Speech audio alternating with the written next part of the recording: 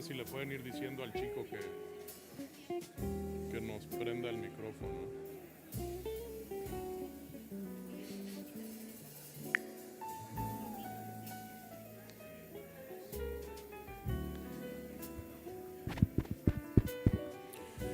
Buenos días, damas y caballeros. Los invitamos a ir hacia sus lugares. La sesión se reanudará en breve. Ladies and gentlemen, good morning. We invite you kindly to approach your seats. We'll be beginning shortly. Thank you.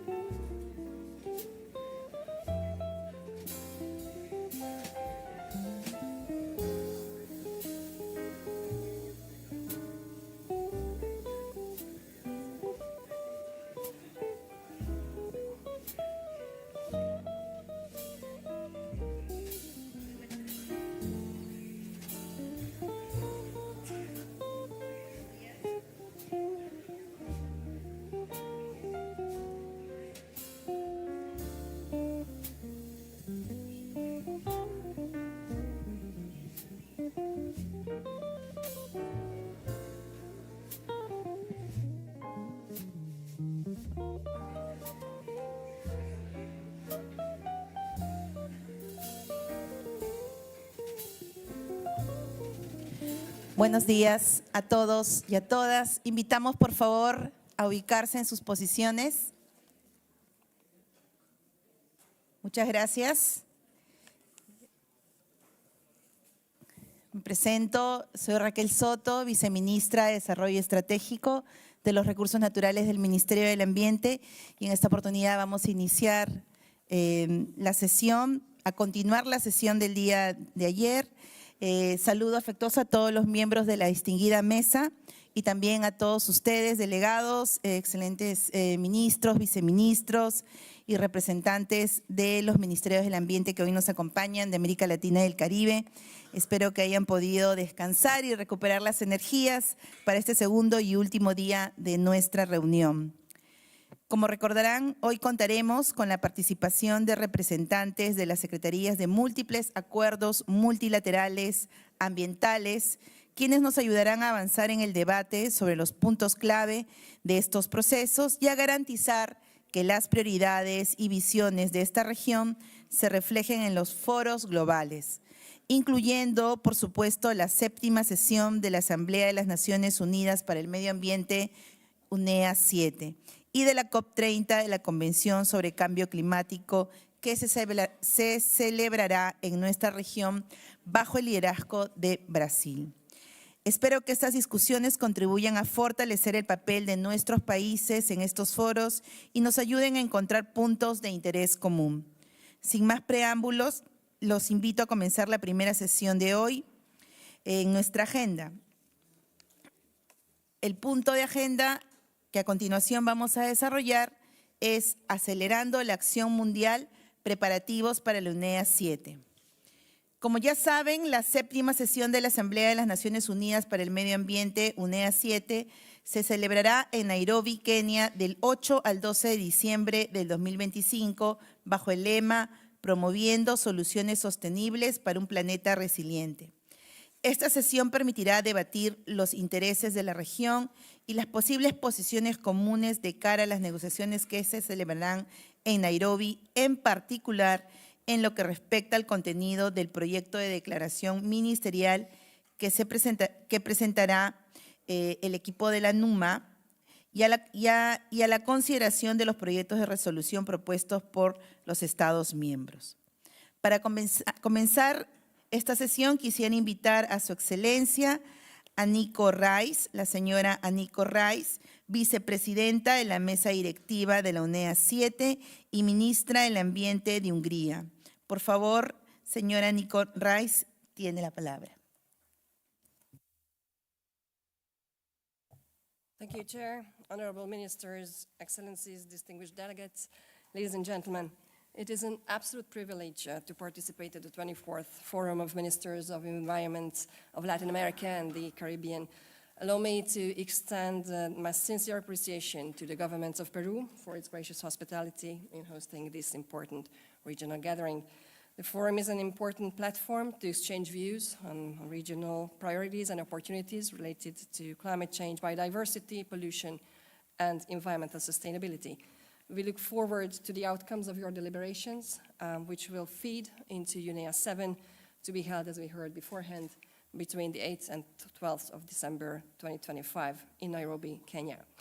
His Excellency, the President Al-Amri, has held several meetings with different groups, including the Asia-Pacific Group, the Group of 77 in China, and the European Union Group before coming to you. An experience that member states, stakeholders, and civil society were all engaged to prepare for and ensure the success of the 7th session of the United Nations Environmental Assembly.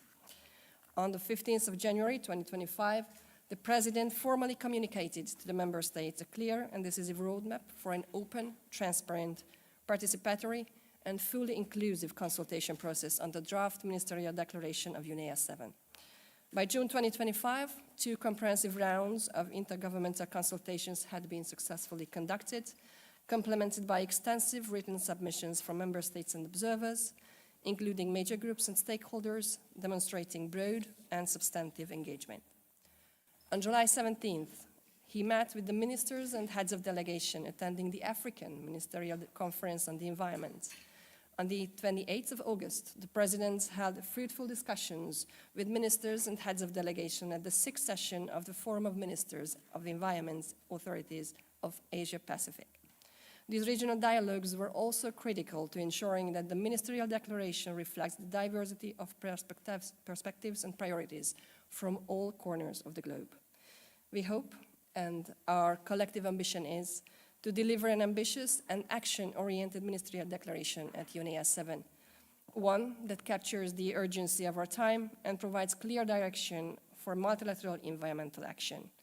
As outlined in the President's previous letter, we are committed to ensuring this process remains open, transparent, participatory, and inclusive. We have made considerable progress so far. As informed in his letter dated the 17th of September, His Excellency the President appointed His Excellency Peter Maddens, Ambassador and Permanent Representative of Belgium to UNEP in Nairobi, and Her Excellency Romy Tinkopa, Ambassador and Permanent Representative of Peru to UNEP in Nairobi, as co-facilitators to convene informal consultations on the President's behalf on the draft ministerial declaration. So far, the co-facilitators have convened 2 of these informal consultations. The aim of these consultations is to address divergent views that have been outlined by delegations thus far and find agreed language for the final draft ministerial declaration, which the Presidency intends to circulate on the 17th of October. Afterwards, no further calls for written comments will be made. We draw your attention to the fact that we extended the deadline to submit the Member States' comments on the 2nd revised draft ministerial declaration till the 8th of October. Afterwards, the delegation will have to make their positions known during the 4th intergovernmental consultations, which will be held on the 5th of November. The co-facilitators will continue to convene informal consultations as needed. Excellencies, ladies and gentlemen, as is customary, the UNEA Presidency will hold the pen in preparing the ministerial declaration. In line with past practice, the deliberation will not be subject to line-by-line negotiations. Instead, we will work toward a balanced and consensual outcome that reflects the collective aspirations and inputs of the Member States. Where necessary, smaller group consultations may be convened later in the process.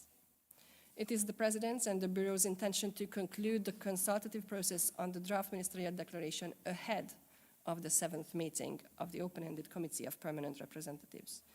We look forward to your continued guidance and support as we work together to craft a forward-looking, ambitious, and action-oriented ministerial declaration, one that addresses the challenges before us and reflects the collective will of the international community. Her Excellency, the Constitutional President of Peru, mentioned yesterday in her speech the doubts of the younger generations whether they should bring children into our world. I'm here in front of you as Vice President of UNEA 7, representing Hungary, a landlocked Central European country of almost 10 million inhabitants, which lays a lot of emphasis on sustainability, including all of its aspects, not only the environmental and economic, but also social and cultural. We have demographic struggles across Europe. Too few children are born in Europe. But in Hungary, we decided to face the demographic challenges with intense measures. We support families with a high social acknowledgement, as well as with tax reductions, state-supported loans and grants for housing and purchasing cars. Among others, in order to motivate childbearing, since 2020, mothers with 4 children do not pay any income taxes for the rest of their lives in Hungary. And since yesterday, mothers of 3 do not pay any income taxes anymore either. With our efforts in 10 years, we raised the fertility rate from 1.2 to 1.5. What I would like to draw your attention to with this is this. Sometimes we need creative solutions, but we do believe that our efforts will have their results and that there are adequate solutions for all of our sustainability challenges. And we do think that each society, each country has to find its own way. And finding this way can be eased and simplified in many cases with intense cooperation, with paying attention to each other's solutions, ideas, and also by simply supporting each other's initiatives, even if there's no direct reward in there for the country, just the common good of mankind. From the part of Hungary, as again a landlocked country, it was obviously this support for the common good and sense of general responsibility that motivated us to ratify the BBNG, a convention aimed at helping many countries in your region too. Excellencies, ladies and gentlemen, previously in my professional career, I had the opportunity to get acquainted with Pan-Americanism and its results. It reassured me that this region has always provided strong outcomes for the whole world, solutions used ever since in the international community. I am sure and certain that you will continue to do so with regard to UNEA 7 as well, and support our efforts to let it be a successful UNEA as to the ministerial declaration, the possible resolutions, or fruitful discussions on the MEAs, providing us with your precious inputs and honoring us with your wise sense for compromise. Let me thank you once again for your cooperation, support, and guidance throughout the process. We count on you in and before Nairobi as well.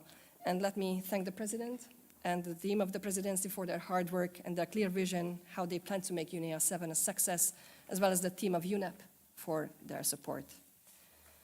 Jane Goodall passed away yesterday. I think you all know her. May her soul rest in peace. And let me conclude with her words. You cannot get through a single day without having an impact on the world around you. What you do makes a difference, and you have to decide what kind of difference you want to make. Thank you very much for your attention.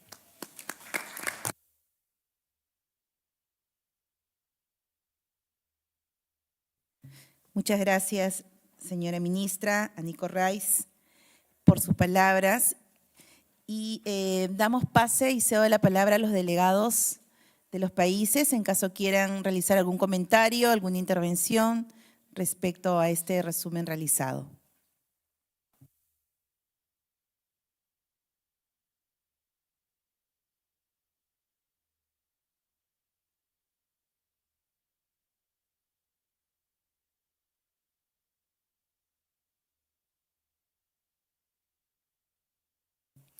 En todo caso, muchas gracias.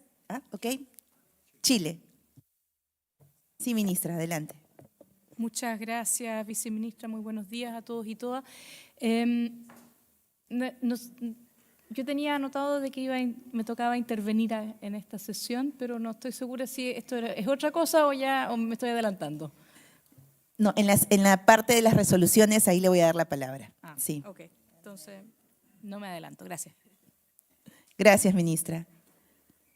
Muchas gracias. Entonces, para concluir esta parte del bloque, cedo la palabra a su excelencia, el señor Abdullah bin Ali Amir, presidente de UNEA 7 y presidente de la Autoridad Ambiental de Omán, para referirse también al tema de la declaración ministerial. Adelante, por favor. Thank you very much, Madam President.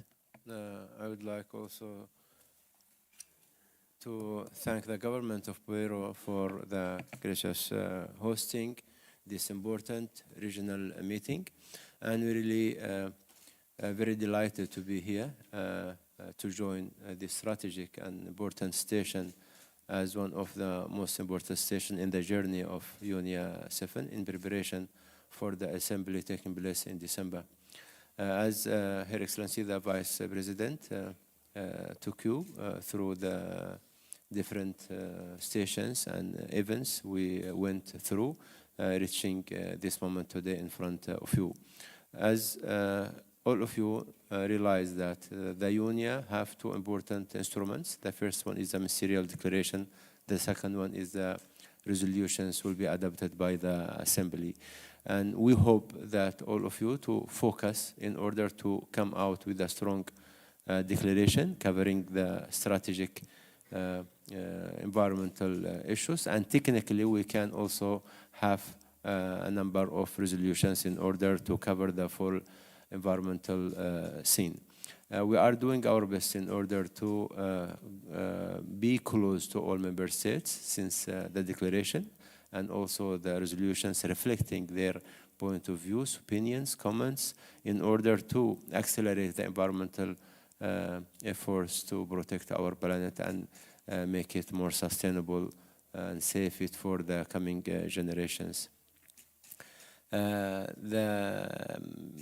In order to have more comments and more feedback from the member states and also to allow this regional meeting to add its edition and visions to the declaration. We discussed and decided to extend the deadline of receiving comments from the member states on the second revised draft of the declaration till 8th of October current month. That will be the deadline, after which we will work on the final draft in order to be sent to the last station in Nairobi. Doing our best, and really we are working as a team in the Bureau of the Union, and doing our best in order also to develop the initiative of MEA's cooperation, to also strengthen the synergy in between them and the Union. And there is a paragraph in the declaration, and also there will be the day of MEAs during the assembly in Nairobi. We hope all of you to practice positively and to add your visions, and we will be very happy to receive your comments, and our team will revise all of them, and we will do our best in order to reflect them in the declaration. And full support you receive from the presidency supporting the resolutions you are submitting, and we will work together hand by hand in order to achieve strong and solid outcomes from this union. Thank you again, Madam President, and thank you all for your fruitful comments, and looking forward for the feedback from all member states, since the union is owned by all of them, and we are working all of us together as a one group. Thank you very much.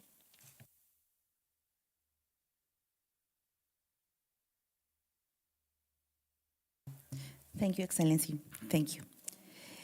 Entonces, continuando con la agenda, quisiera invitar a la Secretaría de PENUMA a compartir con los ministros y las ministras, jefas y jefes de delegación, la información sobre los proyectos de decisión que los Estados miembros han presentado para su posible adopción por la NUMA. Los funcionarios de alto nivel ya han tenido la oportunidad de considerar parte de esta información y hoy también abrimos el debate a los participantes que no estuvieron presentes durante el segmento de oficiales. Ahora cedo la palabra al señor Juan Carlos Vázquez de la Oficina de Asuntos de Gobernanza del PENUMA para poder hacer una presentación.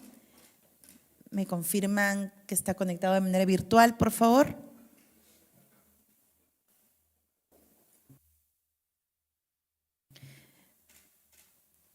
Juan Carlos, ¿no te escuchamos? ¿Nos escuchas? No te escuchamos a ti. ¿Y ahora me escuchan? Ahora sí, Juan Carlos, gracias. Muchísimas gracias, Presidenta. Muy buenos días, excelencias, colegas, señoras y señores. Es un honor estar con ustedes para compartir las resoluciones, los proyectos de resolución y las decisiones que se han presentado dentro del plazo para ser consideradas en UNEA 7. Permítanme decir que la Asamblea de las Naciones Unidas sobre el Medio Ambiente es el órgano decisorio de más alto nivel del mundo en los asuntos relacionados con el medio ambiente. Establece las prioridades de las políticas ambientales mundiales y el derecho ambiental internacional.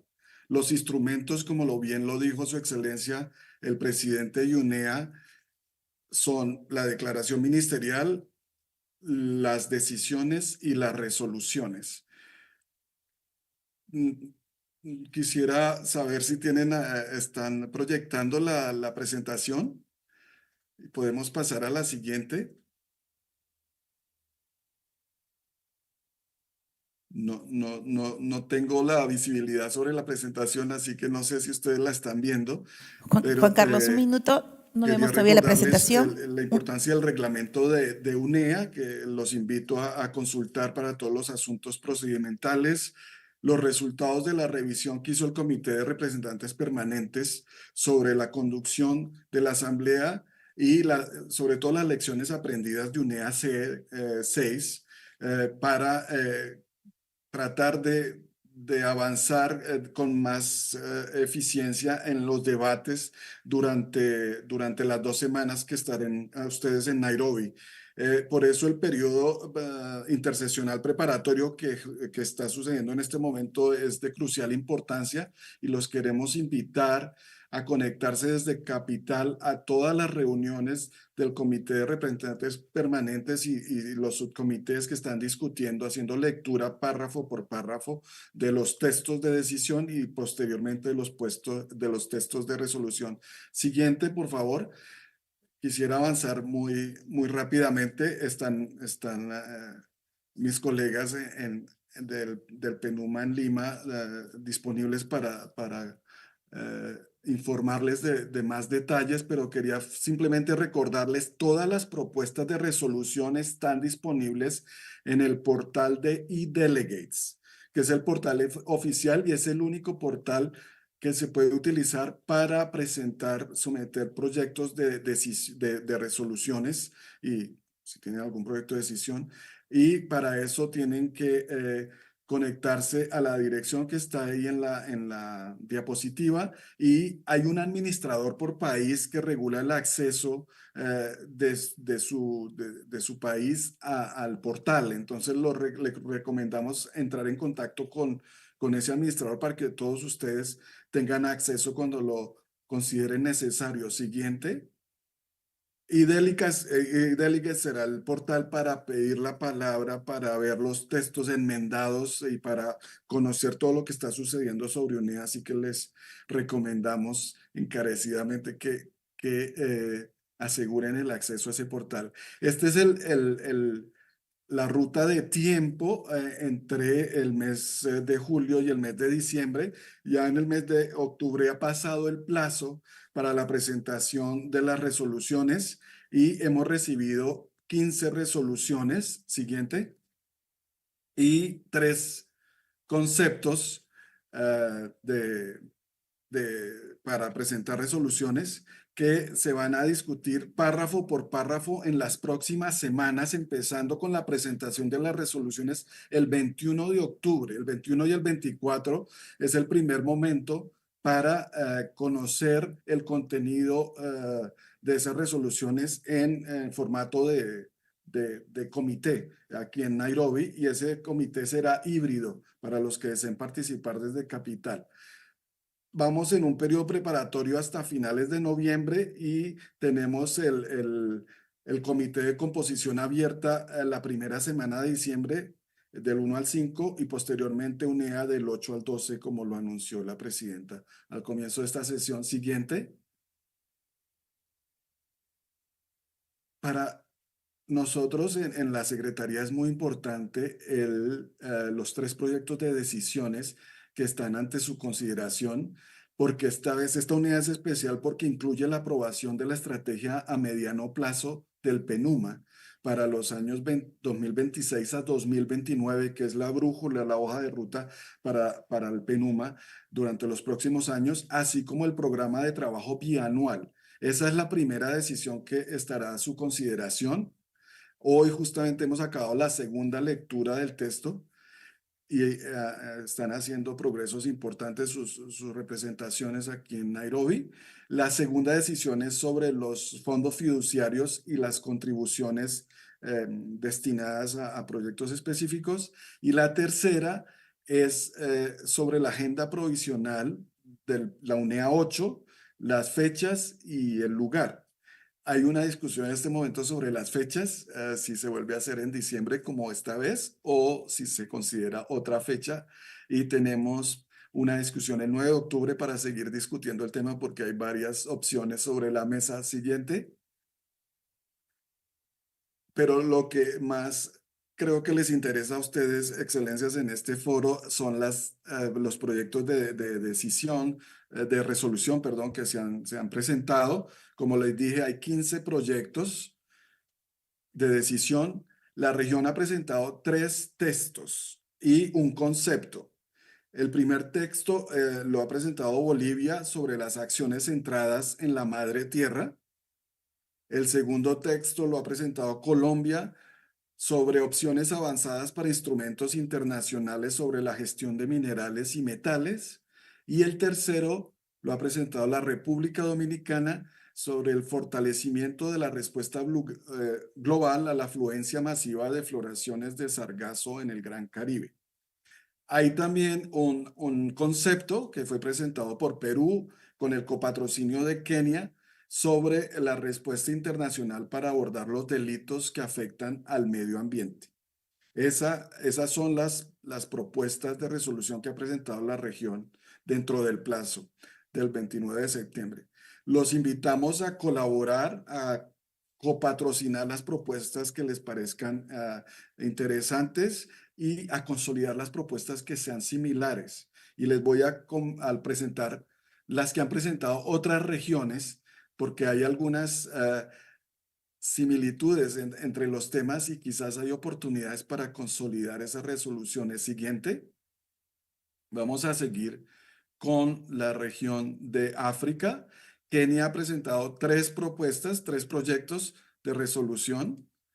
Uno sobre las dimensiones ambientales de la contaminación antimicrobiana, un tema que ha sido frecuente en las UNEAs y también en otros foros de Naciones Unidas. La segunda es sobre promoción de soluciones sostenibles a través del deporte para un planeta resiliente, un tema nuevo, del cual el Perú no tiene ningún mandato hasta el momento. Y el tercer proyecto es sobre inteligencia artificial, segura, responsable y sostenible para las personas y para el planeta.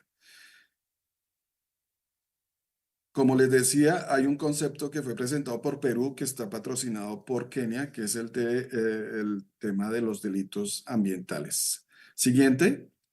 Pasamos a otra región que ha estado muy activa, que es la región de Asia. Asia ha presentado 8 proyectos de resolución.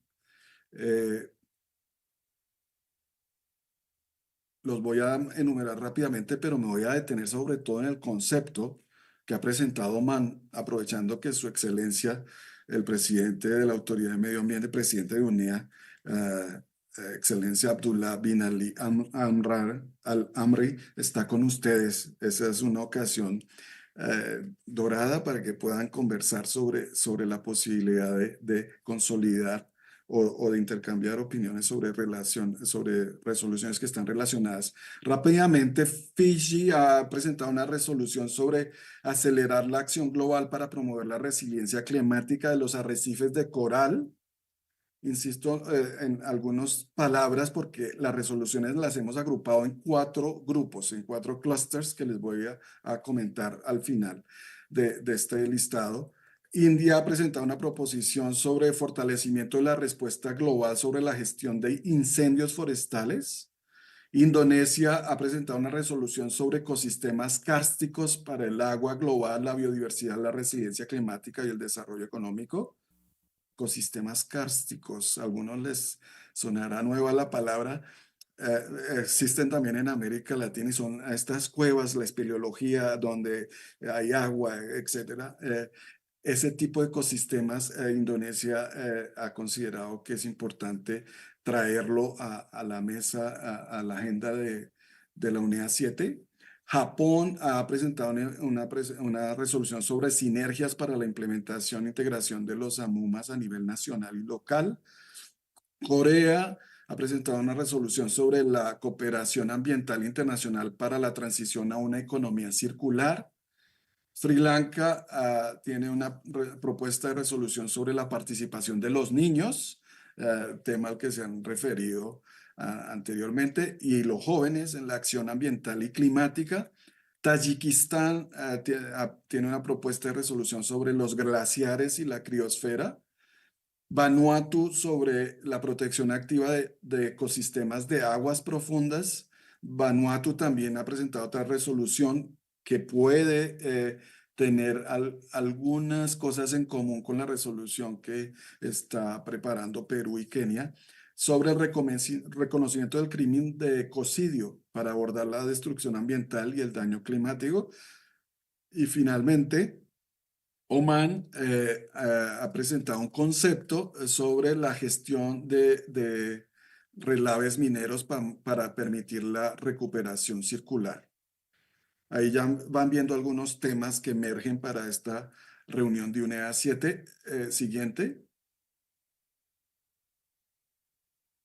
Y para discutir durante el comité de composición ampliada y durante UNEA, pero también en toda esta fase preparatoria, la presidencia ha designado facilitadores.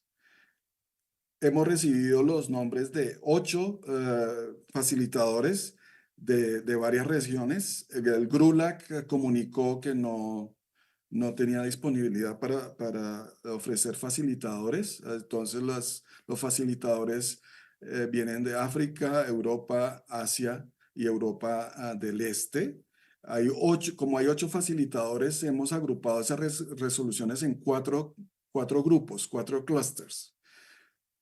Está todavía en discusión, presidente de UNEA, y lo vamos a discutir el 7 en la mesa del Comité de Representantes Permanentes, pero desde ya les puedo adelantar como primicia que tenemos un grupo de resoluciones. 7 resoluciones son sobre naturaleza y cambio climático.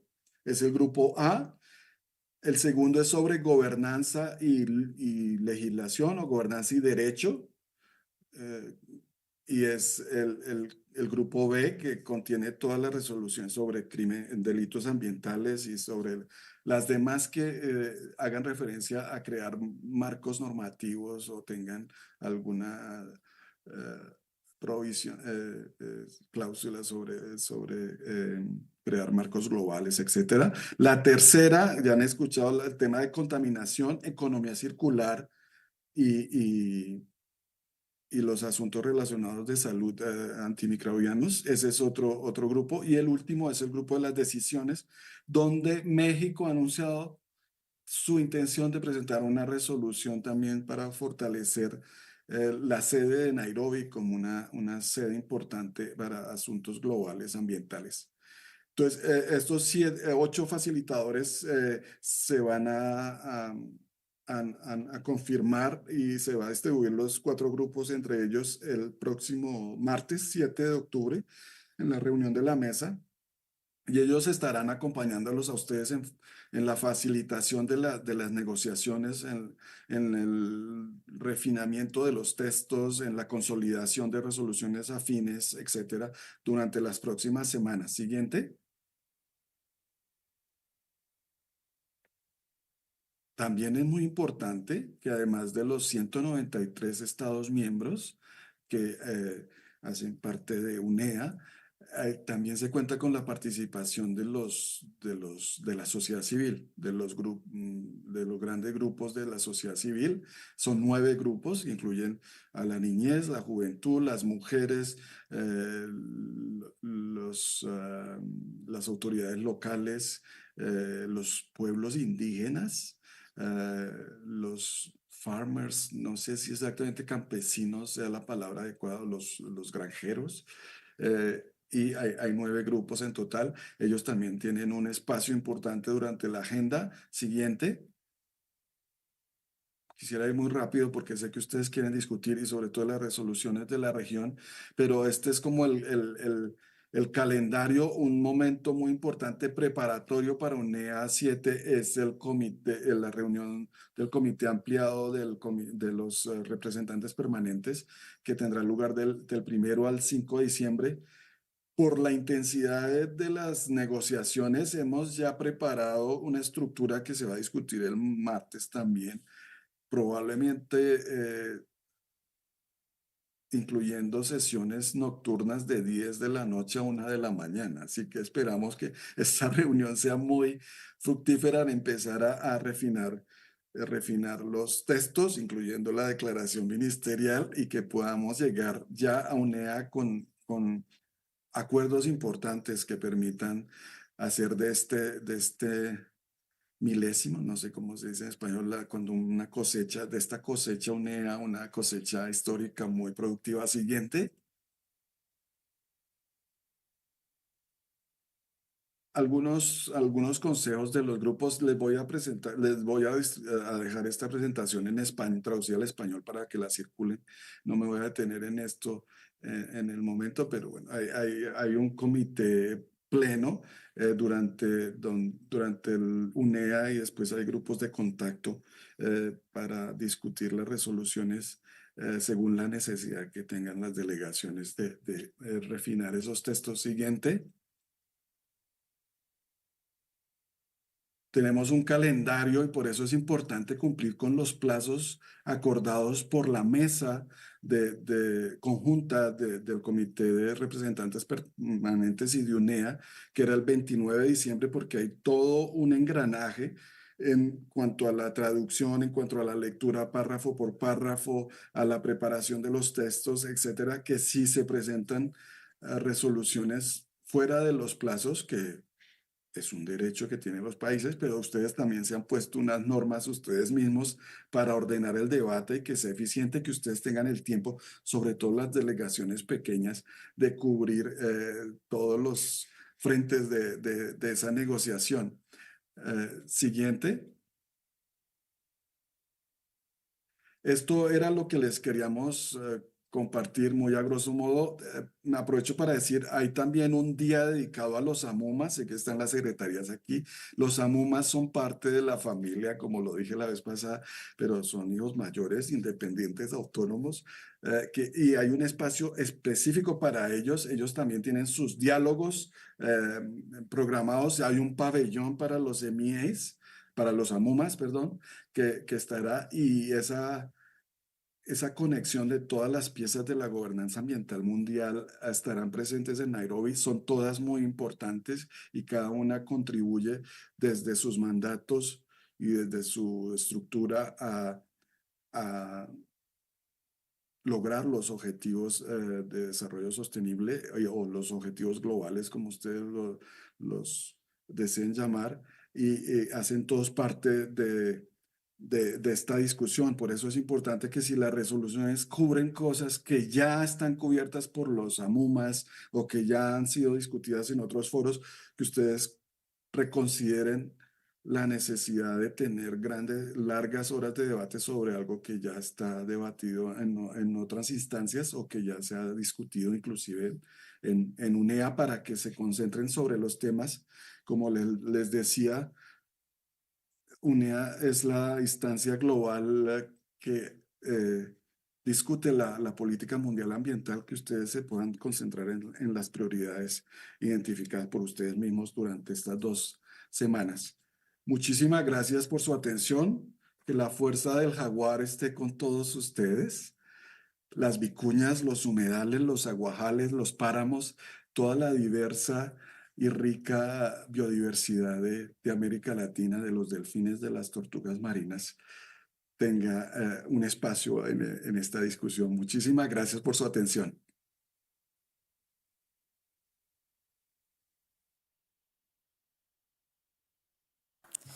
Estimado Juan Carlos, muchas gracias por la información. Entonces vamos a empezar el bloque dando la palabra a los representantes que han presentado proyectos de resolución y luego otro bloque de representantes que han solicitado la palabra. Entonces, primero quisiera invitar a la señora Daniela Durán, representante de Colombia, a compartir los aspectos más relevantes del proyecto de resolución que su país ha presentado para la consideración en la próxima reunión de la Asamblea. Estimada señora Durán, tiene la palabra.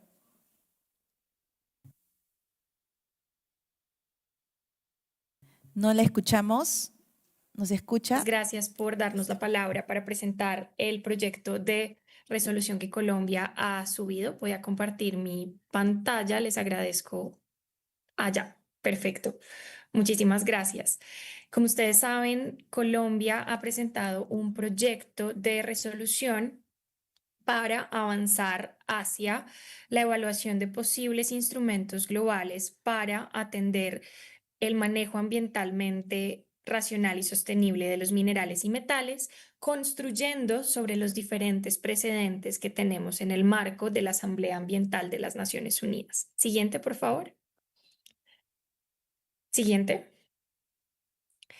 Entonces, esta propuesta de Colombia construye sobre resoluciones que ya ha adoptado la Asamblea Ambiental de las Naciones Unidas sobre el manejo de los minerales y metales, particularmente la resolución 419 identifica vacíos de gobernanza existentes, particularmente alrededor de la trazabilidad y la debida diligencia de la cadena de valor de los minerales y los metales. Adicionalmente, identifica que hay vacíos en la gobernanza global actual de los minerales y los metales. Particularmente tenemos convenios multilaterales ambientales que se concentran en algunos minerales o metales específicos, pero que no cobijan una gobernanza coherente y armonizada a nivel global. Adicionalmente, tenemos la resolución 6.5 que invita a alinear las prácticas alrededor de minerales y metales con la Agenda 2030 y con los Objetivos de Desarrollo Sostenible, y la resolución 5.12 que avanza propuestas no prescriptivas para el manejo ambientalmente sostenible de los minerales y los metales. Adicionalmente, tenemos el panel del Secretario General de las Naciones Unidas sobre minerales críticos para la transición energética, que incluye 5 principios voluntarios y 5 recomendaciones de acción. Dentro de esas recomendaciones de acción, se recomienda avanzar la gobernanza global para fortalecer la debida diligencia y la trazabilidad de los minerales y metales, particularmente en el escenario actual, en donde hay una creciente demanda de minerales y metales para la transición energética, que está trayendo consigo diversos retos, particularmente para nuestra región, con relación a los impactos ambientales y sociales de la minería, y también con relación a la entrada al mercado global de minerales extraídos de manera ilegal. Adicionalmente, tenemos como precedente la Declaración Conjunta Voluntaria sobre Prácticas Mineras Responsables para la Protección de la Vida y Medio Ambiente, que se adoptó en la COP16, y tenemos otros procesos paralelos que han abordado la discusión también, que están en el marco de la OCDE, de UNTOC y otros procesos. Siguiente, por favor. En ese sentido, la estrategia de Colombia es poder avanzar acciones para reducir justamente los impactos de la minería ambientales y sociales. Y para eso proponemos avanzar hacia instrumentos globales que permitan cerrar esas brechas de gobernanza, pero que también se encuentren alineados con otras de las iniciativas que están sobre la mesa. Siguiente. Y desde Colombia vemos relevante que la Asamblea Ambiental de las Naciones Unidas pueda avanzar hacia esto por diversas razones. Como les comentaba, estamos viendo una mayor demanda de minerales y metales que está creciendo exponencialmente, pero que también está trayendo unos mayores impactos ambientales a lo largo del ciclo de vida de estos minerales y metales, que están relacionados con las emisiones de gases de efecto invernadero en el marco de la crisis climática, pero que también están aumentando la expansión de operaciones mineras no reguladas en todo el mundo.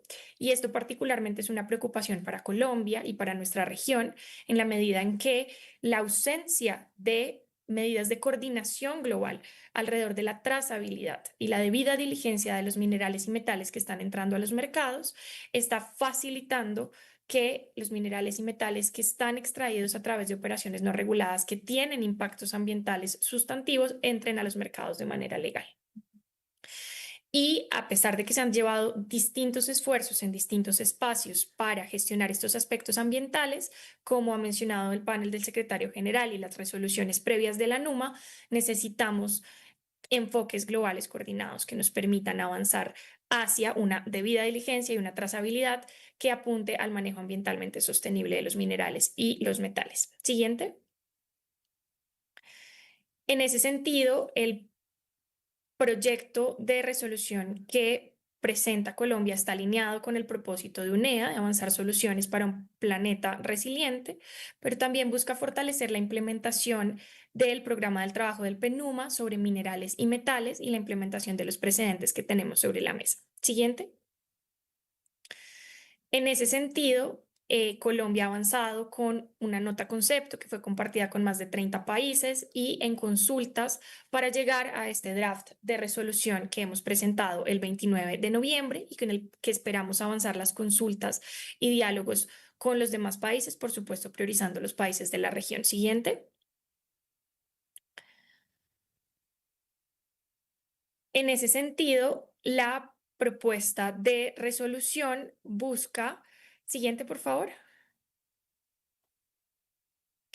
En materia de contenido, avanzar hacia un instrumento global. Y para eso, la resolución busca fortalecer la coordinación, cooperación y gobernanza global para implementar medidas que reduzcan los impactos ambientales negativos de la minería.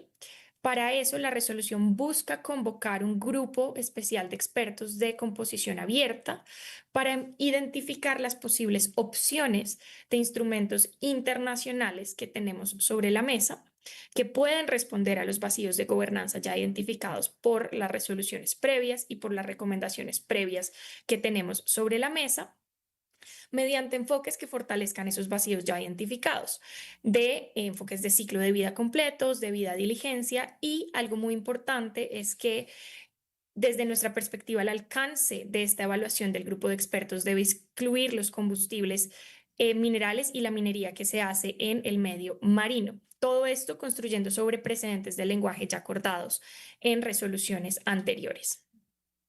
En ese sentido, siguiente, por favor.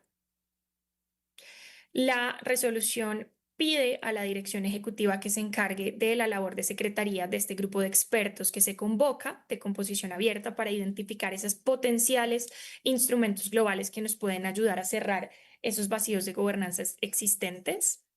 Adicionalmente, decide que ese grupo especial de expertos de composición abierta debe construir sobre las resoluciones, decisiones e informes pertinentes que tenemos. Esto no construye de cero, construye sobre unos precedentes que ya tenemos en el marco de la Asamblea Ambiental. Adicionalmente, decide que el grupo de expertos de composición abierta pueda contar con representantes que tengan los conocimientos técnicos pertinentes de todos los Estados miembros, pero también invita a representantes de convenciones internacionales, regiones interesadas e incluye representantes de los grupos principales y otras partes interesadas.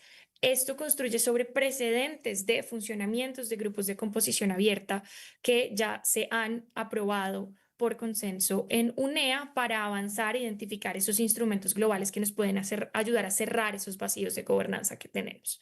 Siguiente. Adicionalmente, el draft de resolución propone un programa de trabajo inicial para este grupo especial de expertos de composición abierta que incluye determinar e identificar cuáles son las opciones de instrumentos internacionales que pueden apoyar la adopción de medidas globales coordinadas sobre la gestión ambientalmente responsable de los minerales y los metales mediante los enfoques de debida diligencia y ciclo de vida y trazabilidad, que son los que ya han sido identificados previamente, donde están los principales vacíos, excluyendo los combustibles minerales y la minería en el medio marino, que es muy importante con relación al alcance de la propuesta de Colombia. Adicionalmente, le pide al grupo de expertos identificar los costos y beneficios ambientales, sociales, económicos de las diferentes opciones de instrumentos que identifique este grupo de expertos. Le pide examinar la viabilidad y la eficacia de las diferentes opciones de respuesta que se hayan identificado. Y también pide identificar los medios necesarios de implementación y de aplicación de estas opciones de instrumentos que están sobre la mesa, que por supuesto es un área prioritaria para Colombia y para la región. Y adicionalmente le pide identificar una hoja de ruta para continuar con los trabajos para avanzar esas opciones de instrumentos globales vinculantes. Siguiente. Finalmente, le pide a la Secretaría convocar al menos una sesión, pero no más de 2, antes de la 8ª Asamblea de las Naciones Unidas para el Medio Ambiente, incluyendo y permitiendo la participación de países en desarrollo, que por supuesto somos de los que estamos realmente afectados por los impactos ambientales negativos de la minería. Y adicionalmente pide a la Dirección Ejecutiva que proporcione a UNEA 8 una información y un reporte actualizado de los progresos realizados en el programa de trabajo del grupo de expertos, incluyendo las reuniones realizadas, con el objetivo de determinar la orientación, el calendario y los resultados previstos en UNEA 8 sobre cómo avanzar con base en los resultados del grupo de expertos. Siguiente. Esta es la propuesta de resolución de Colombia. Estamos muy contentos de poder contar con todas sus reacciones, comentarios y de poder avanzar las consultas sobre este proyecto de resolución de cara a UNEA 7 con todos ustedes, en la medida en que esta propuesta de resolución pueda contribuir a reducir los impactos ambientales que tiene la minería en nuestro territorio y en nuestra región. Muchísimas gracias.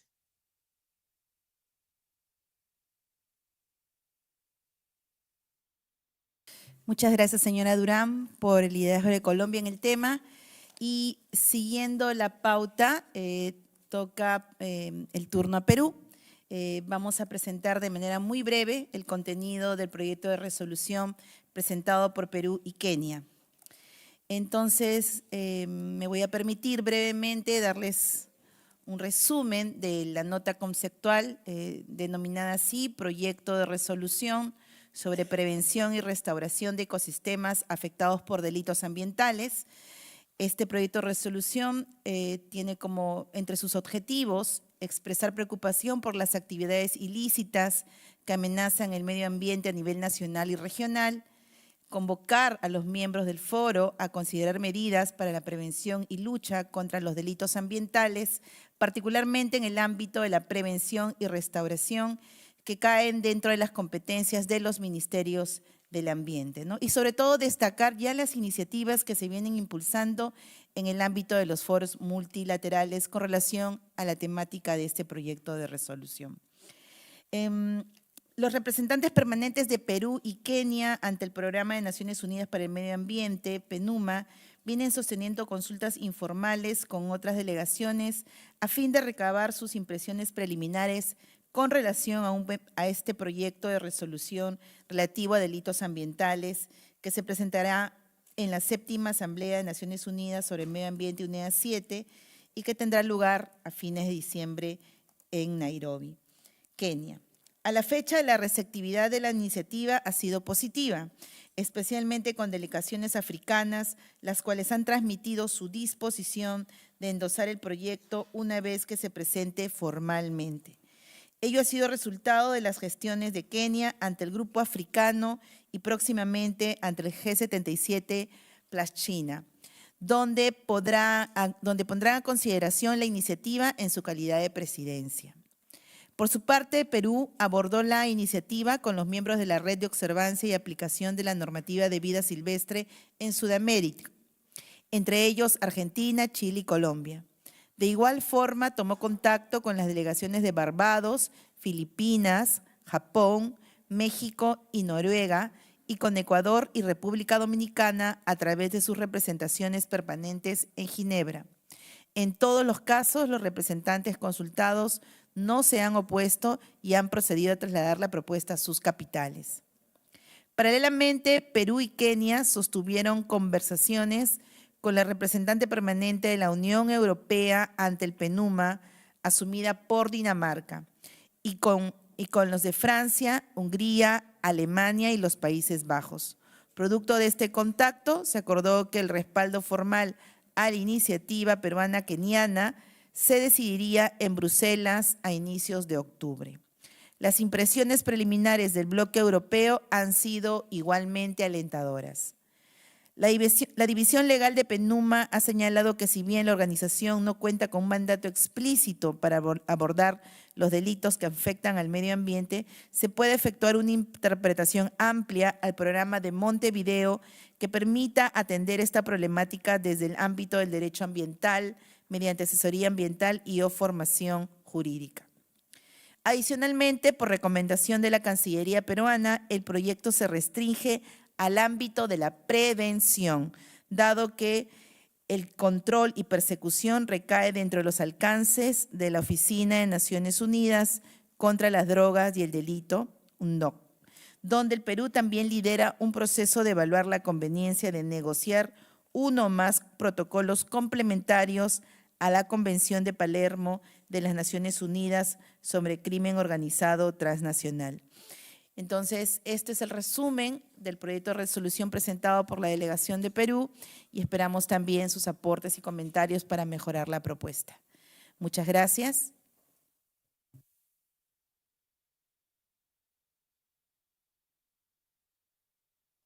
Gracias. Ahora invito a la viceministra Ana Pimentel de República Dominicana para que comparta también los principales contenidos del proyecto de resolución enviado por su país. Muchísimas gracias. Buenos días, Excelencia. Hoy queremos compartir pues, una de las 3 resoluciones que estamos elevando para la consideración de UNEA 7. Se trata del proyecto de resolución sobre el sargazo, si me permiten compartirle un poco de dónde partimos. Tomamos en cuenta la resolución 71 de la Asamblea General del 25 de septiembre, donde pues, se adopta la Agenda 2036 para el Desarrollo Sostenible y reconoce el Objetivo Sostenible 14 y su meta 14.1.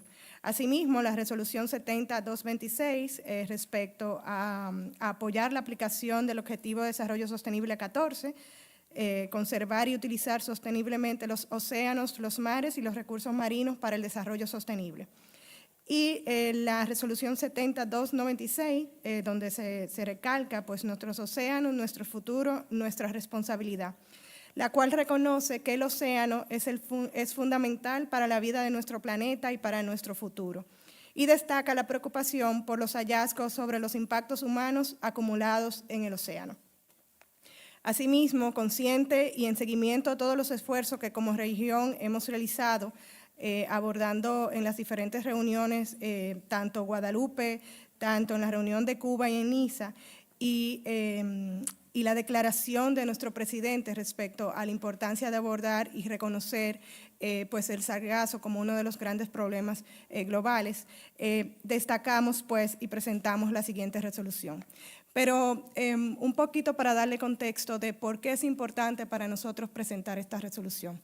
No se trata solamente de un problema principalmente ambiental, se trata de resiliencia económica, se trata de salud pública y, por supuesto, la seguridad de nuestros ecosistemas. En ese sentido, sabemos que el sargazo afecta el turismo, República Dominicana y el Caribe, pues depende altamente y es uno de los sectores de economía más importantes para República Dominicana y el Caribe.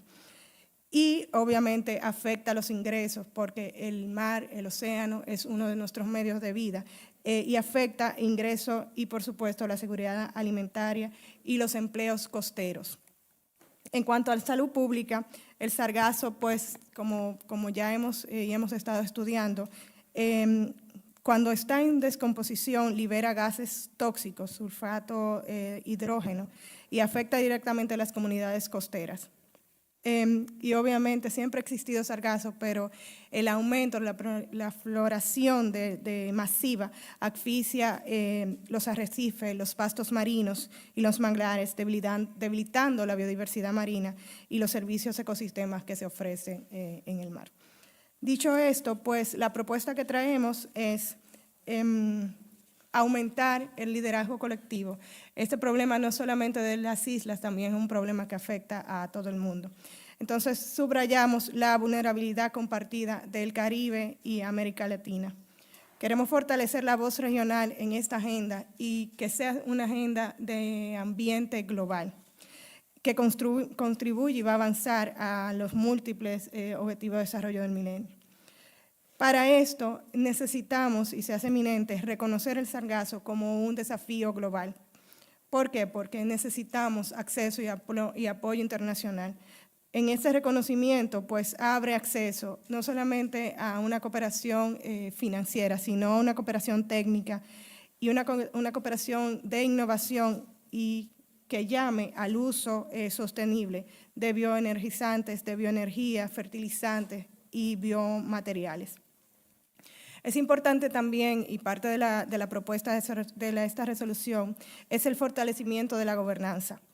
Estamos proponiendo un grupo de trabajo abierto para reducir las duplicidades y alinear estos esfuerzos entre Naciones Unidas y las instituciones regionales. ¿Por qué? Porque garantiza una representación coherente de las prioridades del Caribe en foros internacionales y elevamos este problema que es nuestro y queremos que sea también parte de ustedes. También hay una fuente de investigación que resalta que el sargazo está altamente relacionado al cambio climático y a la contaminación terrestre. Parte de las cosas que también se están investigando y es parte de la propuesta que llevamos y elevamos. Y pretendemos también, ya lo había comentado, reforzar la demanda de financiamiento para adaptar y también tratar la vulnerabilidad de este problema que por demás se suma a la vulnerabilidad que como isla tenemos. Como le comentaba también, parte de esta resolución y lo que queremos resaltar un poco ya a manera de resumen es elevar el sargazo, pasarlo de un problema local a un problema ambiental global.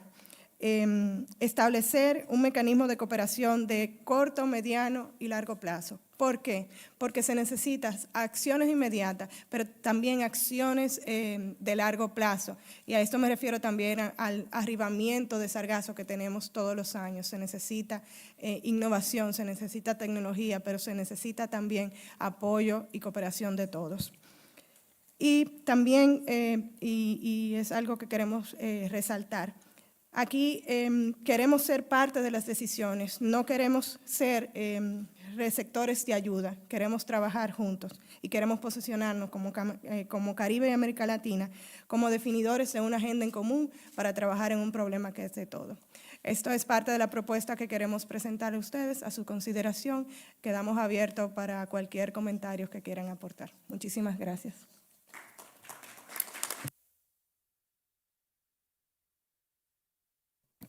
Muchas gracias, viceministra, por la información de este importante proyecto de resolución.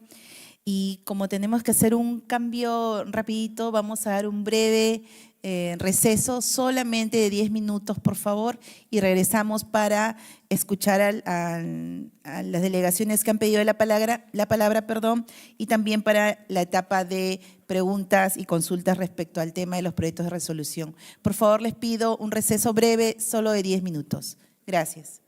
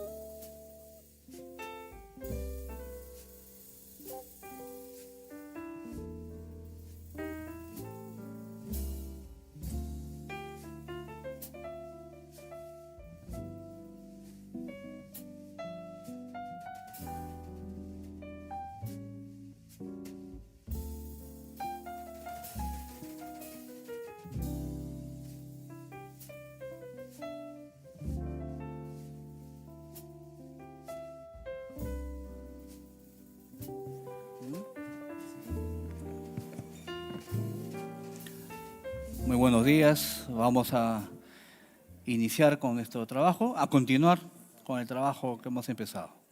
Invitamos a sus excelencias y a los funcionarios a que puedan ingresar aquí al ambiente.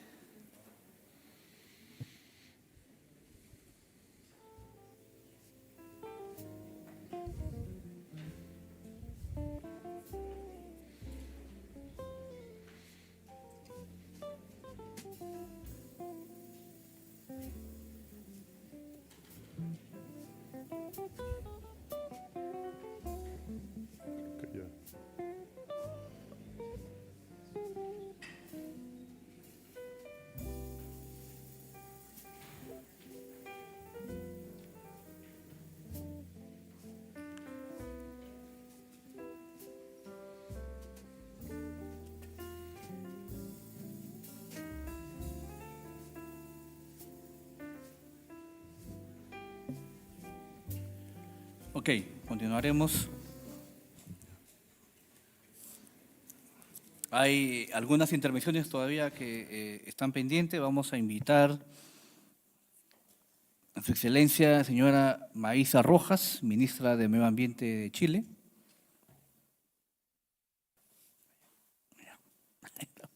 Chile.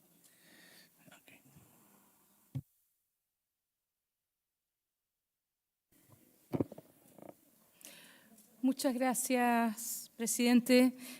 Seré muy breve. Primero que nada, quisiera agradecer el trabajo de la presidencia para que lleguemos a UNEA 7 con una declaración ministerial que sea ambiciosa. También estuvimos atentamente escuchando las propuestas de la región, son todas interesantes y están bien planteadas y por lo tanto las vamos a estudiar. Quisiera referirme a una que apareció en la presentación y que habla de otro de los temas que el año pasado decidimos que nos parecían importantes y que está relacionado con el tema de las sinergias. El año pasado, tanto por el hecho de que Colombia y Brasil iban a ser sede de estas dos grandes convenciones en el año 2024 y 2025, todos sentimos que la sinergia entre cambio climático y pérdida de biodiversidad tenía que relevarse, y también porque entendemos que para países en desarrollo la mejor manera de utilizar los escasos recursos que tenemos, recursos humanos, recursos financieros, recursos en tiempo también, es crear sinergias entre las tres convenciones y en particular cambio climático y biodiversidad. Así que esa es particularmente, me parece también muy interesante, muy en la línea con lo que nosotros acá también hemos decidido. Quisiera muy brevemente mencionar un aspecto que yo creo que no debemos olvidar y es el trabajo del Tratado por Plásticos. Sabemos que la sesión en Ginebra lamentablemente no llegó a buen término, el resultado no fue el esperado. Quisiera decir también que Chile no está dispuesto a aceptar un tratado de mínimos sin posibilidad de fortalecimiento en el tiempo, pero que nosotros como Chile por lo menos, y yo espero que la región también lo pueda decir fuertemente, seguimos muy comprometidos en que se logre y que ese mandato se mantenga en el tiempo.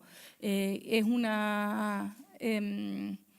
tratado que es una pieza faltante en nuestra gobernanza internacional. Siempre hablamos que tenemos 3 crisis, ¿verdad? Nos falta un tratado para hacernos cargo de esa parte de la crisis de contaminación por plástico. Y por lo tanto, yo espero que también como región podamos fortalecer esa voz diciendo de que esperamos de que el mandato se mantenga y que lleguemos finalmente a buen puerto con un tratado vinculante, que no sea de mínimos. Eso nomás quisiera complementar en este trabajo en preparación a a la próxima UNEA. Muchas gracias.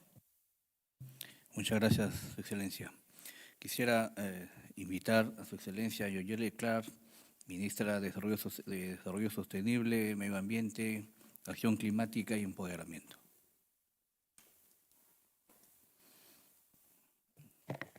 Thank you, Mr. Chair. And also kindly allow me as a Bureau member for UNEA 7 to also acknowledge my President and Vice President and thank them for their work and also for the commitment to meet us here in Latin America. It's most welcome.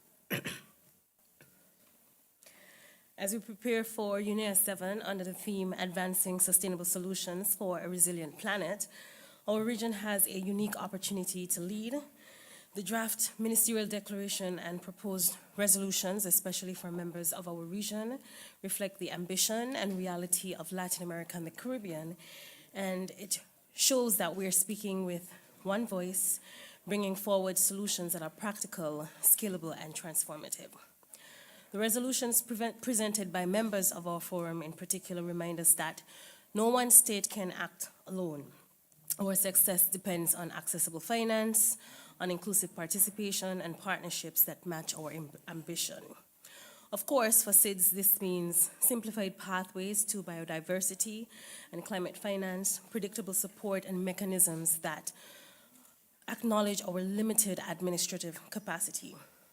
St. Kitts and Nevis in particular wants to lend its support to our neighbors, the Dominican Republic, on the resolution on sargassum, recognizing that the working group proposal would be an ideal approach to benefit the regions, especially countries and islands which are battling with the threats of sargassum.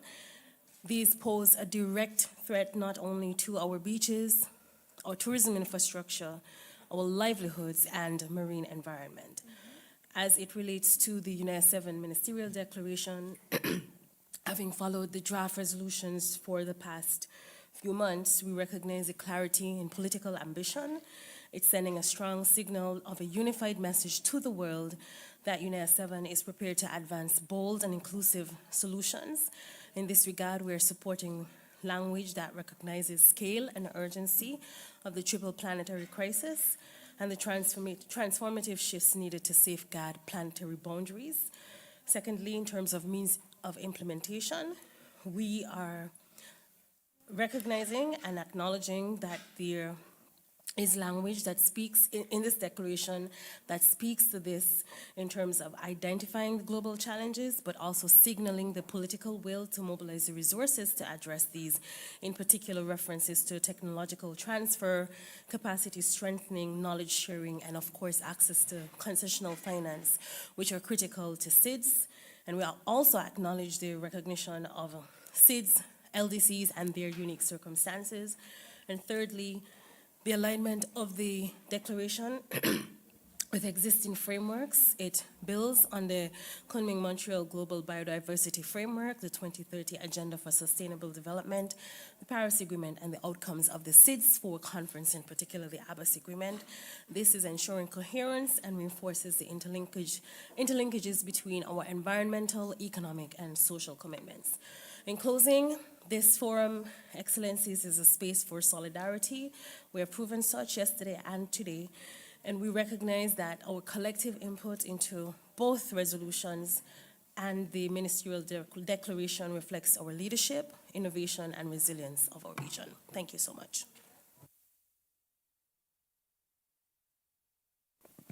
Muchas gracias, Su Excelencia. Quisiéramos dar pase a los representantes de la sociedad civil, al señor José Arrieta. México. Ah, México. Ah. Perdón. Excuse me. Okay. Tiene la palabra el representante de México. Muchísimas gracias, presidente. Agradecemos a las presentaciones, en particular México le interesa mucho el tema de sargazo. Creo que ahí es una coincidencia de la región y que requiere de la cooperación internacional. Entonces, sin duda, queríamos externar nuestro apoyo a esa resolución. Y por otra parte, retomando el comentario de la ministra de Chile, vemos con mucha preocupación que en este proceso infructuoso de las negociaciones del Tratado para abordar la contaminación por plástico, hemos escuchado de otros países, de otras regiones, que hay interés de reabrir el mandato de la resolución 5.14, que nos da el contexto de abordar todo el ciclo de vida de los plásticos. Para México eso es de gran preocupación, porque podría diluir la ambición, podría diluir el objetivo, y nos preocupa mucho que, si bien tenemos que tener una plática a fondo de cómo son las modalidades de trabajo, de cómo podemos avanzar en este proceso, no queremos bajo ningún motivo que se cuestione el mandato original. Entonces, ahí haríamos una petición a la región que discutamos este tema, pero no reabramos la resolución per se. Gracias. Muchas gracias. Ahora damos la palabra a su excelencia Matthew Zamuda, ministro del Ambiente de Jamaica. Good morning, Excellencies, distinguished delegates, colleagues all. I wish to again extend welcome to our President and Vice President of UNIA 7 and thank them for the yeoman efforts that they have put forward thus far. I want to firstly associate myself with the comments from my colleague from Chile as it relates to the subject of plastics. You will find that Jamaica and you are at one in terms of the way forward and the absolute urgency and criticality of the subject. I'd also like to associate Jamaica and offer support to the resolution from the Dominican Republic, as well as associate with the comments from my colleague from Mexico, as the issue of sargassum is indeed one that does require all hands on deck if we are to achieve our respective local environmental mandates. As we proceed towards UNIA, it is obvious that a lot of work has been done and that there is a lot still to be done. My colleague from St. Kitts and Nevis will also find favor from Jamaica with her call for support and special circumstances to be acknowledged for SIDS and LDCs. Jamaica, quite frankly, puts its regard and thanks to the team from the United Nations Environment Programme as the progress is evident. But I would also like to use this opportunity, colleagues, to indicate that representing Jamaica, I've offered myself for the presidency going forward and wish to seek your support as we all work together for the goals and targets that we absolutely need if we're to achieve the environmental sustainability and recovery that UNIA seeks to achieve. I thank you.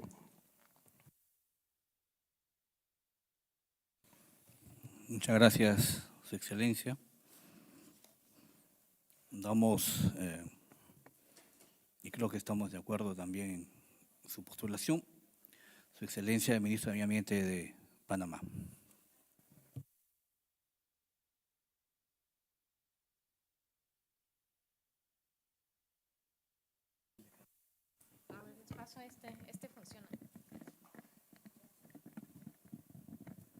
Muchas gracias, señor presidente.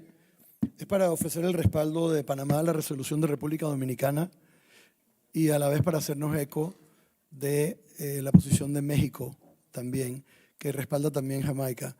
En particular en el tema del sargazo nos preocupa a todos los que compartimos el océano Caribe y por supuesto que vamos a trabajar en equipo con Jamaica en su postulación también. Nos ponemos a la orden para colaborar con todo el equipo, señor presidente. Muchas gracias, Su Excelencia. Muy bien. Vamos a dar la palabra, si es que no hay alguna otra intervención de Sus Excelencias. Ay, ¿no? Ok. Damos la palabra a los representantes de la sociedad civil, señor José Arrieta y Alberto Quesada. Distinguidos ministras y ministros, yo soy José Arrieta, estoy hablando en representación de los grupos principales y actores relevantes de la región, La preparación para la UNEA 7 requiere la plena integración y participación efectiva de los grupos principales y las partes interesadas. Solicitamos el apoyo formal y el reconocimiento de la Asamblea de la Juventud y el Medio Ambiente para fortalecer la participación de la juventud en la gobernanza ambiental y multilateral, los días 29 y 30 de noviembre y el 7 de diciembre de 2025 en la sede central de PENUMA en Nairobi, Kenia. Tendrá lugar el día 2025, un evento de 3 días con una expectativa de 500 participantes de más de 70 países representados. La Asamblea Juvenil sobre el Medio Ambiente, IEA, sirve como el foro juvenil oficial previo a la Asamblea de Naciones Unidas para el Medio Ambiente, UNEA, y es la mayor reunión mundial de jóvenes que abogan por la acción medioambiental dentro del Programa de Naciones Unidas para el Medio Ambiente, organizada por el Grupo Principal de Niñez y Juventud ante el PENUMA, que es el mecanismo formal de participación juvenil ante el PENUMA. Y solicitamos a este foro que apoye la resolución propuesta por Sri Lanka, Enhancing Youth Engagement in Environmental Action.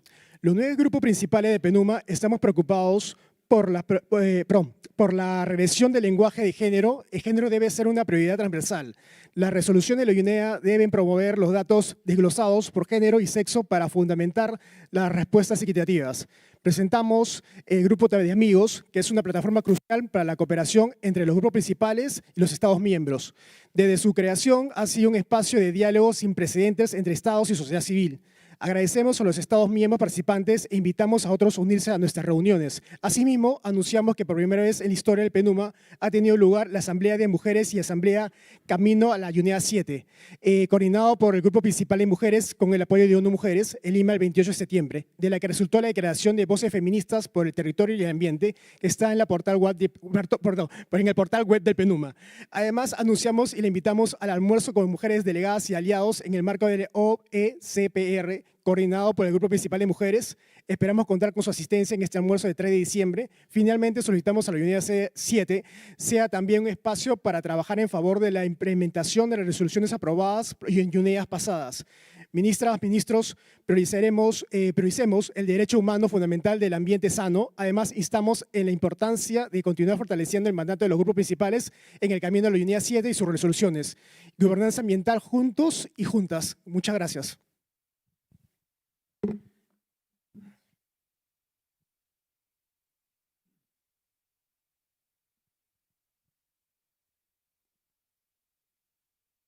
Okay.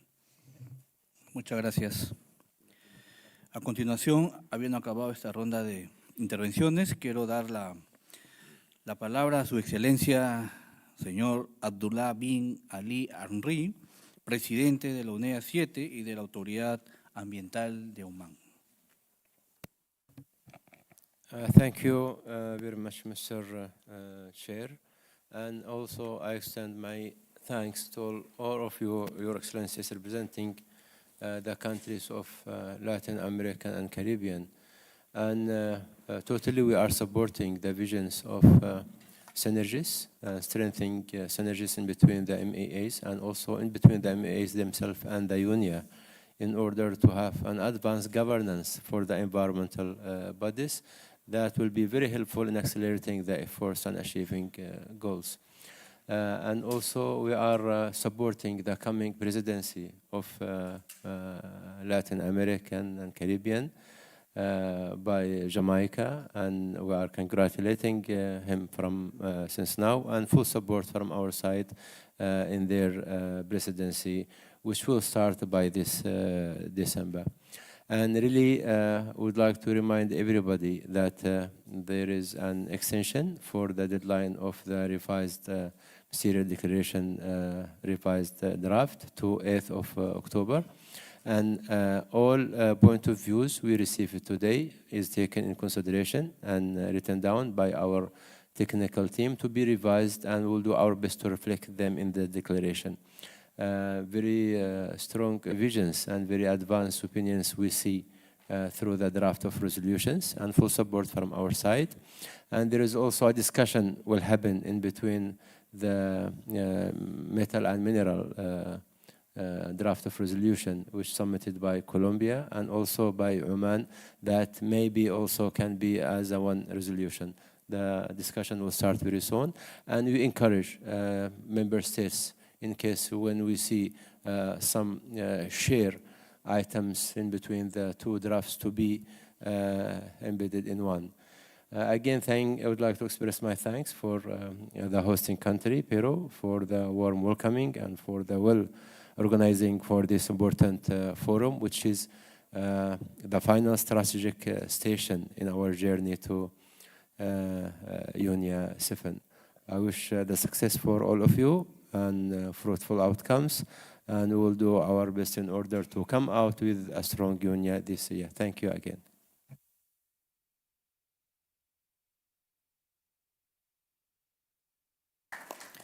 Muchas gracias, Su Excelencia. Ahora quisiera recordar a sus excelencias, a los viceministros y altos funcionarios, que pueden consultar el proyecto de declaración del séptimo periodo de sesiones de la Asamblea de las Naciones Unidas para el Medio Ambiente y los proyectos de resolución presentados por los Estados miembros. Gracias por cada una de sus contribuciones. Espero que el séptimo periodo de sesiones de la Asamblea sea un éxito y que sus resultados contribuyan a mantener la solidez del marco multilateral para la cooperación mundial y a impulsar la acción para un mundo resiliente.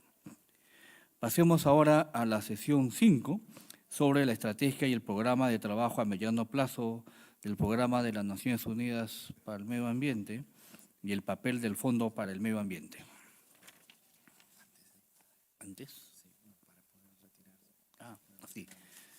Antes de poder iniciar con la sesión número 5, quisiera agradecer a nuestros panelistas de la mesa y para poder proseguir. Muchas gracias.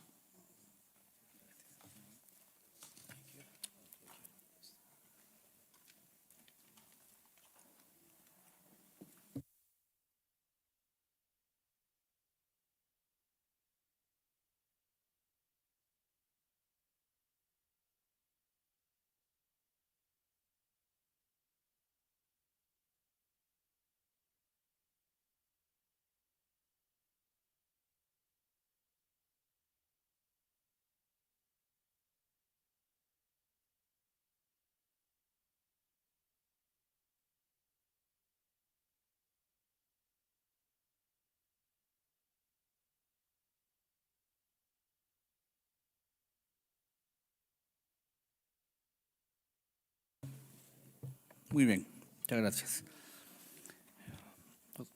Iniciamos la sesión 5, como les había mencionado, sobre la estrategia de mediano plazo y el programa de trabajo del Programa de las Naciones Unidas para el Medio Ambiente y el papel del Fondo para el Medio Ambiente.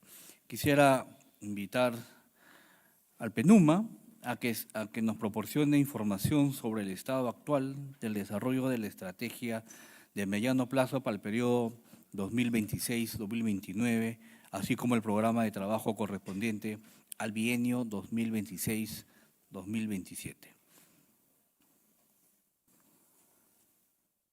Por favor.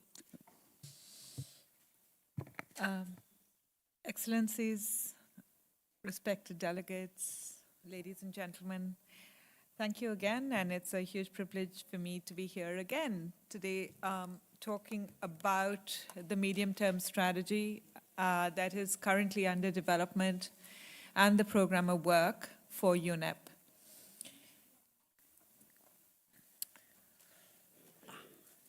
Okay, so I'm going to have two objectives today, actually, in this session. First, to share with all of you updates on the draft medium-term strategy that is being planned for UNEA 7 and the draft program of work and budget. So just to be clear, the medium-term strategy goes from 2026 to 2029, and the program of work is for 2 years, 2026 and 2027. The second part, which is the last slide in my presentation, is a draft decision and language to be included which in the ministerial declaration. Your Excellencies, just to give you an overview of the process that we have used till now and really benefited from a lot of the engagement that has been undertaken with member state representatives, not just in Nairobi, but across the world, including in Asia Pacific, of course in Latin America and the Caribbean, in West Asia, as well as with member states representing Europe in Nairobi. Discussions around the medium-term strategy and the program of work started in early 2024, and we did strategic dialogues internally and externally, both with the annual subcommittee as well as the Committee of Permanent Representatives and the Committee of Permanent Representatives subcommittee. Apologies for the abbreviations on this, but I'm hoping that you'll get familiar with ASC as the annual subcommittee and CPR is the Committee of Permanent Representatives. By the end of last year, we were building the strategic narrative, and we also did a lot of internal workshops and discussions on what the overall thrust of the strategy would be, which also reflected the priorities of member states. A lot of the drafting and the discussion has taken place this year, and we have now submitted an interim version of the strategy and the program of work to for consideration by ACABQ in New York as we consider the program of work budget for 2026-27. As the Deputy Executive Director as well as the Chair noted in their opening, we are looking to get endorsement on the strategy at the end of this year at UNEA 7. High-level engagements have been really key for the development of this strategy. As I said, 13 months of consultations, definitely now more than 45 consultations and more than 1,600 participants, including in regional fora as well. The one thing I wanted to point out was very important guidance and messaging that we got from the Latin America and the Caribbean region. Respected delegates emphasized that the medium-term strategy should be inclusive, visionary, and reflect the unique needs and challenges of the Latin America and Caribbean region. Delegates also highlighted issues including biodiversity loss, desertification, land degradation, drought, forest, and bioeconomy.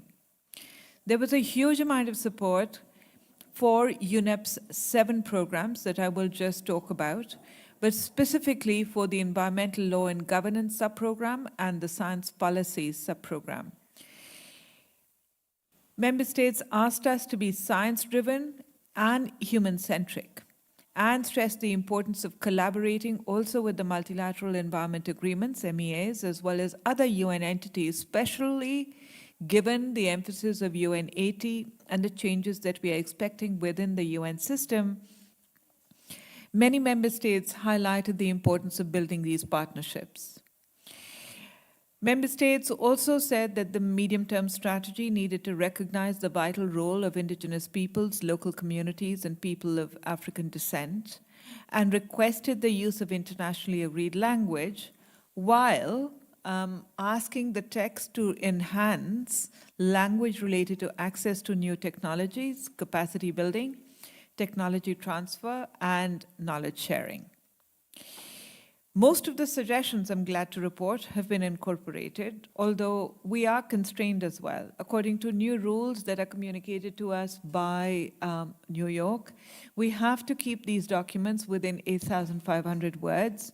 So as you read the strategy, you will notice that we have tried to, while respecting member states' opinions, have really tried to be very brief and focused on the key aspects of the strategy as we go forward. Just to give you an overview, so UNEP's vision for 2026-29 is a healthy, prosperous, and resilient people and planet. This is very much aligned with the previous strategy that UNEP has, and really informs this cube that I'm sure many of you are very, very familiar with.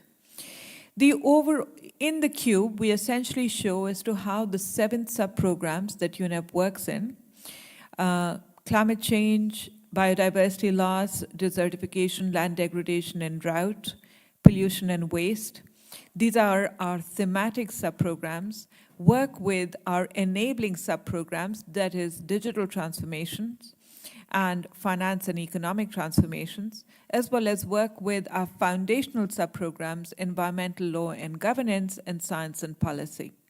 So as you can see, many of the comments that were communicated with respect to science policy, environmental law and governance are already there in UNEP's current strategy. And this will continue to occur in the next strategy as well, which starts on the 1st of January. With the overall strategic objectives, there are 3 strategic objectives that are focused on ensuring or contributing to climate stability, living in harmony with nature, land, ocean, and fresh water, and achieving land degradation neutrality, and a pollution-free planet. A quick word, actually, on what has changed since the current strategy that will end in the end of 2025. First, we really expanded the strategic objective, which is living in harmony with nature, to also reflect land, ocean, and freshwater, and achieving land degradation neutrality. Mainly because we're listening to member states who recognize that these things are interrelated, and it's really important for us to showcase the work that we're already doing with oceans, with freshwaters, as well as with land degradation neutrality. Just for all of your consideration, more than 20% of our climate and our nature portfolio focuses on land degradation, on reducing desertification, land degradation, and drought. So this is already baked into our strategy, but it's really important that we show it as well in the overall articulation.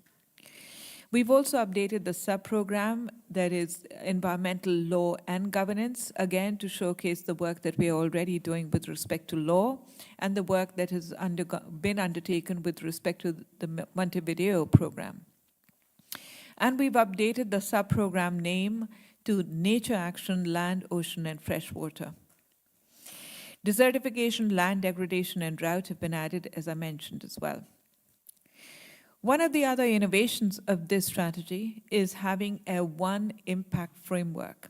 And again, I don't want you to read the fine print on the screen, but really to recognize that in one sheet, we are able to show not just the overarching vision of the strategy, which is a healthy, prosperous, and resilient people and planet, but we are also able to show the vision that we have with respect to all of our sub-programs and actions and policy, which is climate stability, living in harmony with nature, land, ocean, water, and achieving land degradation neutrality, and a pollution-free planet.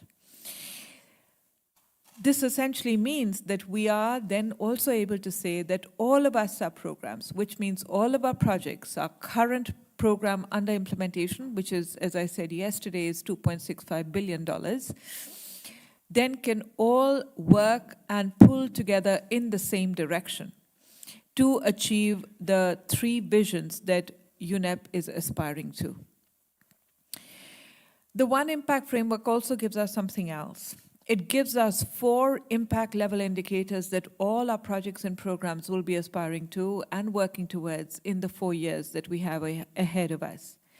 These are reduced greenhouse gas emissions, enhanced resilience and adaptation to the impacts of climate change, enhanced stability of land and water ecosystems, and reduced exposures to harmful chemicals and pollution.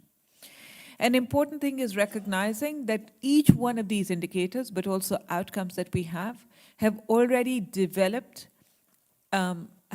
each one of these impacts and outcomes that we are referring to have already developed indicators, which you can see on the right-hand side of the screen.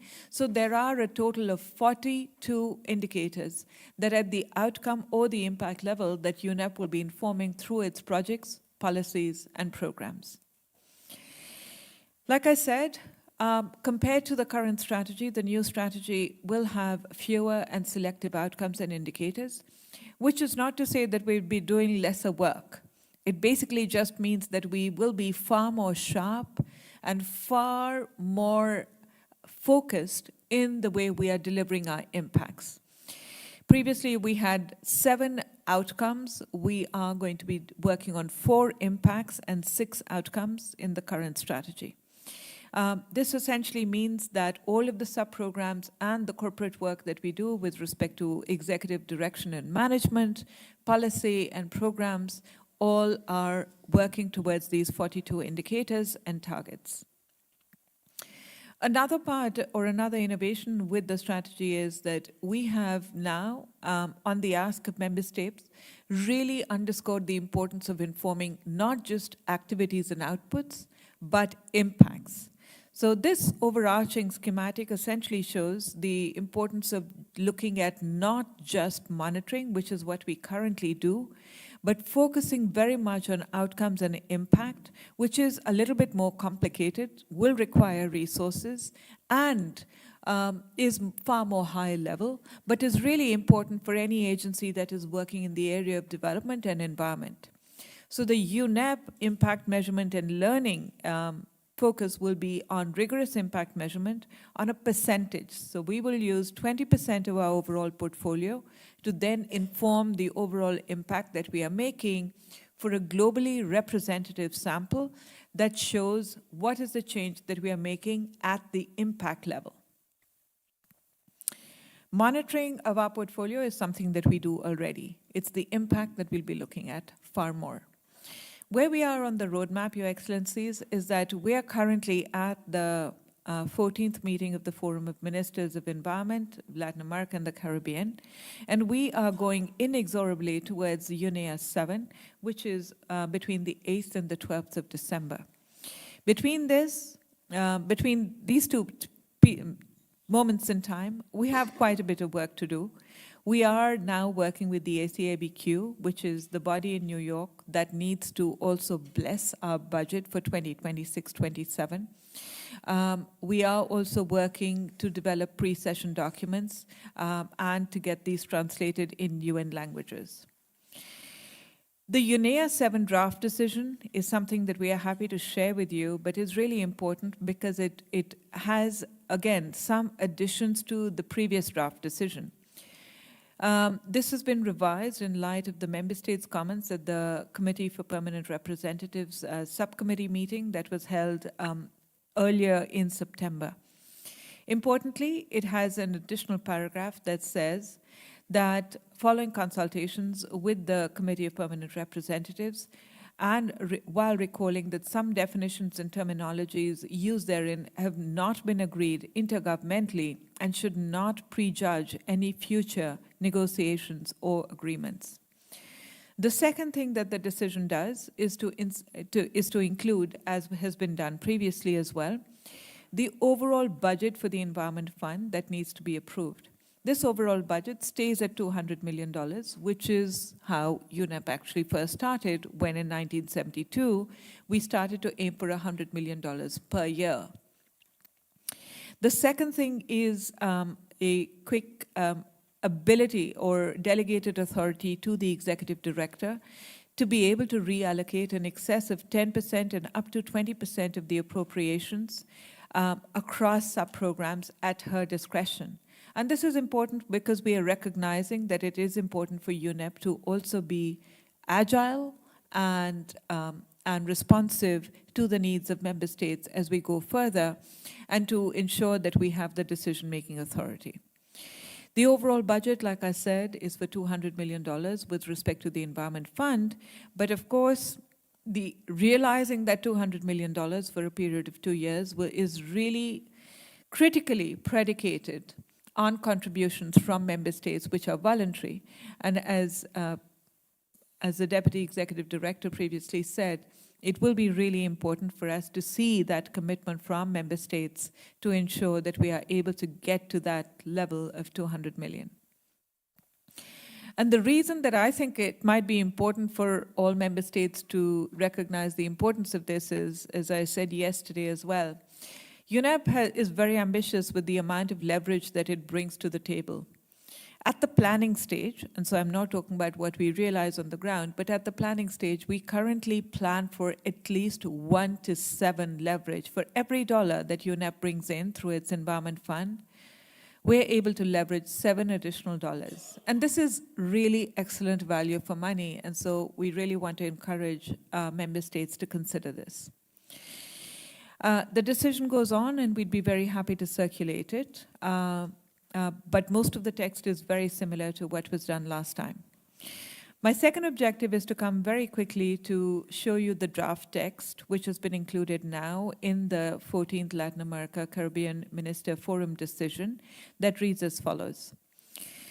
We invite member states to contribute to the development of the UNEP Medium-Term Strategy 2026-29 and Program of Work 26-27 and to participate in their implementation. Thank you very much, Chair, and back to you. Agradecemos a la directora Purí por la presentación y ahora quisiera invitar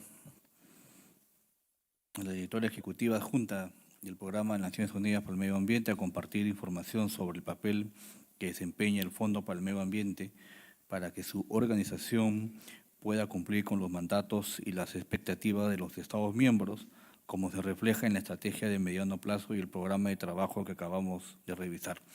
Quede en la palabra, señora Enrema, por favor.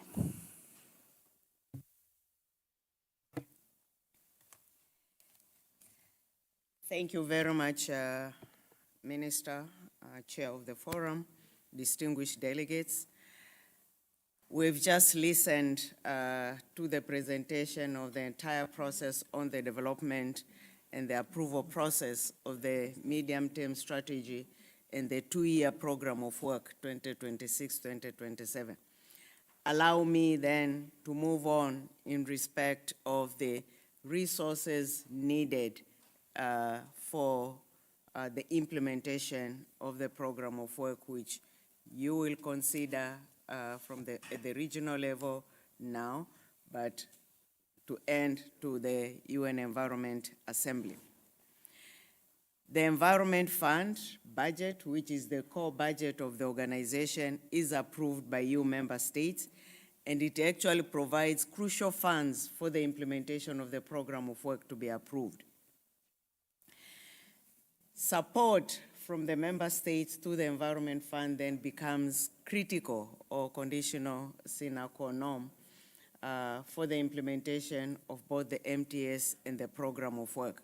Because when member states then approve the program of work and budget, you also approve the level of the Environment Fund, which historically, despite all the developments over the years, has not gone beyond 100 million per year, making 200 million for the 2 years. Essential then for UNEP to implement the program of work and respond to the member states' priorities as outlined in the medium-term strategy and the program of work. So allow me to have a quick look on what exactly that core budget environment fund is. This fund was established way back in 1972 by the UN General Assembly, and that's the period when the UN Environment Program itself was established. And therefore, this is the core funding which provides the bedrock for the organization's work globally. It is core flexible funding of the organization financed by voluntary contributions from the UNEP member states. The member states, we continue to encourage to contribute to the level of the full share scale, which is called Voluntary Indicative Scale of Contribution, or VISC, a scale which had been negotiated by EU member states and agreed or approved way back in 2002, and basically enabled member states then to broaden the base use of contributors and improve the reliability of the funding to the Environment Fund. You will recall at the Rio +20 conference in 2012, member states adopted the future we want, the famous Bible as we call it, the future we want, which established now the universal membership of UNEP governing body, and that's when also the UN Environment Assembly was established, moving from the previous governing council body, which was based on decision-making by 58 member states to now universal body of the UN 193 member states. Paragraph 88 of that future we want document, in addition to establishing the Environment Assembly, it also broadened the base of contributors. It also committed to ensure that the funding to UNEP is secure, stable, adequate, and increased to the financial resources of the organization. So the Environment Fund is not the only source of financial resources for the organization. We get about 4 to 5% of the total income from the UN Headquarters Secretariat, which also provides some funding in addition to the Environment Fund. But of course, 95% of our funding actually is earmarked contribution, which normally comes from the global funds. When I say global funds, is the Green Climate Fund and Global Environment Fund. And this is where all the project funding, bilateral, regional donors come in for specific projects, globally, regionally, or country specific. But while our UNEP overall income has doubled in the last decade, there is still a big imbalance between the core budget, which is the Environment Fund, and the earmarked funding, which goes just to projects, earmarked for projects, where then this growth of earmarked contribution is completely outnumbered, outpaces the growth in the core budget. In addition to the regular budget, which, as I said, is only about 4%, of course, we continue to reach out to donors and partners to support member states to access financial resources, particularly from the two global funds, the GEF and GCF, as I've indicated, in order to also to respond to the increasing demands and mandates from the member states. But as the core flexible financial resources of UNEP, the Environment Fund is the financial backbone of the organization. It's equally important that the springboard for further resource mobilization needs also to be considered. And over time, both member states contributing to the Environment Fund, member states contributing to the Environment Fund and those contributing the full share delighted has increased, and we really thank member states who have continued and many coming for the first time after stopping for a while to put in their contribution, the voluntary indicative scale of contribution to the Environment Fund. And you can see in this slide that positive trend with a total of about 76, if I'm not wrong, contributors, of which 20 are at full share. And this is the situation just in 2024, with a total of 104 contributors out of course, from the 66 who are in full share. Reaching 104 last year was the highest in the organization, and really appreciate the member states for considering that. And we are pleased, literally, that last year we were able to surpass what one will say 50% of the member states contributing. But of course, we are still far away to full universality and to be able then to better support member states. And this slide, you will see how the contributors to the Environment Fund in 2024, how it will be, and you will see the full share is the green color, and other contributors, the gray, and then you have, brown or orange, but you have a big gap with regards to non-contributors. So 2024 it reduced a bit, but clearly we are still far away.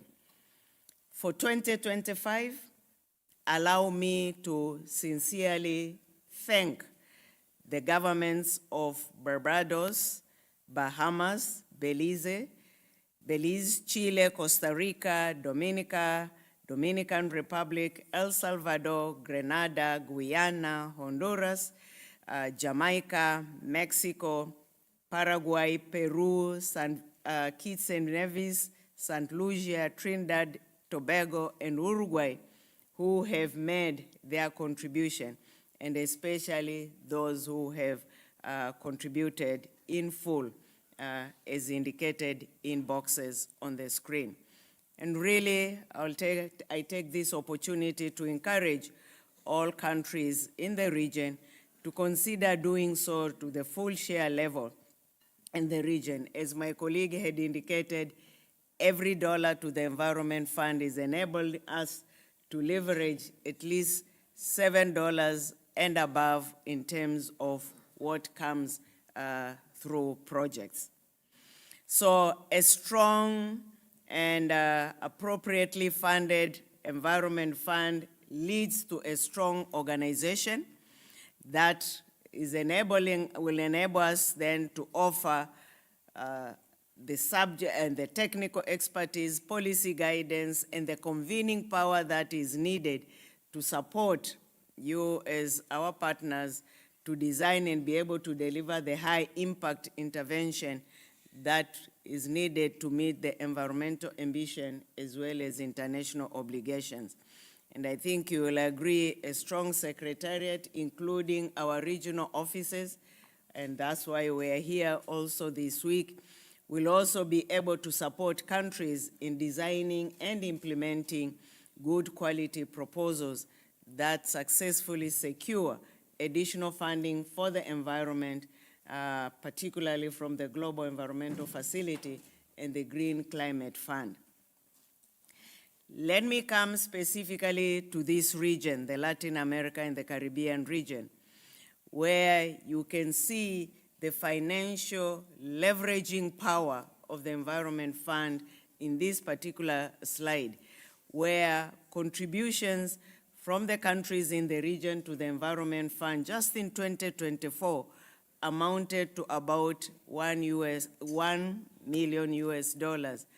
Much more funding, of course, became available from the GEF and the GCF. So the total current UNEP portfolio in this region includes over 100 projects with a budget of about $740.3 million across the 33 countries in the region. And the portfolio in the region, just from the GCF and GEF as co-funded projects, we have been able to mobilize for this region to the tune of $576.3 million. So while the focus is leveraging the power of Environment Fund, this also, when it comes to funding, it is important to note that this Environment Fund also supports additional results by leveraging more funds for environment in the region. Let me move to specific examples of our work in this region, Latin America and the Caribbean, both at regional, sub-regional, and national level. If I use, for instance, the Caribbean region, we have been able to scale up, for instance, our integrated water and waste management across 18 countries, where innovative treatment solutions have driven policy changes, have created stronger institutions, and have enhanced national capacities. And financing mechanisms have also been designed to ensure sustainability and broader impact. On air quality, our legal and technical support to the Central America Integrated Strategy on Climate Change, Air Quality, and Health has delivered concrete normative and technical results with strong ministerial backing, and this work clearly demonstrates how integrated approach to environment and health can be implemented effectively. With regards to national adaptation plans, we have helped countries to strengthen governance, build and strengthen capacities, engage key ministries, including private sectors, and mobilize financing in countries like Costa Rica, Dominican Republic, Honduras, and El Salvador. Common framework on sustainable finance taxonomies for the Latin America and the Caribbean region has also been developed. And in this area of work, actually, UNEP provided support to Panama and Costa Rica's financial authorities in their development of their national sustainable finance taxonomies with a focus on climate change objectives. And we are currently supporting the financial authorities of both Panama and Costa Rica, but also Brazil and Chile, in piloting the sustainable finance taxonomies in the financial sector. Another example is the Caribbean Biological Corridor through the Corridors Ocean 2030 project, where we are advancing Target 3 of the Global Biodiversity Framework. Target 3 is the 30 by 30 of protected areas, ocean and land, by strengthening marine governance, expanding and connecting marine protected areas network, and supporting other effective conservation measures. This supports science-based decision-making, sub-regional monitoring protocols, and enhanced capacity for resilient livelihood. In Panama, and we heard yesterday, the first national jaguar and terrestrial mammal census was completed, strengthening scientific basis for planning and conservation actions, human and wildlife conflict management, which include innovative measures that reduce conflicts and made possible coexistence. So 2 national global environmental outlooks for Ecuador and Dominican Republic have also been reproduced this year with UNEP's technical support. Another example is the Capacity Building Initiative for Transparency. This is a JEF project in the Latin America that has strengthened institutional capacities to comply with the enhanced transparency framework of the Paris Agreement by improving reporting of national determined contributions and developing monitoring, reporting, and verification systems that register and communicate effectively the progress in mitigation and adaptation. We have also actively engaged with the region in global environmental multilateralism, especially through participation in the UNEA or Environment Assembly and related processes. At the regional level, this forum of environment ministers constitute the principal platform for identifying common priorities and shaping initiatives of collective interest. And as you all know, this forum also enables regional cooperation and knowledge sharing through sustained work of its subsidiary bodies and working groups facilitating South-South cooperation and resource mobilization. These are just few examples of high-impact work UNEP has enabled to carry out in this region, and really thanks to the generous support of the contributing countries. So your contributions continue to enable UNEP to drive innovation, strengthen capacities, and advance environmental solutions across multiple critical areas. So what is my key message here? We in UNEP can only be able to continue to support fundraising for different environmental activities in the region if also donors are equally incentivized through the region's contribution to the core budget of the organization. So your support does leverage millions of US dollars to uplift the environment management of your countries and region. And I will therefore urge that let us, all of us, continue to work together to achieve these dual benefits, namely more resources to the Environment Fund, which means also more resources from the global and bilateral funds to your own countries for environmental management. Thank you. Muchas gracias.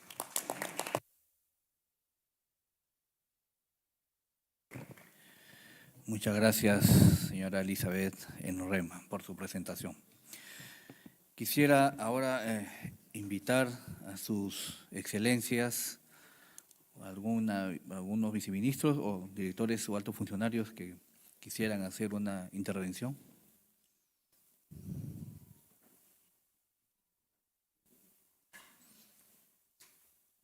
Si no hay intervenciones, solamente para finalizar esta sección, quisiera enfatizar en la importancia de contribuir al Fondo para el Medio Ambiente, de tal manera que podamos garantizar que las actividades de colaboración que decidamos implementar a nivel regional y mundial reciban el apoyo efectivo del Programa de Naciones Unidas para el Medio Ambiente.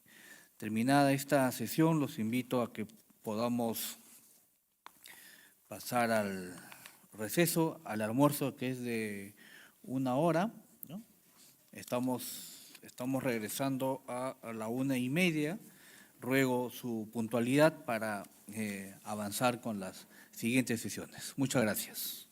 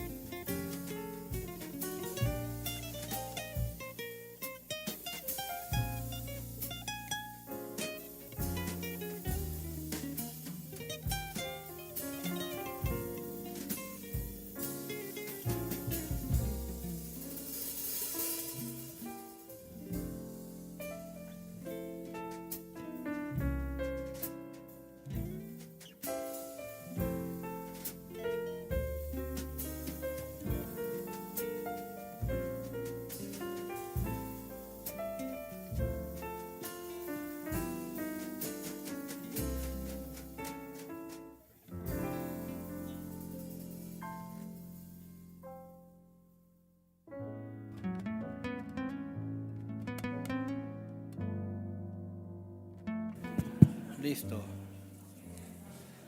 Buenas tardes. Vamos a iniciar con la sesión 6. Invito a todas las delegaciones, por favor, puedan ingresar al auditorio.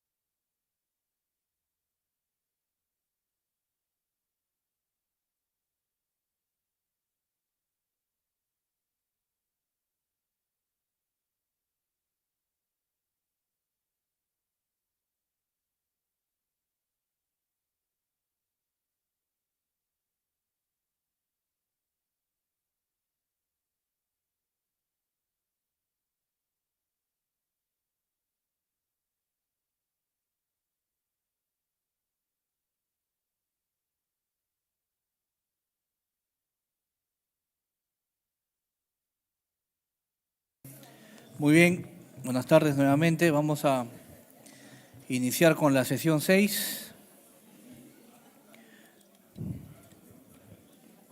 Sí. Ya estamos todos. Antes de dar por iniciado, sus excelencias, viceministros, directores generales y altos funcionarios, la presidencia del Foro de Ministros y Ministras de Latinoamérica y el Caribe les ha hecho llegar a cada uno en sus respectivos lugares un presente de nuestro país. Es una bufanda de fibra de alpaca, una especie emblemática en nuestro país, que representa no solo la naturaleza, sino también la cultura que tenemos en nuestro país. y información de una especie emblemática que es la pava aliblanco, una especie casi en extinción que la hemos recuperado con los proyectos de recuperación de hábitat. Así que espero sea de su agrado. Muchas gracias.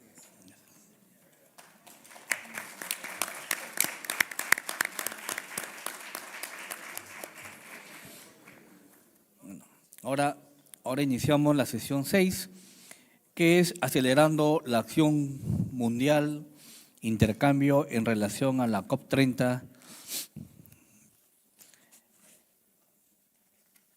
Queremos comenzar esta sexta sesión centrada en la 30ª Conferencia de las Partes de la Convención Marco de las Naciones Unidas sobre el Cambio Climático, que se celebrará en noviembre en la ciudad de Belén, en Brasil. Como saben, esta es una oportunidad para promover el papel de los países en nuestra región en las negociaciones internacionales sobre cambio climático, y agradezco sinceramente a Brasil por su liderazgo. Esta sesión contribuirá a otras conversaciones que se han estado llevándose a cabo a nivel regional, incluyendo la consulta ministerial organizada por México hace unas semanas.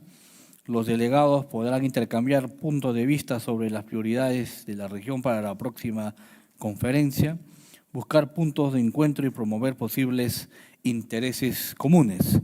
Para comenzar esta sesión me gustaría darle la palabra a la señora Camila Cepeda, titular de la Unidad Coordinadora de Asuntos Internacionales de la Secretaría de Medio Ambiente y Recursos Naturales de México, a informar sobre las discusiones que tuvieron lugar en la Ciudad de México en agosto pasado. Señora Cepeda. Muchísimas gracias por la oportunidad de presentarles lo que sucedió 25 y 26 de agosto, en el que la secretaria Alicia Bárcena junto con el embajador Correa de Olago hospedamos en Ciudad de México y tuvimos también una sesión con la presidenta Claudia Sheinbaum y muchos de ustedes estuvieron participando, porque queríamos resaltar la importancia de que como región llevemos una voz a las conferencias de las partes de cambio climático, ¿no? Con preocupación vemos que nuestra región está fragmentada en 5 grupos de negociación distintos. No solo eso, sino que no tenemos ese espacio que sí tenemos en otros acuerdos multilaterales ambientales, que como GRULAC damos mensajes concretos. Aquí en cambio climático, en las reuniones de GRULAC, si bien nos reunimos 1 o 2 veces a lo largo de cada COP, es simplemente para ver votaciones de puestos y ni aún así nos ponemos de acuerdo en quiénes nos representa en este órgano tan importante. Y eso nos debilita como región, porque más allá de que tengamos nuestros grupos de negociación, vemos que otras regiones también hablan como una voz y también presionan por sus intereses comunes y traen a la mesa propuestas. Y eso nos ha faltado. Si bien tenemos este foro de ministras y ministros de medio ambiente, nos reunimos cada 2 años y no tenemos este hilo conductor que nos lleve con mensajes fuertes y concretos rumbo a la COP. Y ahora aprovechando que tenemos la COP en nuestra región con Brasil, que también tenemos una enviada especial, la embajadora Patricia Espinosa, para nuestra región, que además de dar el respaldo a Brasil, que tengamos mensajes que podamos posicionar, que podamos hablar. No estamos proponiendo ya que creemos otro grupo negociador, pero que sí como GRULAC podamos aprovechar esos espacios y mandar una voz común. De la reunión de México vemos que hay un hilo conductor y no hablaré aquí por los demás países porque tenemos la oportunidad de escuchar de viva voz de ustedes, pero ciertamente la importancia de centrarnos en la adaptación y en reconocer que se requieren más recursos para adaptación y para pérdidas de daños, eso es algo que todos los países aquí presentes podemos abogar y podemos mandar ese mensaje. El tema de financiamiento ya lo hemos escuchado a lo largo y ancho de todas nuestras sesiones. Eso es algo que tenemos que plantear, que requerimos instrumentos novedosos, que requerimos más recursos y que no podemos endeudarnos más. No vemos que haya aquí ninguna controversia.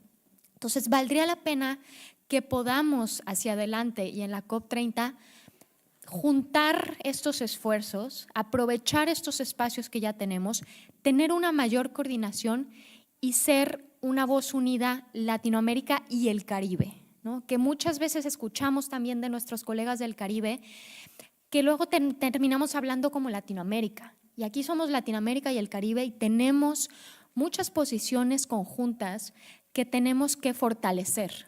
Entonces, aquí les invito a que todos estos mensajes que hemos platicado, tanto en México como ahora en esta reunión de Lima, que los podamos llevar a la COP30 y que seamos un frente unido que pueda defender nuestros intereses y sobre todo recursos para la región. Muchas gracias.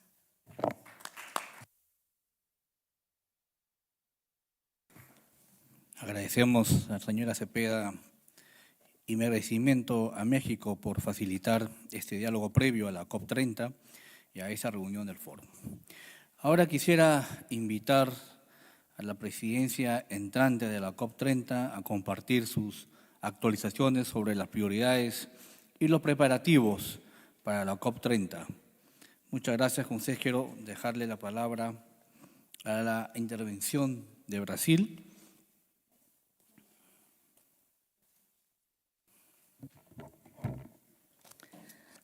Distinguished ministers and partners, in this opportunity, I would like to share with you Brazil's vision and goals for COP30, which we have summarized as Change by Choice Together.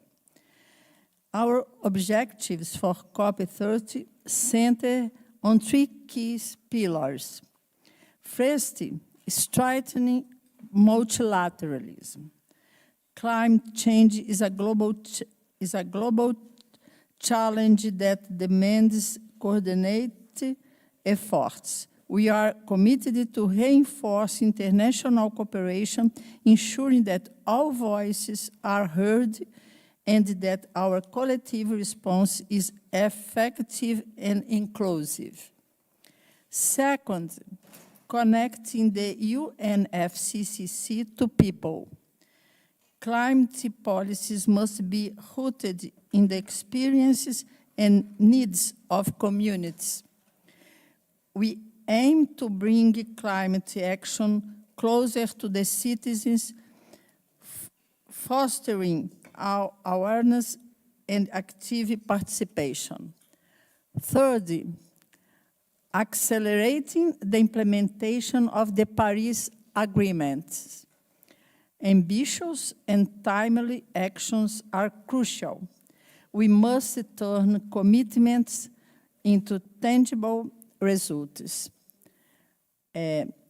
We have main priorities.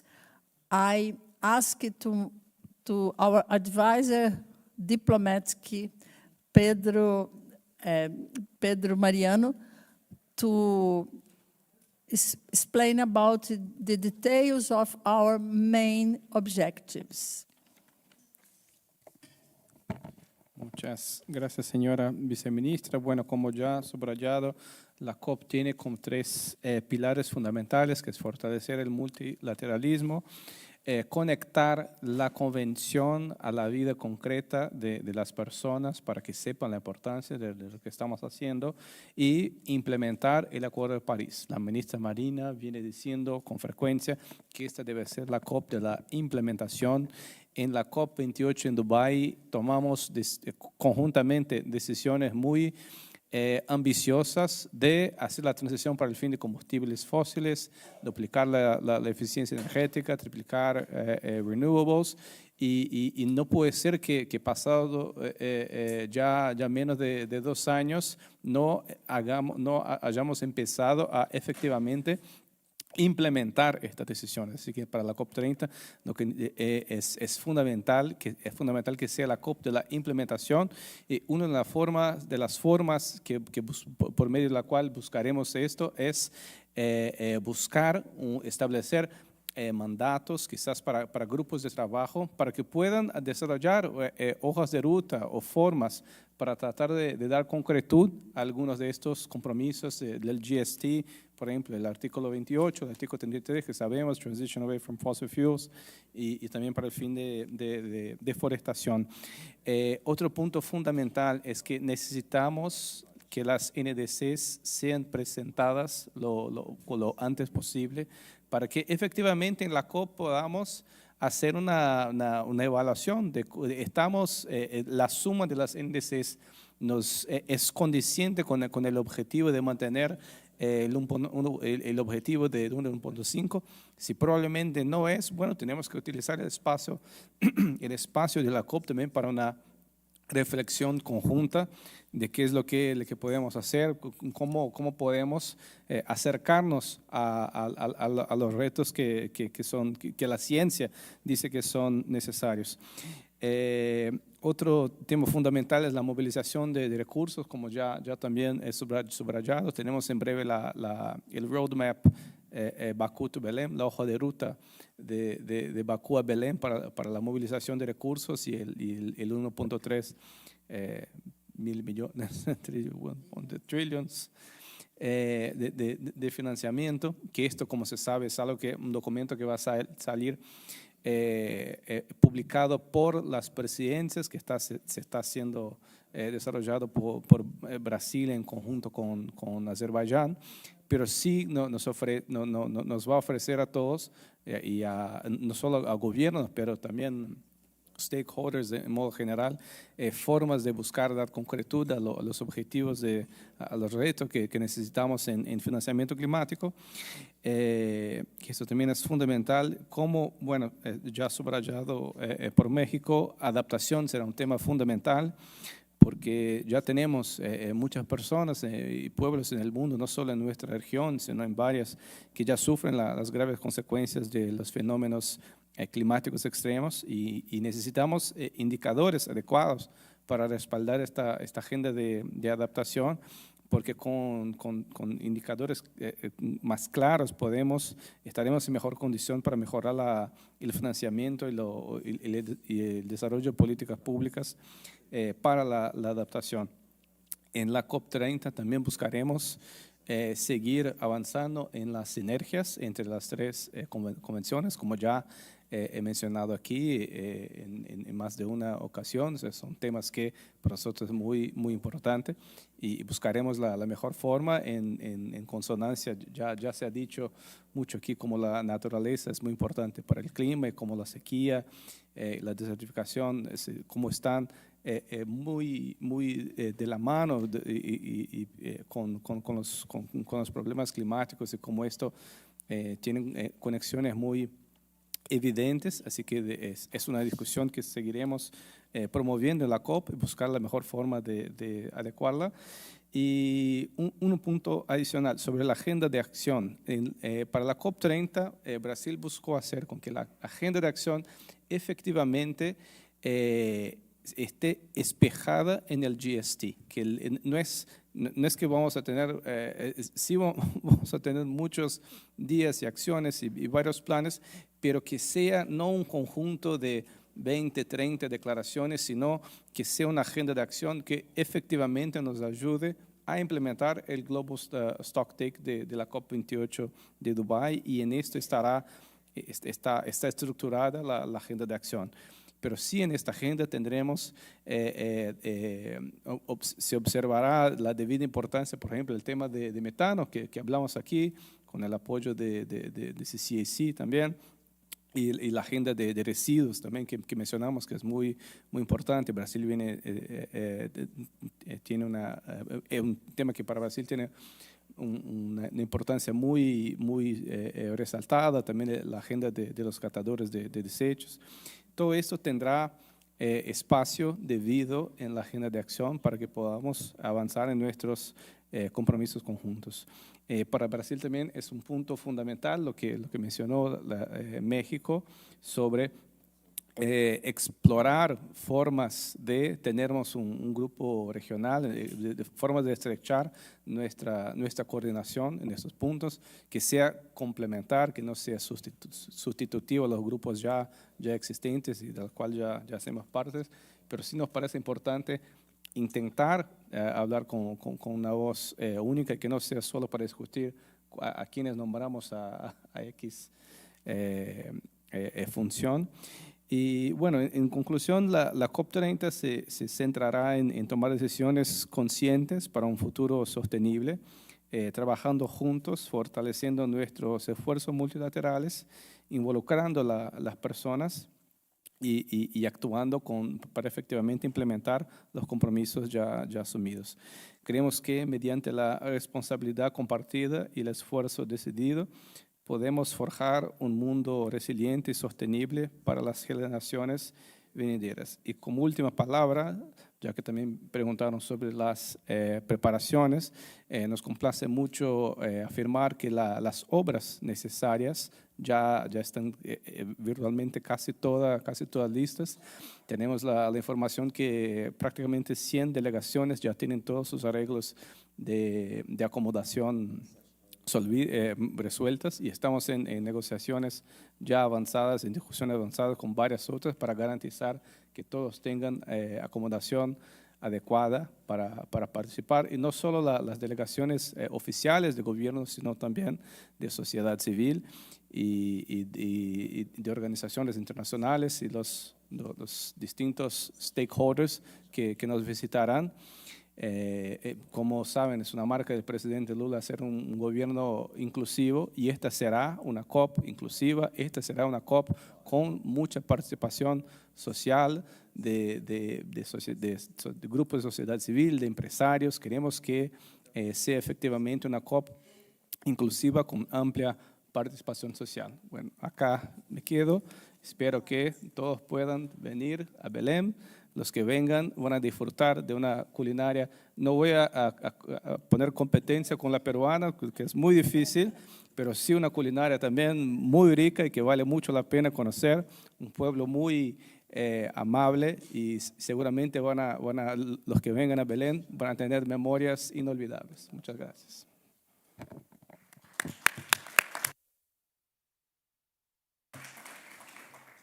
Muchas gracias. Agradecemos a la señora Ana Flavia, viceministra de la Junta del Ambiente de Brasil, y al consultor que acaba de hacer la presentación. A continuación vamos a escuchar el mensaje del señor Simon Steele, secretario ejecutivo de la Convención Marco de las Naciones Unidas sobre el Cambio Climático, quien por motivos de agenda de último minuto no puede acompañarnos, sin embargo nos ha enviado un video, el cual vamos a presentar. Si pueden poner el video, por favor.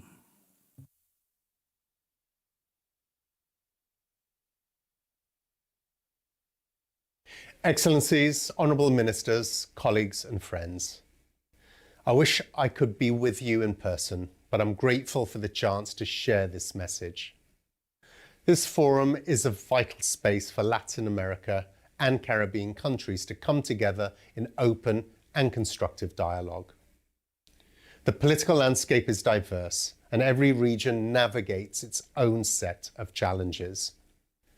In climate diplomacy, this diversity is a source of strength when we work together. This forum proves it, showing that this region can demonstrate shared purpose at a critical moment for climate action. Today, you gather at a midpoint, from the Mexico Declaration through this forum to pre-COP and then COP30 in Belém. Each step strengthens the next, building continuity of purpose and credibility of ambition, a chain carried from city to city, country to country. The Mexico meeting rightly spotlighted adaptation, finance, equity, and human rights. Today, you can build on that foundation. Adaptation is urgent and indispensable, the basis of resilience, dignity, and security.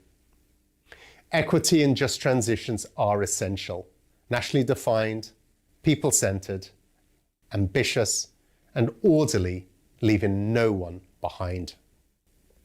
This region can be an example for the world because energy is transforming fast. The future is clean, dynamic, and full of opportunity, bringing more energy at cheaper prices to more people. The building blocks for more economically diverse, developed economies across the region. Colleagues, the world has built an extraordinary foundation in the Paris Agreement.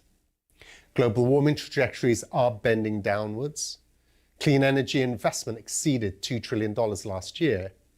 90% of new energy capacity was renewables, and renewables are now cheaper than fossil fuels. The toolkit is here: clean power, storage, electrification, efficiency, resilience. Now we need speed, scale, and universal access.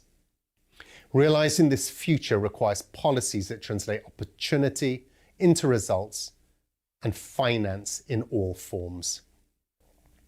Finance is the great enabler, but often also the great barrier. The world needs this region to keep speaking with one voice, demanding finance that flows fairer, faster, and further. And the scale of the opportunity here means the private sector can play a significant role. More investment is needed now. Your innovation is inspiring.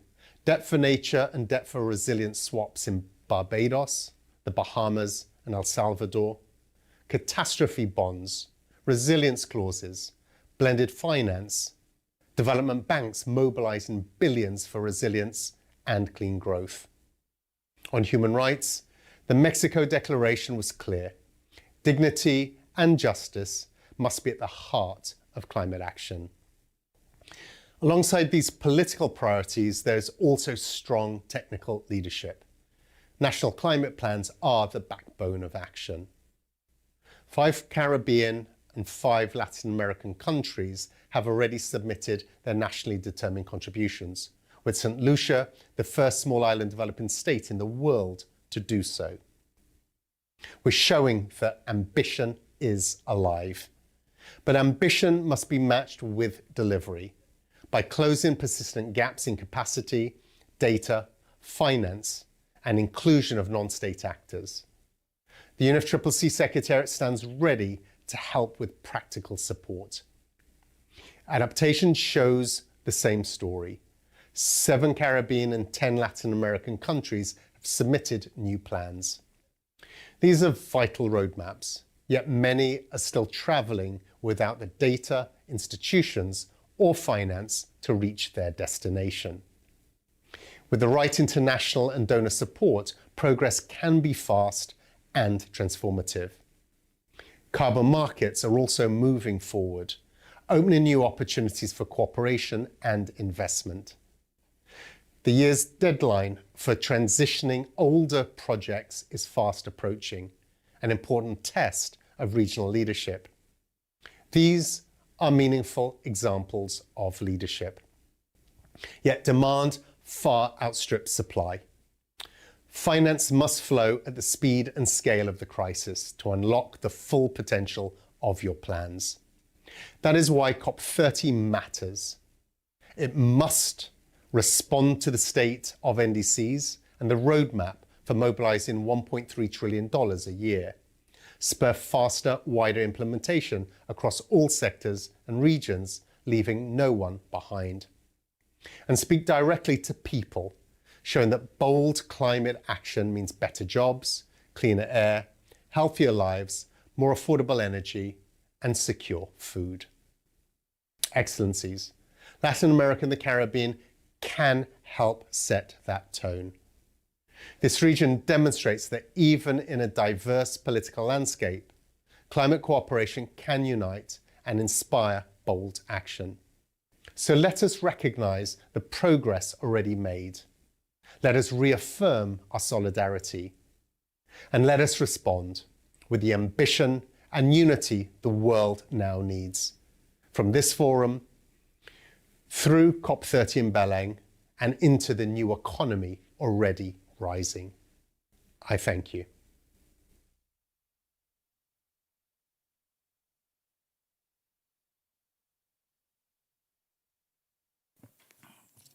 Agradecemos al señor Estir por el video y el mensaje.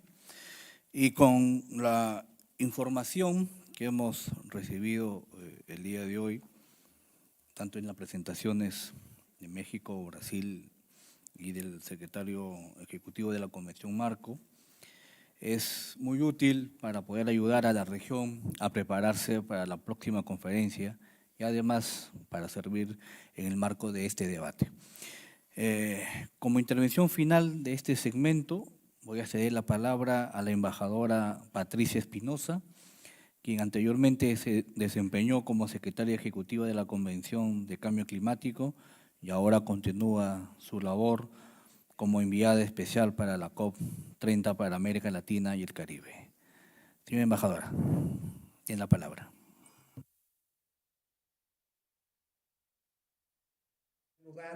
Agradecer a las ministras y los ministros que integran la mesa directiva del foro y en particular a usted, su presidente, el ministro de Medio Ambiente del Perú, por esta invitación para participar en sus sesiones en mi calidad de enviada especial para América Latina y el Caribe de la presidencia brasileña de la COP30. Quiero también expresar mi reconocimiento a la Oficina Regional del Programa de Naciones Unidas para el Medio Ambiente por la organización de esta reunión. Ahora quisiera referirme al tema que amablemente han abordado las delegaciones de México y del Brasil. Y quiero empezar destacando que mi encomienda con este honroso nombramiento que me ha hecho la presidencia brasileña de la COP30 es contribuir al éxito de la COP. Y en el ejercicio de esa responsabilidad, considero que ampliar los espacios y aprovechar las oportunidades de diálogo en la región son fundamentales. En la reunión que fue copresidida por la secretaria de Medio Ambiente de México, la doctora Alicia Bárcena, y el presidente designado de la COP, el embajador André Correa do Lago, los ministros coincidieron en que es conveniente mantener un espacio de diálogo de la región. Eso quedó consignado en la declaración emitida en esa oportunidad, que indica que el objetivo es llevar una voz unificada de América Latina y el Caribe en la COP30, en todos los temas de interés común para nuestra región. Esa voz necesita articularse en espacios como este foro para poder recoger las necesidades y las aspiraciones de nuestras sociedades. Los copresidentes, también acompañados por la ministra Maisa Rojas de Chile, me solicitaron apoyo para dar seguimiento a este acuerdo. Y es por ello que el día de hoy me dirijo a ustedes para compartir algunas consideraciones en torno a la posibilidad de establecer este espacio de diálogo, idealmente como un grupo permanente más allá de la COP30 y, si ustedes lo consideraran conveniente, también como un grupo de negociación. Hemos circulado un documento informal cuyo objetivo es simplemente proporcionar algunos elementos para la discusión. Espero que les sea útil. Tanto en la Ministerial de México como en mis diálogos con delegaciones individuales, como ahora lo hemos escuchado por parte de las delegaciones de México y de Brasil, así como del secretario ejecutivo Simon Still, hay múltiples puntos de convergencia entre los países latinoamericanos y caribeños. Por un lado, por ejemplo, la prioridad que se otorga a las tareas de adaptación y justicia climática, la necesidad de identificar y traer financiamiento climático nuevo, predecible y que no se traduzca en deuda, el fortalecimiento del sector privado como socio clave de la acción climática, la puesta en valor de los bosques y los servicios ecosistémicos como bienes públicos globales, la atención a las pérdidas y los daños, por mencionar solo algunos puntos de particular interés en la región. Como ustedes saben, actualmente en la Conferencia de Cambio Climático, los países de la región participan en diversos grupos de negociación. Y ello ha implicado que en ocasiones la posición y las preocupaciones de nuestra región no sean percibidas con claridad. El hecho de que la COP30 se celebre nuevamente en un país de América Latina representa un momento valioso para que América Latina y el Caribe podamos fortalecer el liderazgo y que la contribución que todos ustedes realizan al régimen climático internacional sea más visible.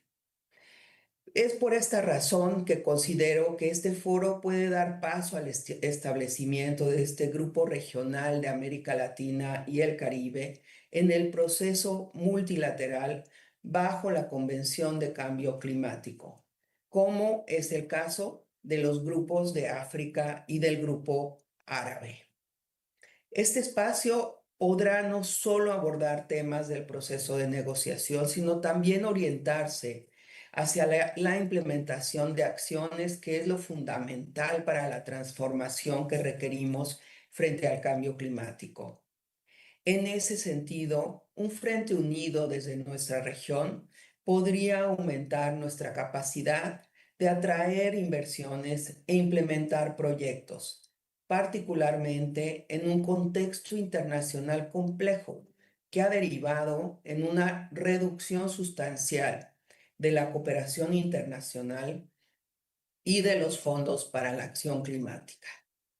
Con una misma voz, estaremos en mejor posición para plantear las necesidades y preocupaciones, por ejemplo, en materia de financiamiento, y reiterar a los países desarrollados su responsabilidad en este ámbito, y además subrayar la necesidad de incorporar la vulnerabilidad climática de los países a los instrumentos de financiamiento, además de reforzar y acelerar la implementación de estrategias climáticas públicas y privadas.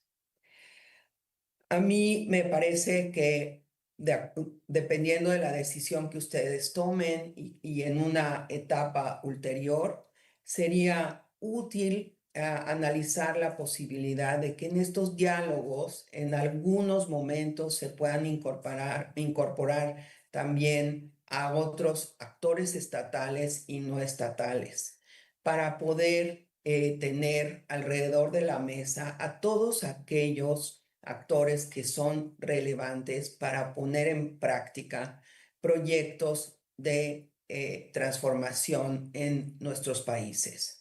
Por ejemplo, me refiero desde el punto de vista de gobiernos a ministros de finanzas, de energía o de agricultura, a autoridades estatales, autoridades subnacionales, a representantes de bancos de desarrollo multilaterales y también nacionales, a organizaciones de la sociedad civil, de confederaciones y de comercio y empresariales.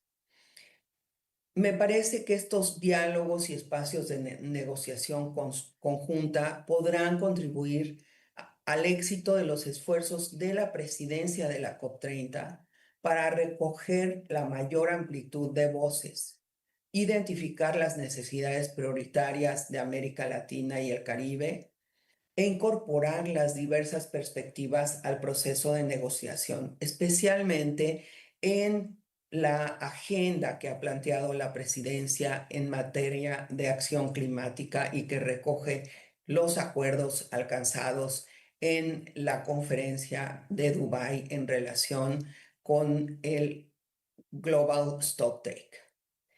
Estoy a sus órdenes para escuchar sus comentarios y transmitir el resultado de este intercambio a la presidencia de la conferencia. Y aprovecho también para felicitar al ministro de Ambiente de Panamá, Juan Carlos Navarro, por su elección como presidente de la mesa directiva de la 25ª reunión del Foro.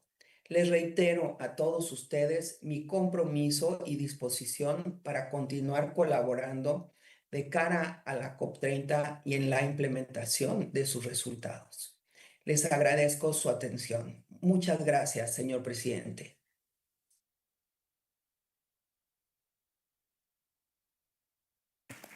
Muchas gracias, embajadora Espinosa.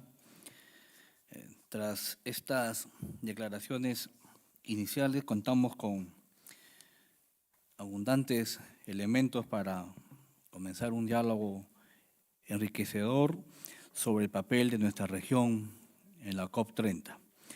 Agradezco nuevamente a todos los ponentes y vamos a invitar a sus excelencias y a las delegaciones para que puedan hacer intervenciones, sin antes agradecer a la señora Cepeda por su intervención. Solicito de manera respetuosa a sus excelencias, viceministros, secretarios generales, altos funcionarios que limiten su tiempo de intervención a 4 minutos. También solicito de la misma manera a los observadores que limiten su tiempo de intervención a 3 minutos para aprovechar al máximo esta sesión. Voy a ceder la palabra a los participantes de acuerdo al orden preestablecido. Voy a dar la palabra a su excelencia, señora Maísa Rojas, ministra de Medio Ambiente de Chile.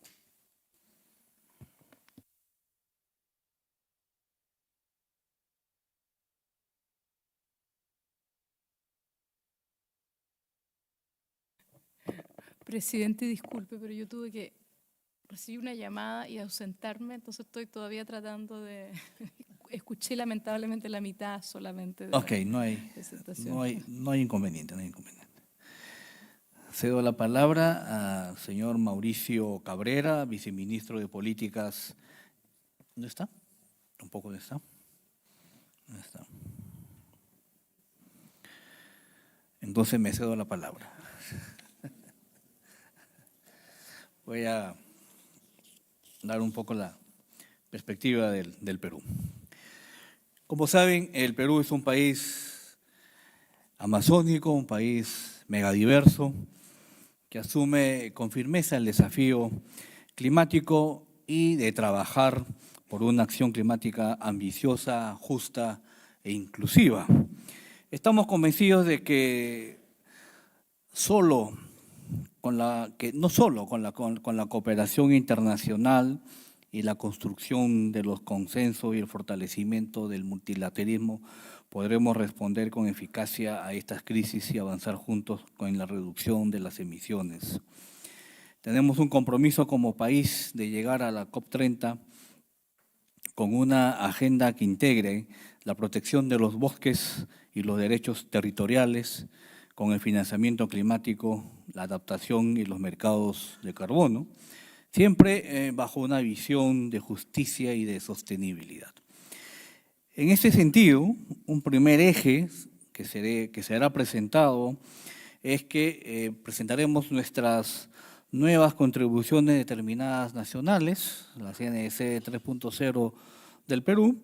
Esta hoja de ruta está realmente alineada a la carbono neutralidad que está fijada por la política y la estrategia nacional de cambio climático al 2050 del Perú.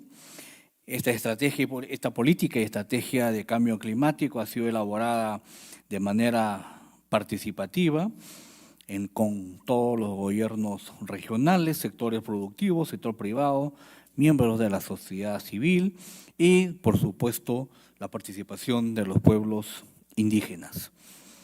La NDC 3.0 plantea metas claras de mitigación en los sectores de energía y transporte, agricultura, bosques y residuos.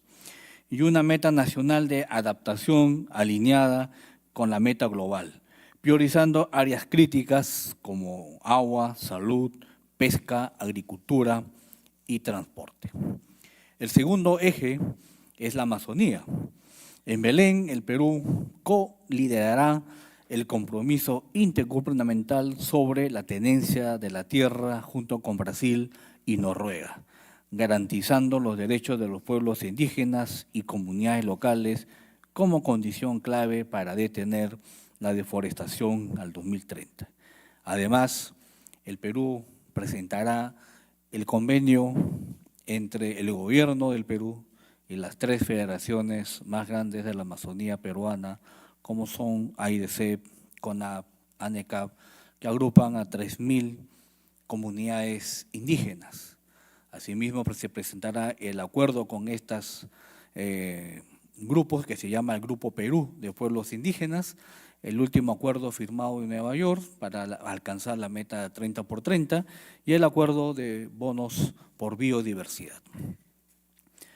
En financiamiento climático mostraremos la herramienta adaptación, una herramienta pionera en la región para movilizar inversión privada hacia la adaptación y respaldaremos el fondo Bosques Tropicales para Siempre, que ofrece financiamiento predecible para proteger nuestros 67 millones de hectáreas de bosques. En mercados de carbono, en tanto avanzamos con el Registro Nacional de Mitigación, que es el primer registro nacional de medidas de mitigación en Latinoamérica, que integra los proyectos RED+, y asegura la transparencia, la certeza jurídica e integridad ambiental y social.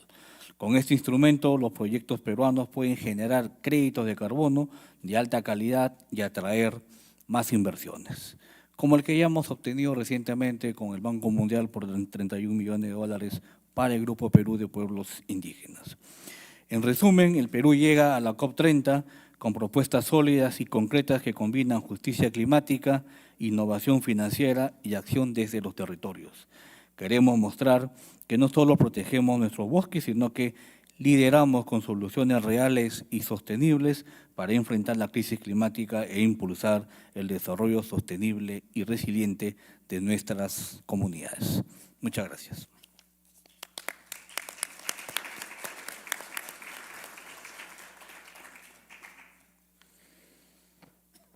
Ahora quiero dar pase a su excelencia Patrick Brunitz, de Surinam. Thank you, Chairperson.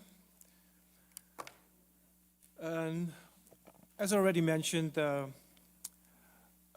by previous speakers, COP30 will be a tremendous historic moment for Latin America and the Caribbean as a region. There will also be an opportunity to showcase Amazon and the high forest, low deforestation countries as a central to global climate ambition. Already mentioned that Suriname is a carbon negative nation with its 93% forest coverage, but we do have challenges. We have tremendous pressure for deforestation, illegal mining, and climate impacts. The Ministry of Oil and Gas and Environment is very committed to ensure that oil and gas developments will contribute to a resilient green economy by 2050. And we will showcase how we will do that at the coming COP30. Now, what is our request? What are our proposals? We want to ensure that the high forest, low deforestation countries are clearly referenced in regional positions and the ministerial road to COP30. We also establish a dedicated high forest, low deforestation financing mechanisms for Latin American Caribbean to reward forest stewardship and fund restoration and transition. What are the tangible outcomes that we are seeking? Secure support from at least 2 Amazonian neighbors and COP30 presidency for the pre-COP meeting. And also build momentum towards a regional, unified, and ambition message linking forest, biodiversity, and finance. So our core message at the COP30 is that it must be more than just speeches. It must deliver real financing pathways for countries safeguarding forests. Suriname stands ready to partner and lead on high forest, low deforestation, financing solution as part of a stronger regional voice. Thank you.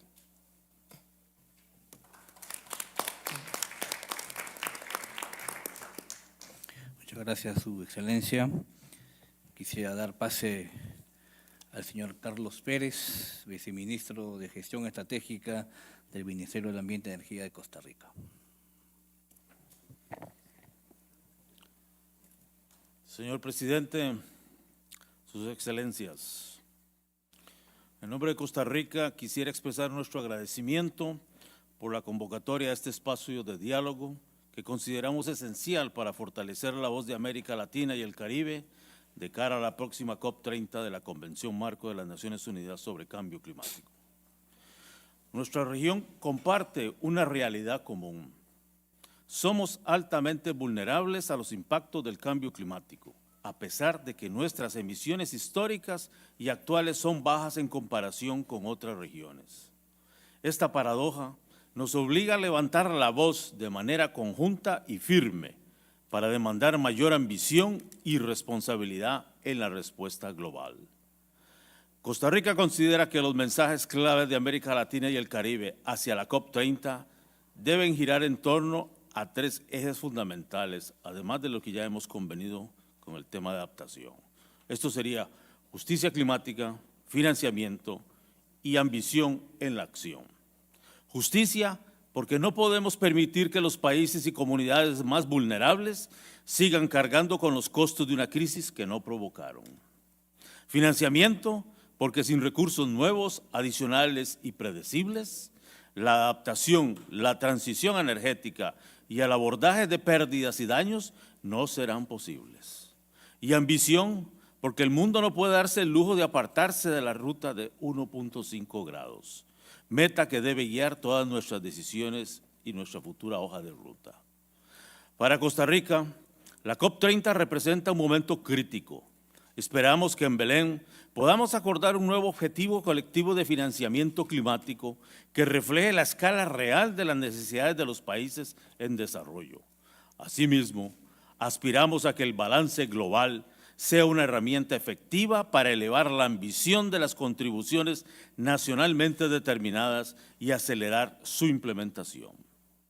Quisiéramos subrayar también el papel estratégico de la naturaleza en la lucha contra el cambio climático.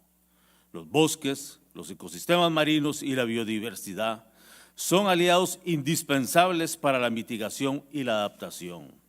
América Latina y el Caribe poseen un capital natural único, cuya protección debe ser reconocida y apoyada con mecanismos financieros robustos, que garanticen beneficios para nuestras comunidades locales y pueblos indígenas.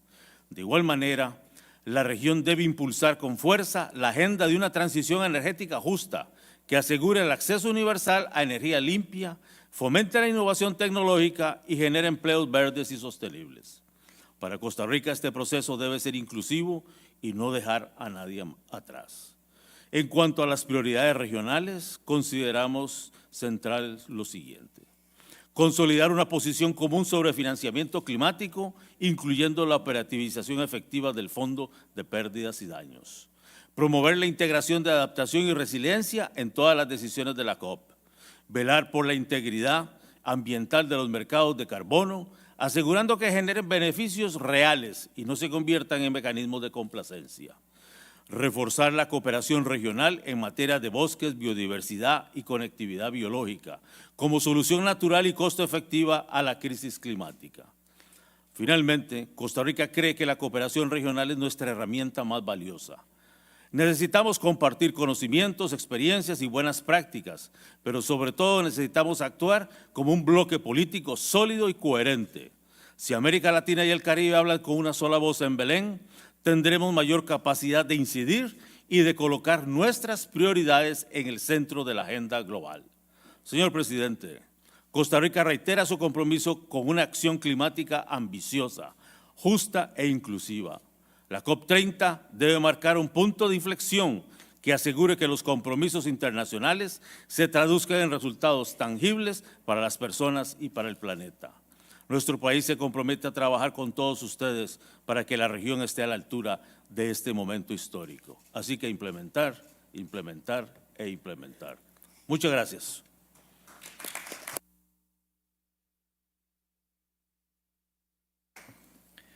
Muchas gracias, Carlos. Ahora quisiera darle la palabra a la señora Ana Flavia, viceministra de la Junta de Brasil. Ya, ok. Vuelvo a su excelencia Maísa Rojas, ministra de Medio Ambiente de Chile. Muchas gracias, presidente. Ahora sí voy a intentar referirme a este aspecto tan importante en esta región, en esta sesión, ¿verdad? Estamos a 7 semanas, algo así, menos de 6 semanas de la COP30 que ocurre en nuestra región. Chile envió su NDC, sus compromisos a la Convención Marco la semana pasada, mientras estábamos con el presidente en la Asamblea General de Naciones Unidas.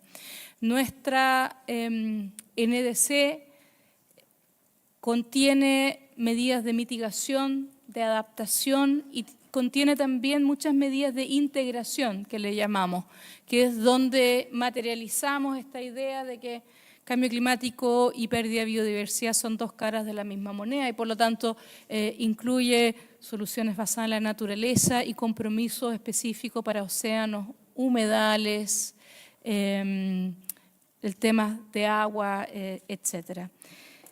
En cuanto a mitigación, nosotros tenemos un presupuesto de carbono y nos comprometemos a una reducción en el año 2035 del 15% con respecto al año PIC que tenemos comprometido para este año.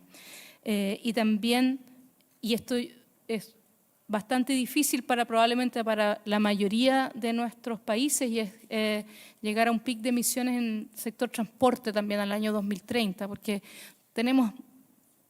La verdad, las cosas que harto espacio todavía por crecer, lamentablemente, el transporte, porque en nuestros países no todo el mundo tiene un automóvil todavía. Así que es una NDC que es bastante completa y quisiera resaltar también que tiene un sello de transición justa, tiene compromisos también de transición justa para asegurarnos de que las transformaciones se hagan con un sentido de justicia social. Hay un aspecto que no hemos hablado tanto en la sesión de este foro, que es algo que se tiene que terminar de negociar en la COP30, que yo creo que debiéramos también como región asegurar de que ocurra. Tenemos que terminar de acordar los indicadores para medir cómo vamos avanzando en adaptación. Lamentablemente, adaptación con respecto a mitigación ha sido siempre el hermano pobre en las negociaciones. Y yo diría que mientras siga siendo un tema de países en desarrollo, va a seguir siendo el hermano pobre. Nosotros debiéramos insistir que tiene que ponerse a la misma altura, tiene que ser reportada por todos los países, no puede ser voluntaria. Mientras siga siendo voluntaria, va a ser un problema nuestro, y por lo tanto va a seguir siendo algo menos relevado. Así que para Chile es bien importante avanzar en esos indicadores porque todos lo sabemos, lo que no se mide, lo que no se gestiona, no existe. Y para eso se requieren indicadores. Así que no lo podemos dejar simplemente a una explicación que yo siento que es como una excusa de es complicado, es muy local y por lo tanto no nos ponemos de acuerdo en tener indicadores universales. Y yo creo que es posible y debiéramos asegurarnos de que eso ocurra. Con respecto a la presentación que escuchamos de la ex canciller de México y la ex secretaria ejecutiva de la Convención Marco, Patricia Espinosa, Yo creo que es muy valioso de que la región tenga una voz en algunos de los temas en los cuales estamos de acuerdo fuerte, y yo creo que hemos identificado en este foro varios de esos temas, así que mantengamos la unidad y una voz fuerte en esos temas. Si no estamos de acuerdo en todos, por lo menos tenemos identificado hartos temas importantes y relevantes, y eso nos debiera mantener unidos y como Chile por lo menos muy disponible a mantener el buen trabajo que hemos realizado acá, a tener una voz fuerte en la COP, que es nuestra COP, y de esa manera asegurar de que la implementación nos llegue. Por último, algo que yo creo que también es relevante: se cumplen 10 años del Acuerdo de París. La situación geopolítica internacional está compleja, hay muchas voces que nos dicen que la transición verde no tiene sentido, que es cara, que no trae bienestar. Yo creo que todos nosotros podemos claramente decir de que trae bienestar. En Chile hace 10 años atrás no había ni un bus eléctrico. Hoy día en la ciudad de Santiago 3 de cada 5 buses son eléctricos. Teníamos como un 5% de energía renovable, hoy día es más de un 40 y tantos % de energía renovable. El Acuerdo de París está funcionando y le está trayendo prosperidad a nuestro pueblo. Yo creo que eso también es un mensaje que es importante de decir fuertemente para que el negacionismo y el pesimismo no nos gane. Muchas gracias, presidente.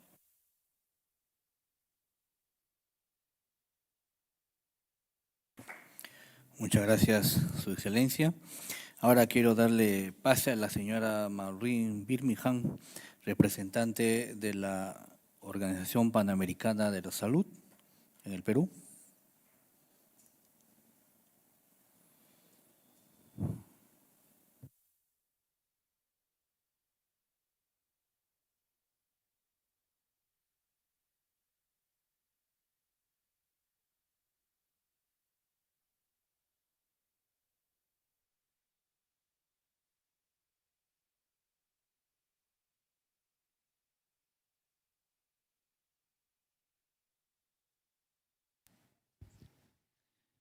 Muchas gracias, excelentísimo señor ministro de Ambiente de Perú, presidente de este foro importantísimo. Excelentísimos ministras y ministros de Ambiente de las Américas, en nombre del director de la Organización Panamericana de la Salud, doctor Jarbas Barbosa, es un honor acompañarles en este foro de ministros y ministras de Medio Ambiente de América Latina y el Caribe. La Organización Panamericana de la Salud reconoce su liderazgo de los países de las Américas en procesos globales sobre salud ambiental. Por ejemplo, Colombia organizó la 16ª Conferencia de las Partes de la Convención de la Diversidad Biológica, donde se aprobó el Plan Global de Biodiversidad y Salud. Este año, Brasil organizará la COP30, como ustedes saben, de cambio climático, destacando que la crisis climática es también una crisis de salud. Asimismo, los esfuerzos conjuntos entre los sectores salud y ambiente para controlar la contaminación del aire, el agua y el suelo, como destacado por este foro, muestra los vínculos de esta triple crisis planetaria que impacta directamente a las personas, los ecosistemas y todo el planeta. Brasil, como presidente de la COP30, propondrá el Plan de Acción de Salud de Belém. Este plan sirve de hoja de ruta para promover la acción intersectorial y la participación social para prevenir impactos y proteger a la salud, para abordar las consecuencias inequitativas para la salud del cambio climático y sus causas raíces. El Plan de Salud de Belém está alineado con la política de la OPS de fortalecimiento de acciones de salud orientadas a la equidad. los planes de acción andino y caribeño sobre clima y salud, los planes nacionales de adaptación en salud y las metas de salud incluidas en las contribuciones nacionalmente determinadas. Invitamos a los ministros de Ambiente a coordinar acciones con los ministerios de salud a nivel nacional y regional y a apoyar este plan global, este plan de salud de Belém. La OPS valora las resoluciones discutidas en este foro, esenciales para la salud en las Américas. Sus esfuerzos de controlar la contaminación del aire, agua y suelos, así como la pérdida de biodiversidad y servicios ecosistémicos, afectan directamente los resultados de salud y los programas prioritarios de la organización. La iniciativa para la eliminación de enfermedades en esta región busca erradicar 30 enfermedades en la región para el 2030. En este marco, la OPS trabaja con reguladores y proveedores en 22 países en planes de agua y saneamiento resilientes al clima, beneficiando a 84.5 millones de personas, 7 millones solo en este último año. En la iniciativa Mejor Atención para las Enfermedades No Transmisibles, se reconoce que la contaminación del aire causa más de 300,000 muertes anuales en las Américas. En marzo, la OPS organizó la segunda conferencia mundial sobre contaminación del aire y salud en Cartagena, donde los países se comprometieron a reducir estas muertes en un 50% para 2040. Esto permitirá tener ciudades más limpias, saludables y sostenibles, con sistemas de transporte más limpios y eficientes, menos desechos peligrosos y menores emisiones de gases de efecto invernadero. Esto también permitirá proteger a la población ante los crecientes efectos de las olas de calor, de cánceres y problemas de salud mental. Para avanzar en estos desafíos, la OPS y el PNUMA firmaron recientemente un memorándum de entendimiento con 8 áreas concretas donde se puede colaborar. Ambas organizaciones se comprometen a trabajar de forma conjunta y coordinada para implementar soluciones innovadoras, conservar la biodiversidad, los ecosistemas y los estilos de vida y garantizar el más alto nivel de salud a las personas de las Américas. Muchas gracias por su atención.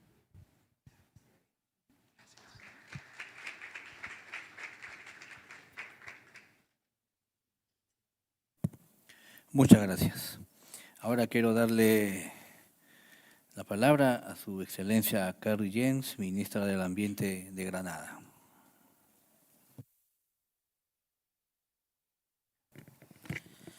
Thank you very much, Chair. I extend my sincere gratitude to our hosts in the government of Peru, to UNEP, and to all of you for your dedication thus far as we are on our last day today and our last few discussions.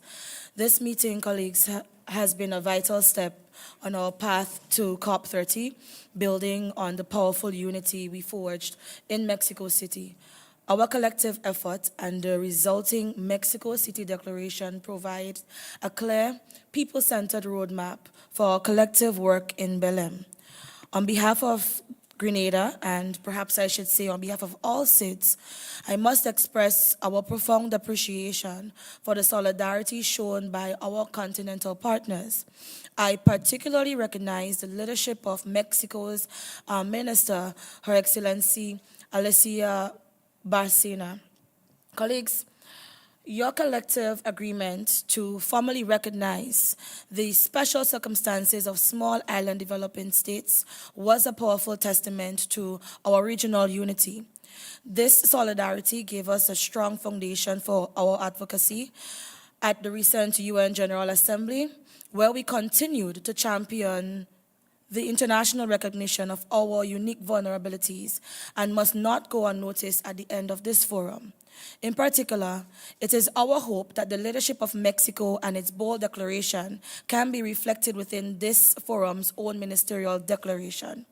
Grenada therefore strongly advocates for the inclusion on the reference to our special circumstances within this resulting declaration. It is in this unified spirit of justice and innovation that Grenada is taking action. On justice, we will continue to champion the landmark advisory opinion from the International Court of Justice. This gives our calls for adaptation and loss and damage a firm basis in international law, moving our demands from aid to legal obligation. On innovation, our actions are guided by Grenada's highly ambitious nationally determined contributions. This is our national blueprint, and it commits us to a comprehensive blue economy strategy where we turn crisis like the sargassum influx into valuable economic opportunities. Pioneering financial instruments like debt for climate swaps and blue bonds, linking our fiscal health to our ecological health. An ambitious energy transition, targeting 100% renewable electricity by 2035, a goal we are already implementing with solar PV projects in our schools, hospitals, our solar street lighting project, and our utility-scale PV farms in close collaboration with our Public Utility Regulatory Commission and Grenada's Electricity Company. We also have our geothermal exploratory drilling going on course, and energy efficiency and decarbonizing the transportation sector through tax incentives for fully electric and hybrid vehicles. Colleagues, our task now is to build on the political foundation of Mexico and shape a coordinated negotiating strategy for Belém. We must be united in our push for 1.5 to stay alive, aligned with our NDCs, for financial reform that ensures direct access for our communities, and in our defense of multilateralism. As Grenada's own Simon Still, the UNFCCC Executive Secretary, just reminded us, even in a diverse political landscape, it is clear that as a region, we demonstrate ambitious climate action. So let us carry the spirit of the collective effort from Mexico City through Lima and onward to Belém to secure a resilient future for all of our people. Thank you.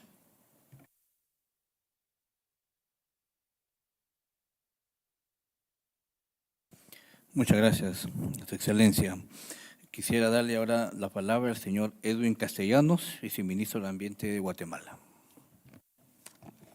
Gracias, presidente. Muy brevemente, le solicité la palabra para enfatizar lo que ya se ha estado comentando.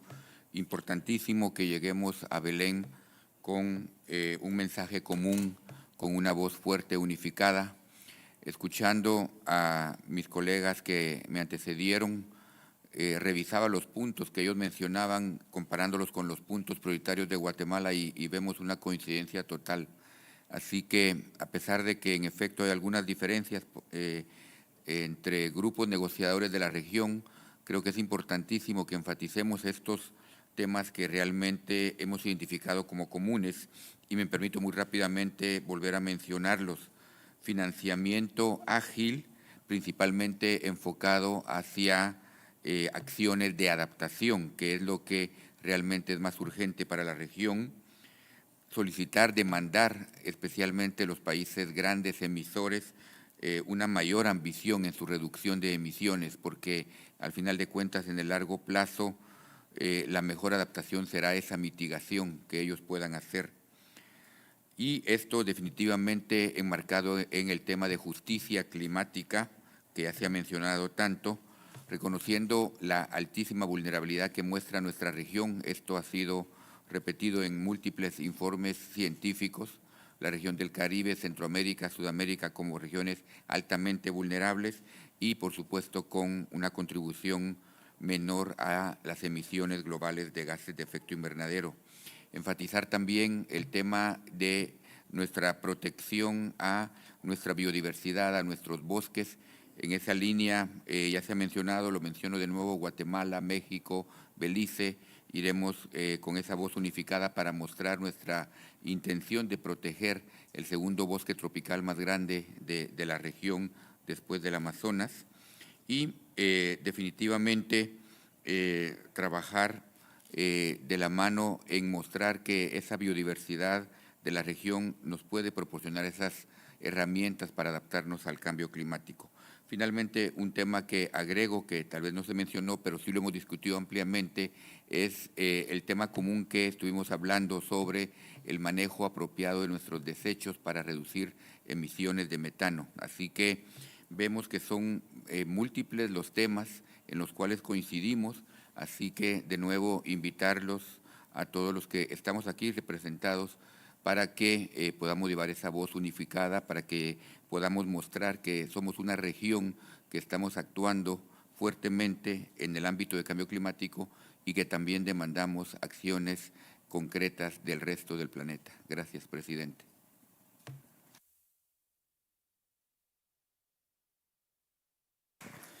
Muchas gracias. Ahora quiero ceder la palabra a la señora Kelly Guevara de UNICEF. Gracias. María Porras de UNICEF. Honorables ministros y ministras de Medio Ambiente, rumbo a la COP30 tenemos la obligación de colocar a la infancia y juventud en el centro de la acción. Son quienes menos responsabilidad tienen en la crisis climática, pero los más afectados. Cargan con gran parte de la morbilidad vinculada al cambio climático, especialmente los menores de 5 años, y sufren impactos irreversibles en salud, educación y su desarrollo.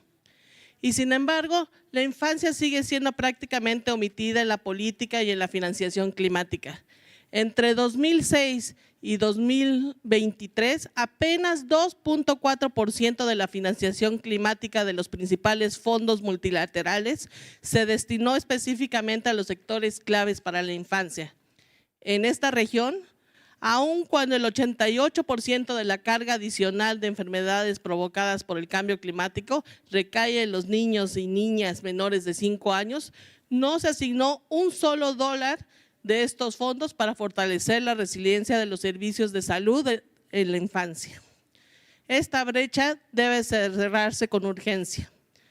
Para lograrlo, necesitamos datos y métricas claras. La COP30 debe asegurar que los indicadores del marco de resiliencia climática de los Emiratos Árabes Unidos reflejen las vulnerabilidades específicas de la infancia, es decir, edad, género, discapacidad, lugar de residencia o condición socioeconómica, y que estos indicadores se integren en metas claves de salud, nutrición, educación, agua y saneamiento y protección social. Solo con indicadores robustos podremos diseñar políticas eficaces, orientar financiamiento y garantizar resultados reales para la niñez. Invertir en la resiliencia climática de los servicios esenciales no solo salva vidas, también protege el desarrollo humano y fortalece la resiliencia comunitaria. Es una inversión estratégica y justa, pero también es costo eficiente. Por cada dólar invertido en la infancia se tiene una tasa de retorno de $17. Por ello, en Belén, debemos avanzar en compromisos concretos, establecer un mandato de seguimiento al diálogo de expertos sobre infancia y cambio climático, integrar indicadores desagregados y centrados en la niñez en el programa de trabajo de los Emiratos Árabes Unidos Belén, asignar financiamiento y políticas específicas frente a pérdidas y daños que reconozcan a la infancia como un grupo prioritario y desarrollar contribuciones determinadas a nivel nacional, planes nacionales de adaptación con medidas y presupuestos claros para la niñez. Finalmente, quisiera extenderles una invitación a sumarse al grupo de amigos de la infancia y cambio climático. Es un espacio de liderazgo político que busca visibilizar estas prioridades, promover alianzas y garantizar que las voces y necesidades de los niños y niñas estén presentes en cada negociación climática. Ministras y ministros, invertir en la infancia no solo es un deber moral, Es la mejor estrategia para asegurar resiliencia, equidad, justicia climática. Hagamos que en la COP30 la infancia sea reconocida como un motor de nuestras decisiones y como una garantía de un futuro más justo y sostenible. Gracias.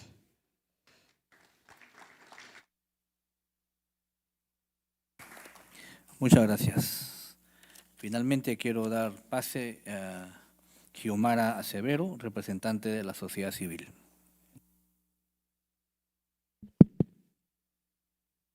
Muchas gracias, estimado presidente, ministras, ministros, excelencias, demás personas presentes. Soy Xiomara Acevedo y estoy hablando en representación de los grupos principales de la región. El Global Stocktake nos mostró que debemos superar la fragmentación entre las convenciones de Río. La biodiversidad no es solo la víctima de la crisis climática, es nuestra mayor aliada, sobre todo en esta región, la más biodiversa del planeta. Bosques, océanos, páramos y manglares son sistemas vivos que nos proveen agua, alimentos, cultura y resiliencia, así los suelos. Por eso, instamos a la creación de hojas de ruta regionales, multisectoriales, alineadas con los compromisos de la COP30, de la COP16 de diversidad biológica y de la Convención contra la Desertificación, y articuladas con las resoluciones 4 y 6 de la UNEA, priorizando las sinergias entre las convenciones para la construcción de metas e indicadores, un lenguaje común, que además apueste por una implementación integrada de los compromisos sobre biodiversidad, cambio climático y desertificación. La COP30 es también la COP de la justicia climática y de género.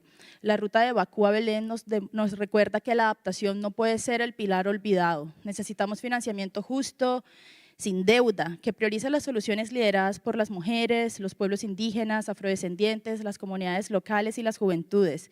Hablar de acelerar la acción climática también significa transformar las desigualdades estructurales de género y reconocer el rol de las mujeres y de las niñas como cuidadoras de la vida y de la biodiversidad.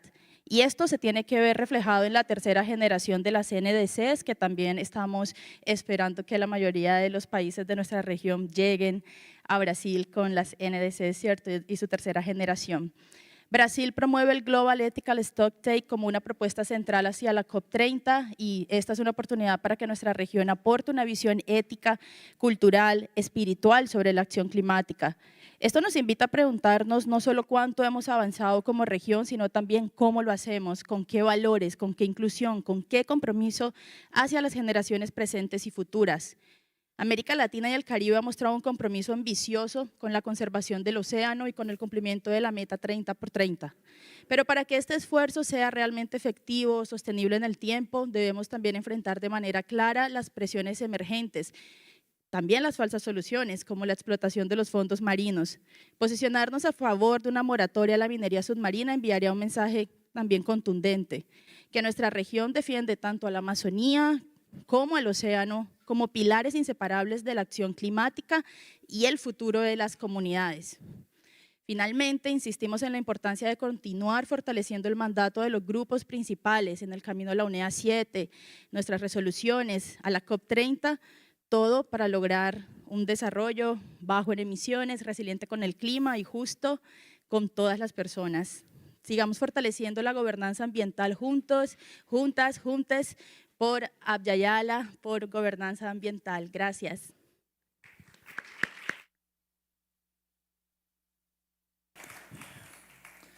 Muchas gracias. Quiero agradecer a todos y todas por sus aportes, sus contribuciones y confío en que los debates de esta sección hayan sido útiles, sobre todo para la presidencia entrante de la COP30 y nos permitirán continuar con la preparación para esta conferencia de la mejor manera posible.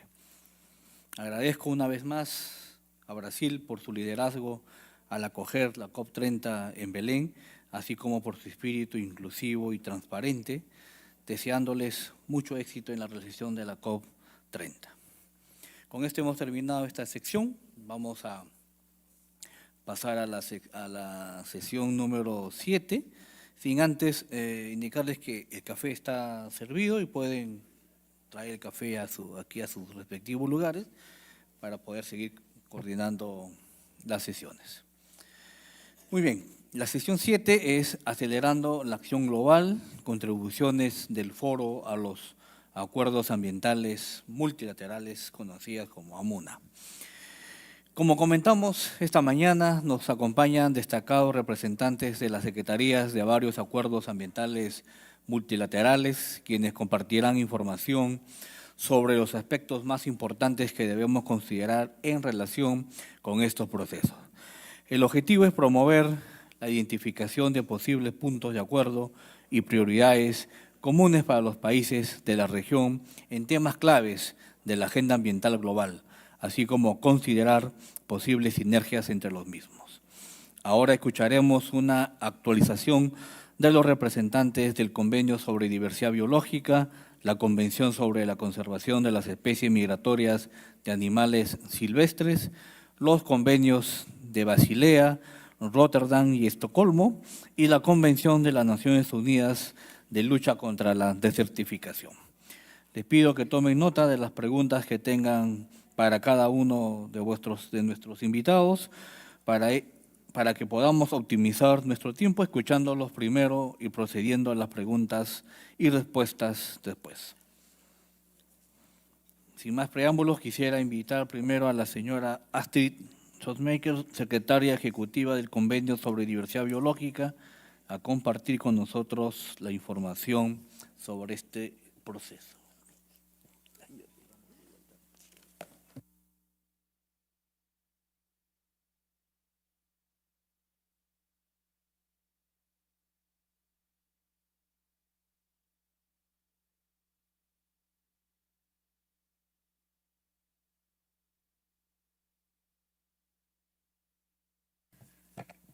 Thank you, Mr. President, and it's a pleasure to spend a few minutes updating you on what's happening in the Convention on Biological Diversity. I think many of you were present when in Cali, Colombia, about a year ago, we held the historic COP16, the COP de la Gente, which saw an unprecedented mobilization of civil society for biodiversity, including a remarkable green zone that made biodiversity really, literally the talk of the town, I think the talk of the country, and to a degree, and reflected in unprecedented media coverage, also the talk of the world.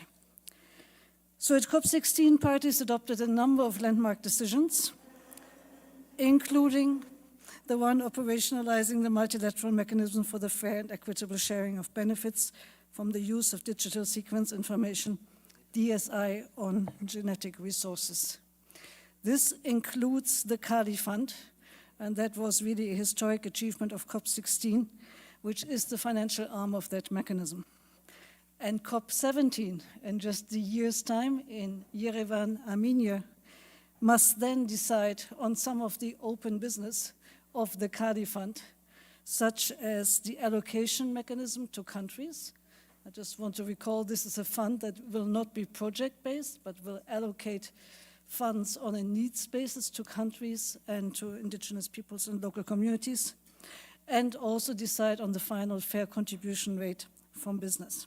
That will be a very important decision that COP17 has to take, and there's of course a technical process underway in which countries coming together to find consensus on what this allocation mechanism should be. There was also resource mobilization, which is, of course, always a complicated subject. A clear roadmap agreed at the second part of COP16 in Rome in February this year, which foresees in particular that at COP17, so next year, we would put in place clear criteria for the institutional structure that will host the permanent financial mechanism for our convention. And in another landmark decision in COP16, a new program of work on Article 8J, so that is the article related to indigenous peoples and local communities, was agreed, including the establishment of a new subsidiary body, SB 8J in our jargon, that will enable the full and effective engagement of indigenous peoples and local communities in the work of the CBD. Again, I want to say that is historic and the only convention that has so far established such a dedicated body. And this body will meet for the first time in just a couple of weeks, again in your region, in Panama. And that meeting will take place back-to-back with the 27th meeting of our subsidiary body on scientific, technical, and technological advice. But this new body, subsidiary body on AJ, will inter alia look at guidelines on indigenous and traditional territories and also look at how traditional land can be included in impact assessments and in environmental impact assessments, amongst others. So these are very important decisions that will be considered at the subsidiary bodies in the coming weeks and then brought to decision-making at COP17 next year. I also want to highlight, of course, that our subsidiary bodies will take place just a few days before the start of COP30 that we just discussed. And we also have on our agenda the conversation on the biodiversity climate nexus, which will hopefully consider the progress achieved in Cali on marine biodiversity, but also, of course, on the strong synergies that we've been discussing throughout this week between biodiversity and climate action, and will hopefully give us a mandate to continue working with other MEAs, UN agencies, and bodies through relevant coordination mechanisms.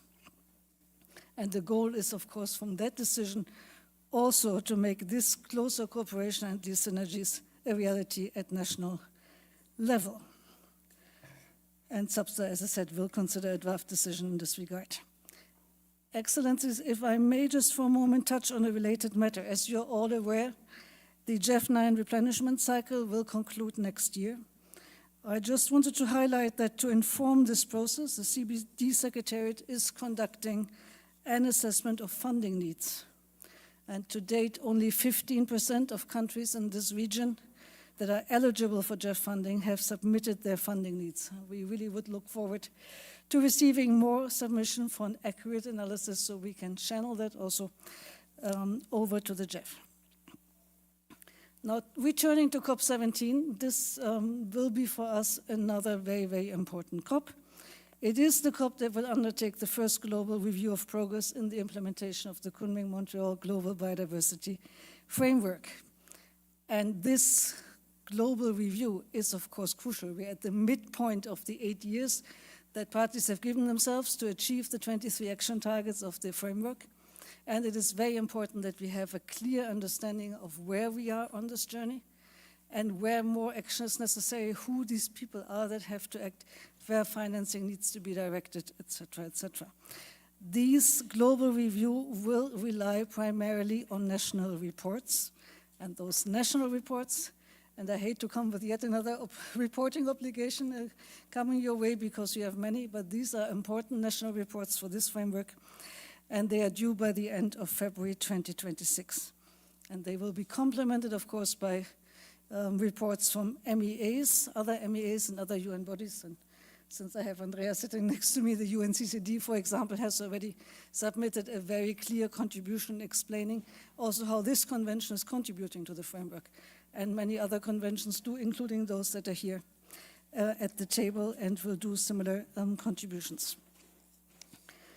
So with all of that, I think we're quite encouraged overall how parties take the synergy agenda forward.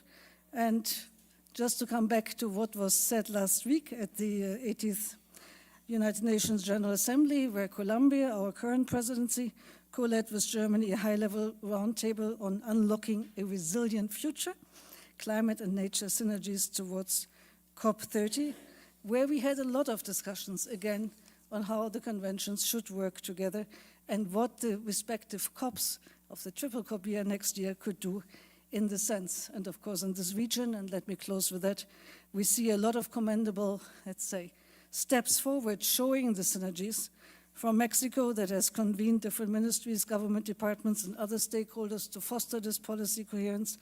Panama, host of our subsidiary bodies in a few weeks' time, with a nature pledge that you have all heard about.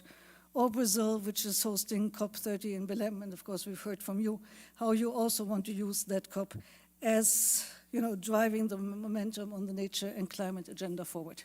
So happy to answer any questions you may have, and we're looking forward to seeing as many of you as possible at COP17 and very actively engaged in the journey through the subsidiary bodies until then. Thank you.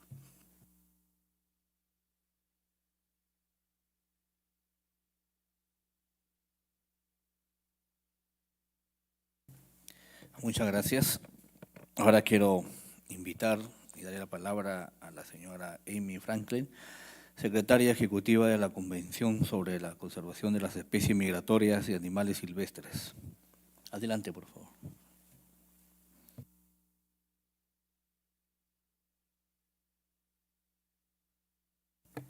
Muchas gracias. Thank you very much. So I'm going to present a little bit of background, and then as I do that, talk about our ongoing work and what is coming, thank you, for our next Conference of the Parties, which will be held in Brazil. So we are the other COP that will be happening in Brazil next year. Okay, so first, for those of you who don't know CMS, we are one of the global biodiversity MEAs, and we're part of the what we call the Biodiversity Liaison Group, where we meet with the CBD, CITES, Ramsar, and others to exchange information about what we're doing. Our focus is on bringing countries together to address shared conservation challenges. Essentially, we work on issues if species cross at least one national border, such that one country's actions alone is insufficient to address the conservation needs of those species. We also address the multiple threats to species and bring a wealth of expertise to bear on the solutions that are needed. So currently we have 133 parties. This has been growing over time, and I've had some very good discussions here, so we certainly would welcome any interest in joining, and we can meet and have bilaterals about why that might be a benefit to your country and the process for doing so. In Latin America, we have much of South America, parts of Central America, and parts of the Caribbean, and we're kind of growing from the bottom up. So hopefully we'll continue that trend. The way that CMS works is in several ways. First, we have two appendices.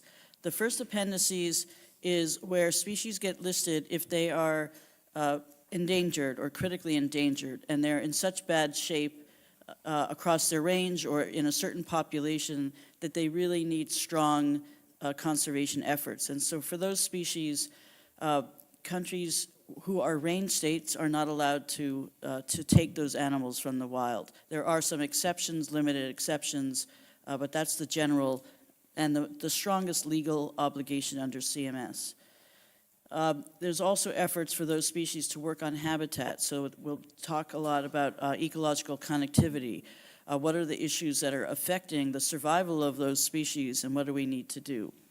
The second appendices is Appendix 2, and those are species that are able to be taken, so it's legal to hunt them, to fish them, to capture them, but they would benefit from cooperation across national borders. So this is why they're listed, and it means that there'll be additional conservation action that's developed among the countries that have those animals in their country.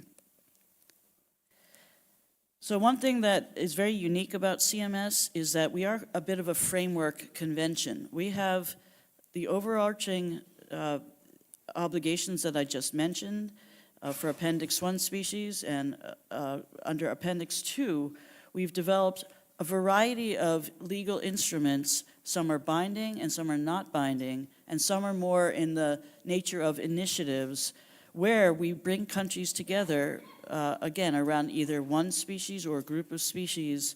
We facilitate the convening of the experts with the governments and find solutions to the issues. So the first group right underneath the slide, the 7 agreements, these are legally binding agreements. So for example, Eurobats, they tend to be regional. That's an agreement in Europe, and it deals with bat species in Europe. And so it's a very particular agreement. AWA is another big one. It's our African Eurasian Waterbirds Agreement. Sharks is interesting. So moving to MOUs, we then have 19 different what we call MOUs. These are MOUs among governments. It's not legally binding, but we do have a formal structure where we will convene the members of these MOUs at irregular intervals to support them in identifying priorities. One extreme is the Sharks MOU. It's a global instrument. So we have countries from around the world part of that, and that's because of the way that these species migrate that are listed under that MOU, whereas others might be very, very specific, like high Andean flamingos. So that can be very place specific. And finally, we have what we call initiatives, which are more, less of a heavy structure. And a good example is Central Asian Mammals Initiative, where there's a number of species that are shared among countries, and we, again, facilitate bringing those countries together around the issues that they face and the solutions. So in terms of key threats to migratory species, we did a major report that we launched last year, which I'll talk about in a moment, and we identified what are the main pressures on these species. And habitat destruction and fragmentation, especially from agriculture and infrastructure, remains one of the top threats. But it was interesting to see that for many species, overexploitation is actually the greatest threat. And more importantly, some of the taking of species, it's not for international trade. Some of the pressures are based on domestic uses. So we realize that there's a real gap in global attention to domestic pressure that's not traded for species that are taken. And so we're beginning to do some special focus on that. You also see other issues like wildlife disease, pollution. We deal with issues including noise pollution in the oceans and light pollution, which has become a fairly major issue around the world. Okay, one thing we also do is we have quite a few scientific reports. I mentioned we issued this major report last year on the state of the world's migratory species. We issued a major report on climate change at the Dubai Climate COP, and a report on health and on insect decline. This is an interesting one because no one's really focused on this issue in the UN system. But the fact is, if insects are declining, and that means the species that rely on them are also in trouble. So we did a focus study on this, and this is the kind of thing that's driven by party interest that says we really need to focus on these issues that are not being adequately addressed. So this is our flagship report that I've been mentioning here. I'm very proud of it. I sort of launched this idea at our COP in India in 2020, and we raised significant money to make this happen. It was worked on by the UNEP WCMC. They did a fantastic job. It's on our website, as I said. It's in English, Spanish, and French. And we got an amazing uptake in the media, which, again, we were very pleased with and a little surprised at. You see, we reached about 8 billion potential people were exposed to this report, with over 3,000 articles and news pieces in major outlets, many languages and countries.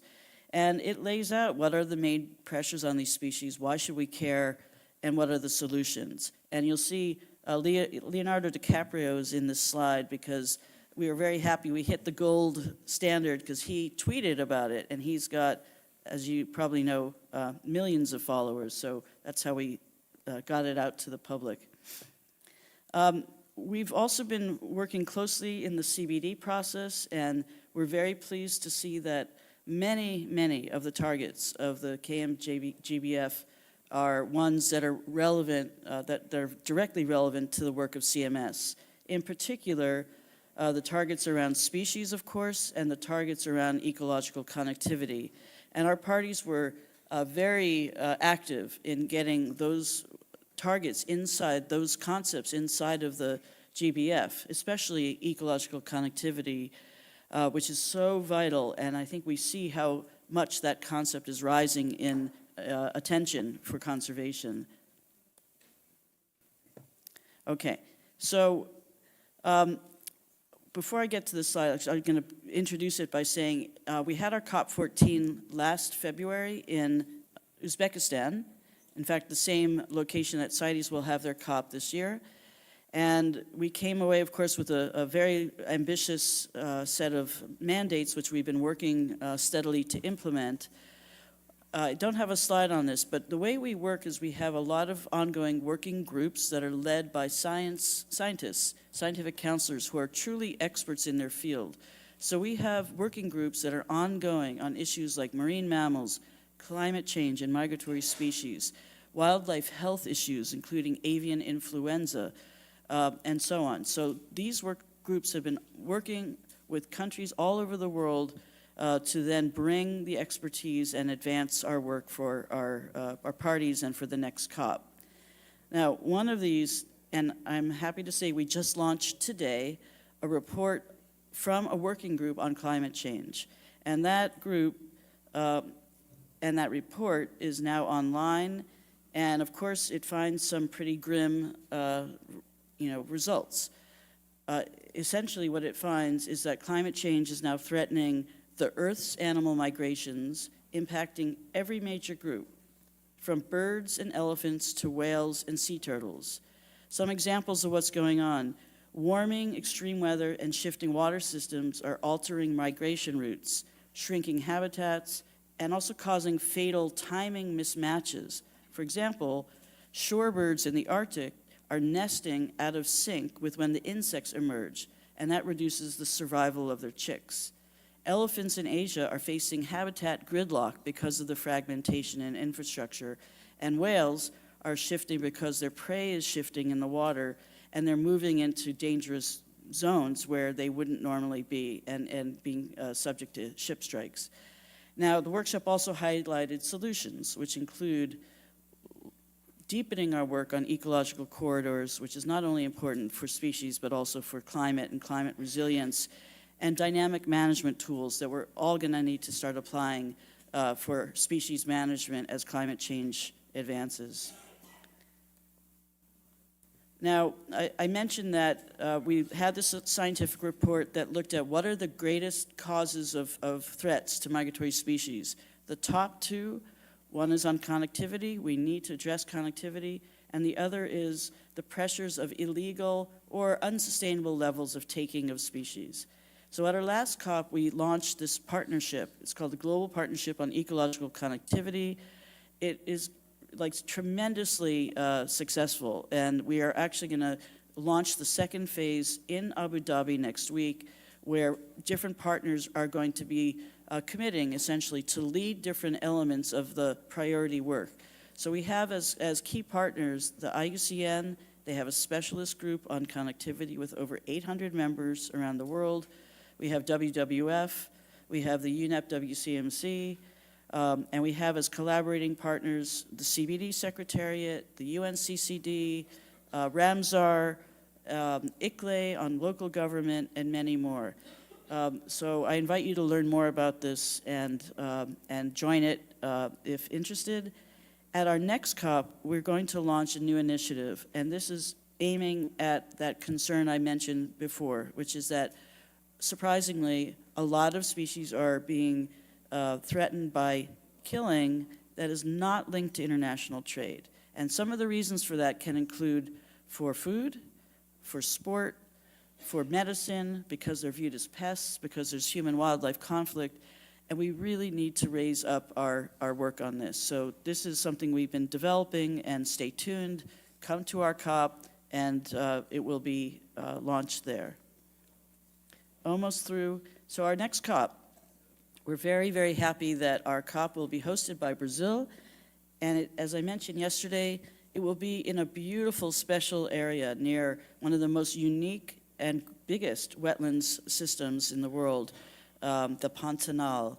And this is where not only the jaguar, but an amazing array of wild species and migratory species can be found, including, by the way, freshwater fish, which we expect to be a very big topic at this COP.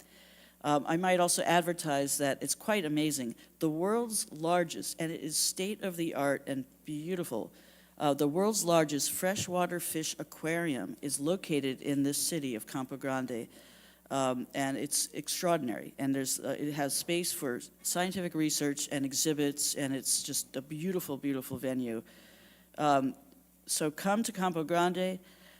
We will have, of course, a blue zone where the formal negotiations will be, a high-level segment, and the usual side events and an award ceremony for our champion donors. And for the first time, Brazil is going to create a green zone, and the importance of really having space for discussion of indigenous people and local communities, youth groups, and so on will be taking place at the university there. In terms of outcomes, and I think this is my last slide, we have, the outcomes you would be familiar with a COP. One is addition of new species. We are anticipating quite a number of new species will be proposed to be added to the treaty.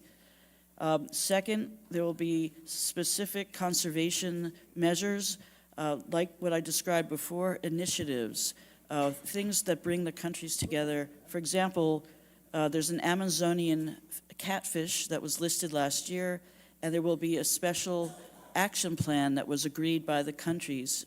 Just recently, they've put together an action plan to address the pressures. Finally, there will, of course, be negotiated outcomes. We have quite a large agenda of decisions and resolutions, as well as political declarations and most likely launches of some new reports. Registration, you can go to our website, and again, we really invite any country that's a non-party to try to come, because it's in the region, it's not far away, and it's the best way to find out more about what CMS does. Come as an observer, and you'll see, I like to call our COPs happy COPs, because it's really a very collaborative atmosphere among parties and conservation groups and experts, and everyone's in corners talking about how do we solve this issue. So I really hope to see many of you there. Thanks so much for making the space for this, and many thanks again to our host and to UNEP.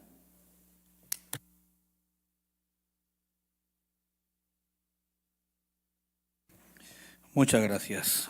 Ahora cedo la palabra al señor Payet, secretario ejecutivo de los convenios de Basilea, Rotterdam y Estocolmo. Bienvenido. Thank you very much, Mr. Chair. I have a presentation as well. I need the clicker. So it's my pleasure to give you an update on the three chemicals and waste conventions, which fall under the BRS Secretariat. First, we had as you know, we had our COPs earlier this year, at the end of April and beginning of May. We had over 2,000 plus participants and representing 182 parties and over 205 observers. And the theme for this year was making visible invisible, sound management of chemicals and waste. As you know, a lot of the issues around chemicals and waste is basically invisible, and we only see the results in terms of health costs and also impacts on wildlife and the environment. 55 decisions were adopted, including 8 joint decisions advancing the sound management of chemicals and waste. We also had a high-level segment, and I was very happy to welcome many of you to Geneva. We had over 80 ministers and other high-level representatives, and we had a number of exciting roundtables as well. In terms of each of the conventions, allow me to go through each quickly, the three conventions. We had, under the Basel Convention on Transboundary Movement of Hazardous Waste and Other Wastes, we had the adoption of technical guidelines with regards to persistent organic pollutant waste. We also initiated discussions on used textiles and textiles wastes. And then further work and discussions were held on electronic waste and plastic waste as well. The COP also adopted a new strategic framework for the convention for the period 2025 to 2031, and also adopted recommendations to improve the prior informed consent. There's also recommendations from the Compliance Committee as well in terms of support it provides to parties. And we adopted guidance on how to integrate actions to address needs of the convention into the Sustainable Development Cooperation frameworks.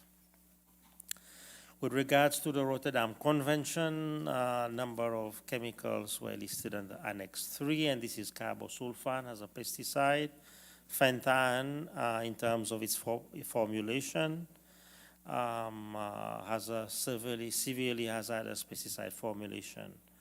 And both these will enter into force in next 3 weeks, in October 2025. 8 other chemicals were deferred to the next conference of the parties. In terms of enhancing the effectiveness of the convention, there were several activities initiated to enhance the effectiveness of the convention. And as you know, the Compliance Committee also adopted its work program. On the Stockholm Convention, very briefly, there was listing under Annex A to the Convention with specific exemptions, and that is related to the pesticide chlorpyrifos, and also to complex groups of chemicals called long-chain perfluorocarboxylic acid and medium-chain chlorinated paraffins, both important in industry and, of course, found in many consumer products. There's also a big discussion on adding a specific exemption to the listing of UV 328, which is an additive in plastic. On PCB, as you know, 2025-2028 deadlines are with us, and there was extensive discussion on how we mobilize resources for the further elimination of PCB, and we presented the GEF Global PCB Elimination Program, which is also engaging with several countries in the region. The Compliance Committee also adopted its work program, and the financial mechanism looked at how we can further enhance the implementation of the convention. As you know, the GEF is the financial mechanism for the Stockholm Convention. In terms of joint issues, the work on cooperation with UNIA and UNEP was enhanced. We looked at synergies in combating illegal traffic and trade in hazardous chemicals and waste, and there this is where we draw also cooperation with other MEAs, especially those dealing with trade-related issues such as CITES and so on, and Montreal Protocol, for example. There was also the development of resource mobilization strategy from non-state actors for Africa and the LAC countries. The venue of the next COP will be in Panama. I'll come to that very soon. Since we are in a high-level segment, I just wanted to share with you some of the key takeaways from our high-level segment. Ministers reaffirmed their commitment to implementation of the convention, underscoring their critical role in addressing pollution, biodiversity loss, and climate change as well. In terms of pollution, there were 15 actions agreed by the ministers and high-level delegations to reinforce synergies with climate action and biodiversity conservation. And of course, your discussion yesterday resonated very much with the outcome of this ministerial segment. There was an extensive discussion on circularity and circular economy, and 15 actions were also decided by the ministers in order to promote sustainable production and consumption, as well as to promote circularity when dealing with products and waste. And of course, in terms of means of implementation, there was extensive discussions which resulted in 29 actions to enhance the convention's implementation by improving access to technical assistance, clean and new technologies, as well as leveraging innovative financing, which I mentioned yesterday. We were proud to organize the first GEF MEA exchange, and there I had the pleasure, together with colleagues from the other multilateral environment agreements, to have panel discussions and also events together. Of course, missing there is my good friend Amy from CMS, who was somewhere else in the world at the time. In terms of this region, as you know, we have several regional centers in the region, one in Argentina, Brazil, Mexico, Panama, Trinidad and Tobago, and Uruguay. And these are the mechanisms that support implementation of the 3 conventions, but also including Minamata Convention, as well as the global framework on chemicals in the region. So as I mentioned before, the 2027 COPs will be held in Panama City, in Panama, at the generous offer of the government of Panama. We're in the process of finalizing the arrangements for this, and we are looking forward. This will be the first COPs held outside of Geneva since the 3 conventions came together.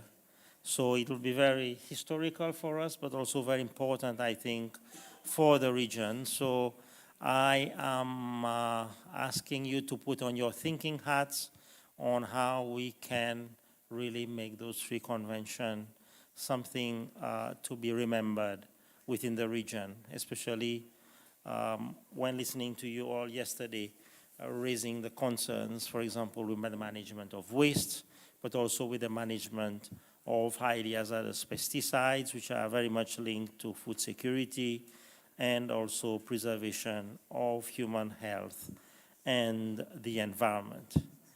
With these few words, Mr. Chair, I hand over to you. Thank you.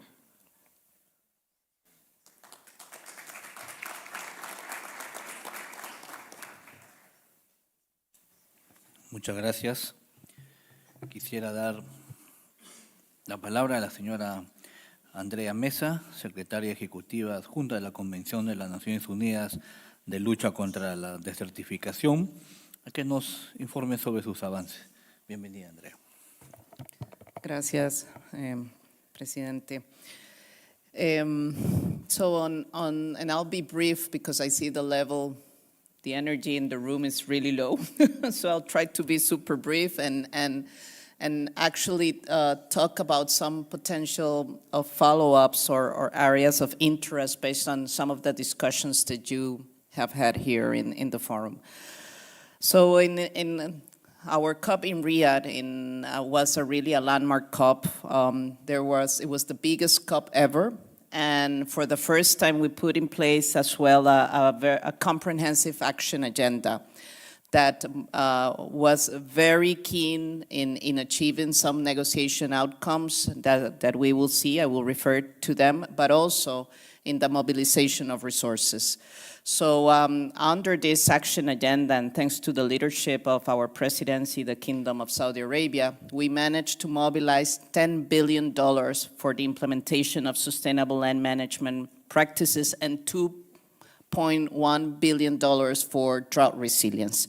So these were commitments that were announced, and now it will be very important to enter into the implementation of how we can really bring good projects, programs, so we can allocate these funds. And it's also a call to the region to be very active in a lot of these discussions to really make the needs and the priorities of the region visible in a lot of the forums related to our process. But in terms of the negotiation and the negotiation outcome, it was as well a very productive COP. A landmark COP decision on restoration of agricultural lands, and again, we saw in the room a good level of energy and convergence of different countries, and the COP decision, it's very comprehensive. It talks about soil health, it talks about nutrition, it refers to the global biodiversity framework, the Target 10. It is a very comprehensive COP decision, and it's an invitation to use it as well and to start seeing how we can make progress. And I will make a reference to one initiative that will be launched at Brazil related to restoration of agricultural lands. The other big and landmark COP decision was the creation of 2 Caucasus. And again, the region was super engaged in the negotiation, a lot of leadership coming from Brazil, from Chile, I'm from different countries, Mexico as well, very engaged in the negotiation, the creation of 2 caucuses. It was an innovation, one for indigenous peoples and one for local communities. And this will allow as well the participation of Afro-descendants, of comunidades campesinas, of a lot of local communities that can have a voice as well there in these 2 caucuses. And this was a big achievement, something that was not in the original agenda, but that came in and was a very interesting negotiation as well. Rangelands. And we heard the Vice Minister of Uruguay the other day mentioning about the importance as well of grasslands, rangelands, and for the incoming presidency, Mongolia, this will be a central topic. Next year will be the International Year of Rangelands and Pastoralists, and for them this will be as well a very central conversation. And then we launched the needs assessment, so it was clear that the need to mobilize billions as well to implement this agenda. And this is very linked with the engagement of the private sector. And it was as well as part of the COP decisions an initiative on the business for land and how we can work to engage the private sector in a more constructive way. The big issue was on drought resilience. There was a lot of expectations, a lot of achievements happened in the negotiation, but not a final COP decision on drought resilience. So the presidency will be convening as well some dialogues to see if we can find some landing zones before Mongolia and to really see what will be, again, the possible international regime to manage drought and to build resilience for this. And it's, again, an invitation to the region to be very proactive on ideas, on positions around these issues. Synergies, and this was as well a lot of very strong and clear language on synergies happening in many different COP decisions. So it's an invitation, and we will be sharing with you as well a table that shows the language of the different COP decisions on synergies, because now you have elements, entry points that could be used in the other processes and that you can be used to start in the implementation of this one. Action agenda, and I think that there is a lot of room as well to articulate and coordinate more the way that we are engaging non-state actors.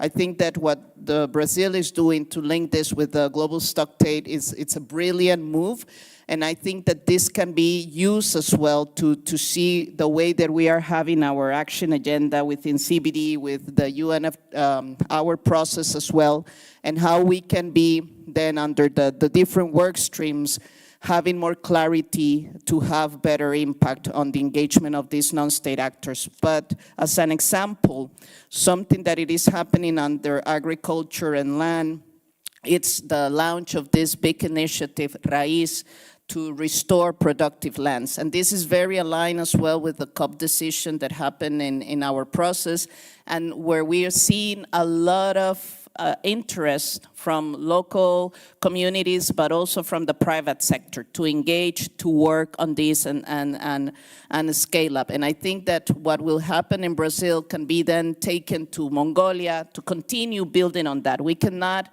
start reinventing the wheel on every COP, and I think that if we manage to have certain continuity, this will help us to have and achieve some impact.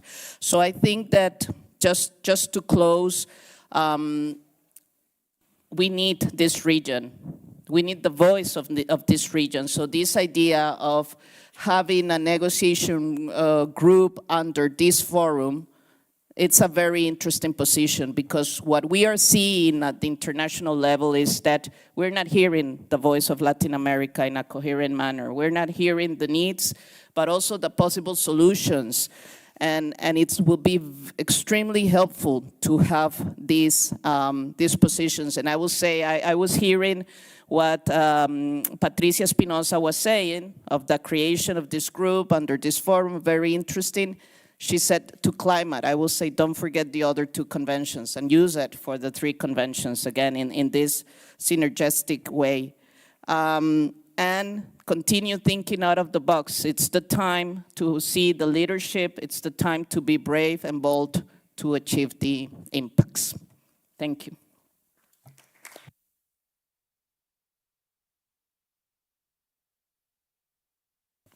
Muchas gracias, señora Mesa. Después de la abundante información que hemos recibido sobre múltiples acuerdos ambientales para asegurarnos de que les prestemos la atención que merecen, voy a invitar de forma inmediata a los participantes a compartir cualquier comentario o aporte que puedan brindar en el orden que se ha preestablecido. Señor, voy a dar la palabra al señor Oscar Caputi, viceministro de Ambiente de Uruguay. Gracias, señor presidente. Excelencias y distinguidas ministras y ministros, colegas de toda la región. Es un honor compartir unas palabras en este foro sobre un hecho de enorme trascendencia para la gobernanza ambiental internacional, como lo fue la reciente creación del Panel de Ciencia y Política sobre Productos Químicos, Desechos y Contaminación. Este panel representa un nuevo pilar global en la lucha contra uno de los desafíos más graves y urgentes de nuestro tiempo. Al igual que el IPCC, en el ámbito de cambio climático o el IPBES en biodiversidad, este mecanismo permitirá canalizar el conocimiento científico hacia decisiones políticas informadas, eficaces y justas. Su importancia radica en varios aspectos fundamentales. Nos brinda un marco independiente y transparente para identificar riesgos, visibilizar impactos y apoyar a los países en la construcción de políticas públicas basadas en evidencias. Permite respuestas coordinadas a un problema que no reconoce fronteras, como lo son la contaminación química y la gestión de desechos. Promueve una participación amplia y diversa e inclusiva de la comunidad científica mundial, integrando disciplinas, regiones, género y saberes tradicionales. Refuerza la confianza en el multilateralismo como vía legítima y necesaria para alcanzar soluciones globales. Para Uruguay, país anfitrión de la reunión que consolidó su establecimiento, este logro tiene un valor especial. Nos confirma como un actor comprometido con la cooperación internacional y coherente con una trayectoria de avances en materia ambiental, desde la transformación de nuestra matriz energética y la creación del Ministerio de Ambiente, hasta nuestra activa participación en los principales convenios multilaterales. Haber sido sede de este proceso histórico es un motivo de orgullo, pero sobre todo una responsabilidad compartida. Acompañar el desarrollo del panel, fortalecer su legitimidad y asegurar que su trabajo se traduzca en beneficios concretos para nuestra región y para las generaciones futuras. Colegas, el Panel de Ciencia y Política sobre Productos Químicos, Desechos y Contaminación no es solo un nuevo organismo internacional, es una herramienta para proteger la salud de nuestra gente, preservar nuestros ecosistemas y garantizar un futuro sostenible para América Latina, el Caribe y el mundo. Muchas gracias.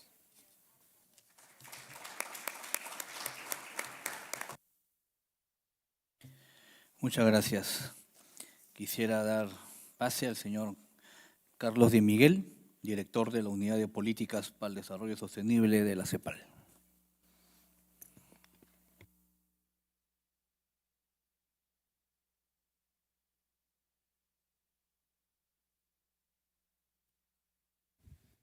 Muchas gracias, Presidencia. En primer lugar, en nombre de la CEPAL, quería felicitar al Gobierno del Perú por su intermedio y al PENUMA por la excelente organización de este foro. Son muchas cosas que la CEPAL puede hacer por este foro, desde los trabajos que hacemos en economía de cambio climático, economía circular, transición justa, minería responsable o estadísticas a través de la conferencia de estadísticas. pero por la naturaleza de la sesión me referiré solo a un tema, que es el acuerdo regional sobre el acceso a la información, la participación pública y el acceso a la justicia en asuntos ambientales, que como saben es una MUMA regional depositado ante el Secretario General de las Naciones Unidas y que tenemos el privilegio de contar en la región. Ese acuerdo tiene que ver con derechos procedimentales y los derechos procedimentales están al centro de los elementos, de las herramientas que tenemos para alcanzar el cumplimiento de los otros AMUMAs, pero también para alcanzar el desarrollo sostenible en América Latina y el Caribe. En la CEPAL tenemos 3 prioridades a la hora de abordar el desarrollo sostenible en una forma integral. Eliminar las trampas del crecimiento, la baja capacidad para crecer, los temas de desigualdad y baja cohesión social y las capacidades institucionales. El Acuerdo de Escazú está al centro de todos ellos. No vamos a crecer haciendo lo mismo que hacíamos siempre, es decir, explotar los recursos naturales en vez de gestionarlos bien correctamente y entonces seguiremos con tasas de crecimiento menores al 2%. No vamos a mejorar la desigualdad y la cohesión social si no involucramos a todos los actores en las decisiones que nos ocupan y para eso el Acuerdo de Escazú precisamente se focaliza en las personas y grupos en situación de vulnerabilidad, pero en todos los actores y su participación informada. Y finalmente, la gobernanza es el elemento central para alcanzar el desarrollo sostenible. La correlación entre crecimiento económico, desempeño ambiental y capacidades institucionales, Estado de Derecho y gobernanza es clara, está contrastada. El Acuerdo de Escazú está avanzando en la región. Ya son 18 partes, hay un liderazgo claro del Uruguay como presidencia, más Argentina, México, Santa Lucía y Antigua y Barbuda. Y en la pasada conferencia de las partes hubo varias decisiones que les interesan a todos ustedes. En el pilar de acceso a la información, con la OCDE estamos trabajando en el desarrollo de registros de emisiones y transferencia de contaminantes. Solo 2 países tienen. Y eso es una herramienta básica para hacer buena política pública basada en información. También estamos avanzando con la Organización de Estados del Este del Caribe, en desarrollo de sistemas de información ambiental, pero también en indicadores y estadísticas, junto con nuestra división de estadística en la CEPAL y la división de estadística de la sede en Nueva York.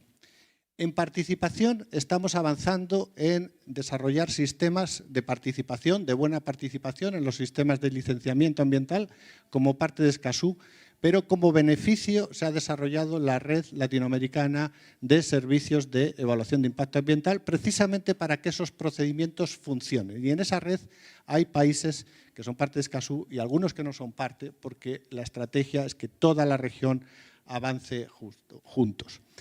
Se han mencionado estos días algunos elementos asociados precisamente a los delitos ambientales. El Acuerdo de Escazú tiene un pilar de acceso a la justicia, donde hay provisiones para generación de pruebas de daño ambiental, pero también un párrafo sobre cooperación para atacar los delitos ambientales en América Latina y el Caribe. Y precisamente quiero ponerles un ejemplo de cooperación con los AMUMAs. Hace 3 semanas fue la reunión de América Latina y el Caribe de la Convención de Minamata, otra convención ambiental, en la sede de la CEPAL, donde precisamente trabajamos conjuntamente en uno de los elementos centrales, que es la minería ilegal del oro, que entra en ese párrafo del Acuerdo de Escazú, pero que es esencial para abordar el tema del mercurio en América Latina y el Caribe. El Acuerdo de Escazú también tiene provisiones transversales. Estamos avanzando en la transversalización de la perspectiva de género en la implementación, que eso es uno de los elementos centrales y que se ha mencionado mucho en este foro. Y también ya hay, gracias al liderazgo de Chile, del Ecuador y de San Kitts y Nevis, hay un grupo de trabajo sobre personas defensoras de derechos humanos en asuntos ambientales donde ya hay un plan de acción y se está trabajando en medidas concretas y ahora mismo en un diagnóstico regional.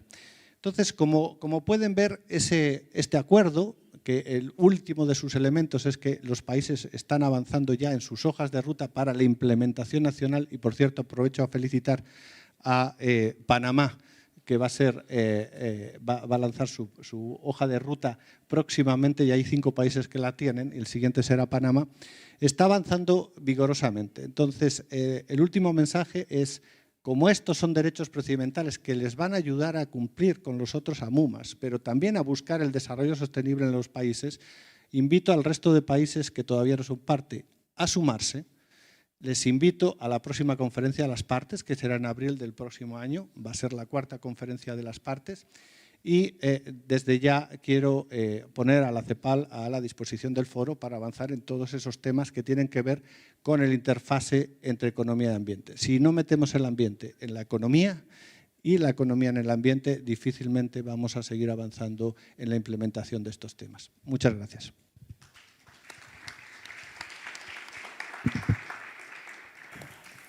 Muchas gracias. Quisiera agradecer una vez más a todos y todas los representantes que nos han acompañado en esta sesión.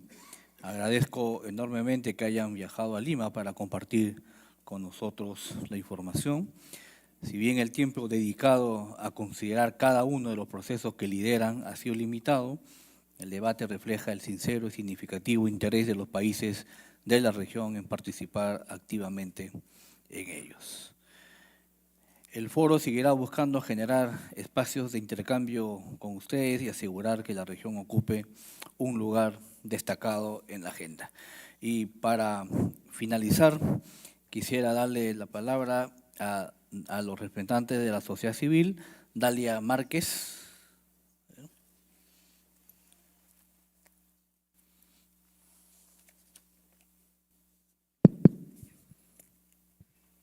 Estimado presidente, muchas gracias. Yo soy Dalia Márquez, del Grupo Principal de Mujeres, y estoy hablando en representación de todos los grupos principales de la región.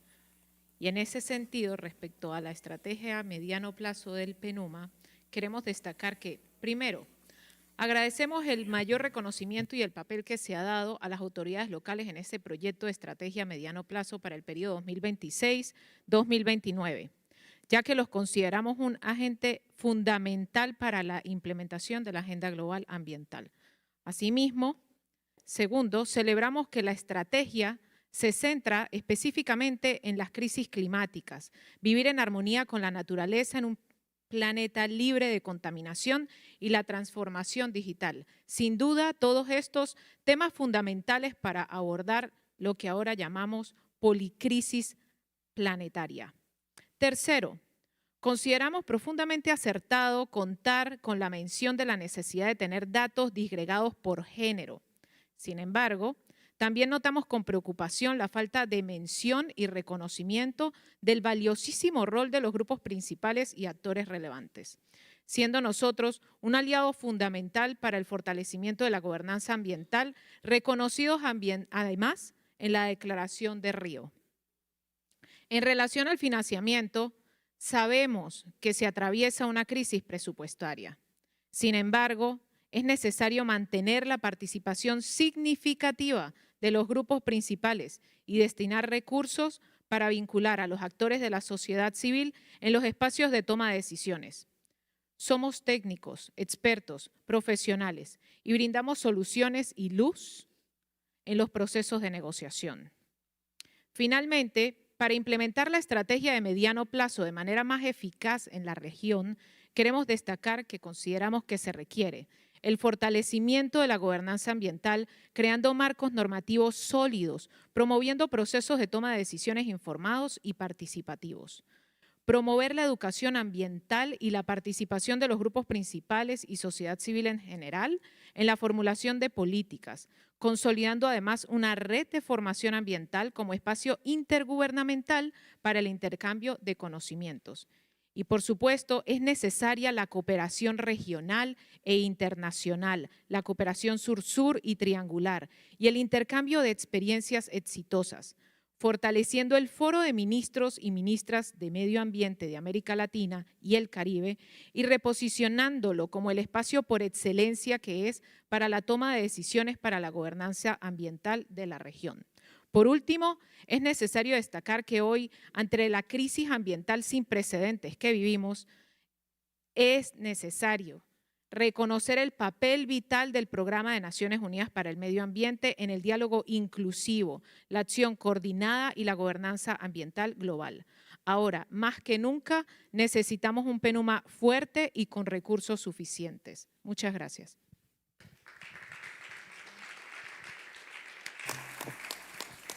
Muchas gracias. Y finalmente damos la palabra al señor Alejandro Luque. Muchas gracias, señor presidente, distinguidas ministras, ministros, delegados. Bueno, pues en representación hablaré de los grupos principales y actores relevantes de la región. Y ya habiendo llegado a los últimos momentos de este 24ª reunión de este histórico y pionero organismo regional, y tras escuchar sus intervenciones, intereses, planes, y tras los meses de planeación y arribo esta semana, tenemos 3 consideraciones finales que deseamos compartir con respecto a el rol de este foro con los acuerdos ambientales multilaterales. Y primero, con respecto a la identidad de este foro, sentimos que se ha perdido la atracción de este espacio. Este foro, al ser el más antiguo de su tipo, con 43 años de trayectoria, es y debería ser el pilar fundamental, rodeado por todos los acuerdos ambientales multilaterales y el encuentro para estrategizar estas posiciones en conjunto, una discusión con acuerdos concretos. Insistimos a ustedes, ministras y ministros, y tanto a las presidencias saliente como a la entrante, impulsar este foro regional de ministras y ministros y sus equipos de cooperación para que la UNEA y el PENUMA sean priorizados en la agenda internacional de todos nuestros estados. Y consideramos bastante inadmisible que ministras y ministros y varios de sus equipos no conozcan este foro. Pues claro, este espacio principal a nivel regional en materia vinculante ambiental es el único espacio donde vamos a tener las y los ministros durante 16 horas, divididos en 2 días, discusión para decidir los siguientes 2 años en materia política ambiental de la región. Y por ende eso nos trae a nuestro segundo punto, y si bien es cierto, entendemos que hay agendas diversas y es difícil elegir a cuál asistir, y por aquello algunas delegaciones, entendemos, no pudieron confirmar a sus delegados, reconocemos además que existe una gran cantidad de acuerdos ambientales multilaterales cuyas reuniones se realizan de manera muy cercana, y esto pues ocasiona que se sobrepongan entre sí, y que en consecuencia se traduce que sus delegaciones y sus equipos reducidos, sobre todo debido a presupuestos limitados, pues tengan que traducirse en más emisiones, más reportería y menos tiempo para la implementación. En ese caso, ministras y ministros, entendiendo el contexto actual de nuestra región y el mundo con respecto a los recursos financieros, que todos entendemos bien, es que insistimos en reforzar el mandato de la UNEA como principal órgano de toma de decisión en el mundo en materia ambiental, reforzar el rol de Nairobi y el PENUMA como sedes del multilateralismo ambiental, como sede de las sinergias de las convenciones, y reorganizar las reuniones de las convenciones, o al menos algunas de las que tenemos presentes aquí, como las de Río, debido a su naturaleza, para que puedan tener un solo lugar bajo un gran paraguas llamado UNEA, donde todas las delegaciones puedan reunirse a discutir con la calma de Nairobi temas únicos, integrados y no aislados. Y esa puede ser la propuesta de nuestra región para la UNEA. Y como último y tercer punto, ministras y ministros, con respecto al segundo objetivo de la nota conceptual de esta sesión, consideramos que faltó agregar a un grupo de actores cruciales dentro del objetivo facilitar el diálogo entre los estados y los acuerdos ambientales multilaterales. Y en este caso es la participación de los grupos principales reconocidos tanto en la Declaración de Río como en la Agenda 21 y en la misma UNEA, del cual este foro sigue sus reglas de procedimiento, UNEA 3/3, como fundamentales en los espacios de toma de decisiones de gobernanza ambiental, y por ello les solicitamos incluir y reconocer el rol esencial de estos grupos principales como fundamentales actores en este espacio. Deseamos asimismo reconocer iniciativas como el Grupo de Amigos de Grupos Principales que se lleva en Nairobi ante el PENUMA y del cual Chile tuvo la oportunidad de presidir en su primer ciclo hasta hace poco, para reforzar estos diálogos regionales con estos actores. E insistimos, así como lo hemos hecho desde estos grupos principales en los últimos meses, en el último año, es el seguimiento a la resolución UNEA/EA 6/3, que es este refuerzo del papel y viabilidad de los foros regionales. Para concluir, ministras y ministros, así como lo hemos repetido en todas nuestras intervenciones, prioricemos, por favor, el derecho humano fundamental al ambiente sano, Además, insistimos en la importancia de continuar fortaleciendo el mandato de los grupos principales en el camino a la UNEA 7 y sus resoluciones, y como repetimos siempre en los correos que les ha llegado a varias de sus delegaciones, sigamos fortaleciendo la gobernanza ambiental juntas y juntos. Muchísimas gracias.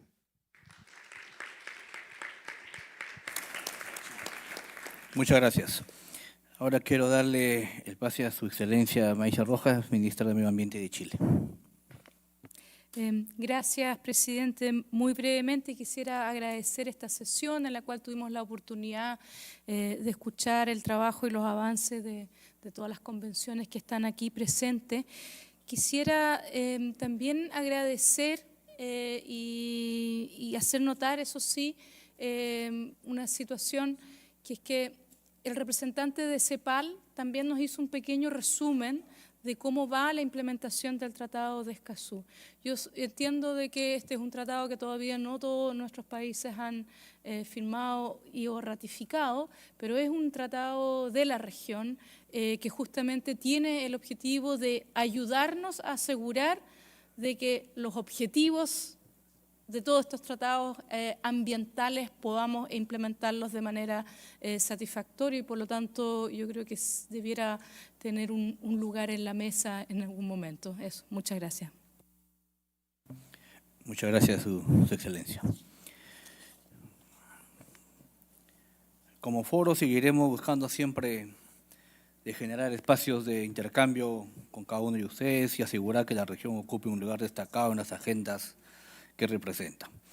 Con esto hemos llegado al final del periodo de debate sobre temas regionales y globales y si me permiten voy a entrar al punto 12 del orden del día, que es la elección de la mesa directiva.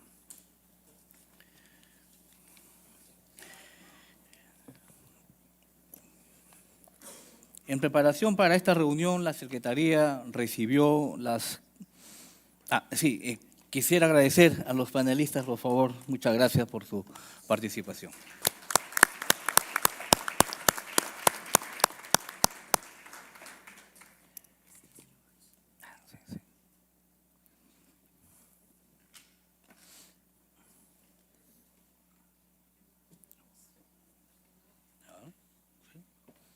Okay. Estaba comentando que en preparación para esta reunión la Secretaría recibió las candidaturas de cada uno de los 4 grupos subregionales. El Caribe, los Andes, Mesoamérica, Cono Sur, para constituir la mesa directiva. El presidente ha recibido los resultados de este grupo y me complace informar que la mesa directiva de la 25ª reunión del Foro de Ministros y Ministras de América Latina y el Caribe estará integrado por los ministros de los siguientes países. Por Mesoamérica, Panamá y Guatemala. Por el Cono Sur, Chile y Paraguay. Por el Caribe, República Dominicana y Barbados. Por los Andes, Colombia y Perú. De no haber objeciones, esta será la composición de la próxima mesa directiva.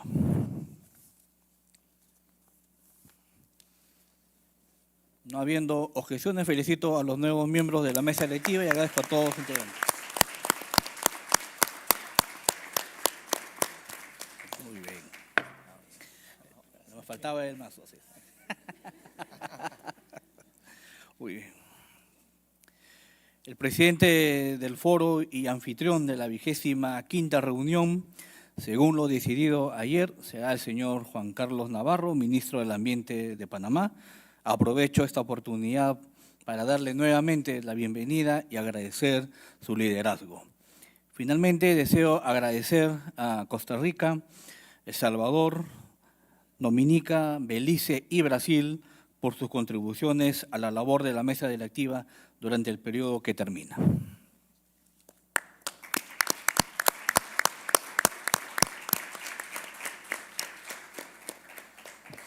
Si me permiten sus excelencias, iré al punto 13 del orden del día, que es la adopción de la decisión.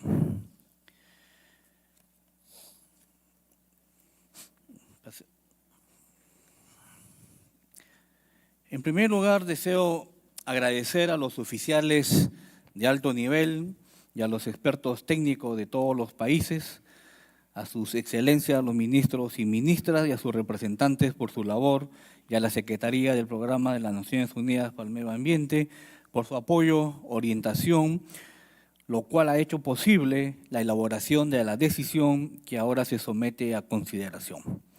Deseo recordar que nuestros países acordaron en esta ocasión elaborar una decisión única orientada por las 6 prioridades de trabajo recientemente definidas por el Foro.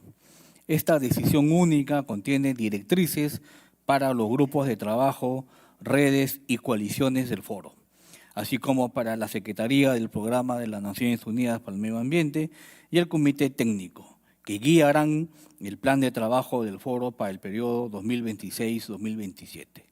La decisión integra los planes y programas que se presentaron en esta reunión y continuará trabajando en las 6 prioridades de trabajo del Foro. Si no hay objeciones, se adoptaría la decisión. ¿Tiene? La palabra para Panamá. Guatemala, perdón. Gracias, presidente. Solo un punto técnico pequeño pero importante para Guatemala. En 3 puntos del documento se hace referencia a conocimientos ancestrales de los pueblos indígenas, en el punto 24, 35 y 46. 76, perdón. 68. Perdón, es 24, 35 y 68. En esos 3 puntos se habla de conocimientos ancestrales de los pueblos indígenas y a continuación se menciona y de las comunidades locales. Quisiera solicitar si se puede considerar que las comunidades locales se hable de conocimiento tradicional, ya que hay una pequeña pero importante diferencia. Un conocimiento ancestral de los pueblos indígenas proviene de siglos de habitar las regiones de Latinoamérica y el Caribe, mientras que las comunidades locales, su conocimiento más que ancestral es tradicional, porque pues, su habitación del territorio es más corto. Entonces, quisiera proponer que dijera conocimientos ancestrales de los pueblos indígenas, así como el conocimiento tradicional de las comunidades locales. Esa sería la solicitud, si se puede considerar, presidente. Gracias. Muchas gracias.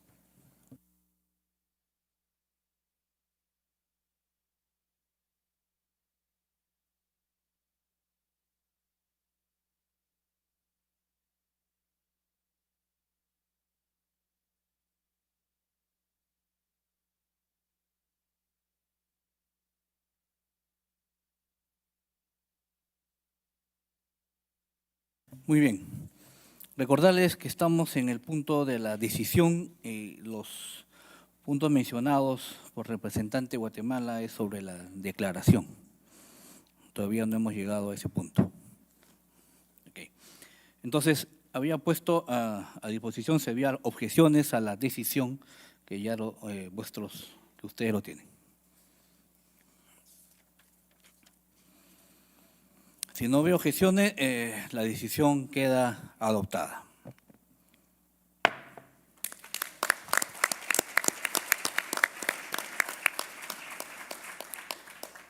En cuanto al Comité Técnico Interagencial,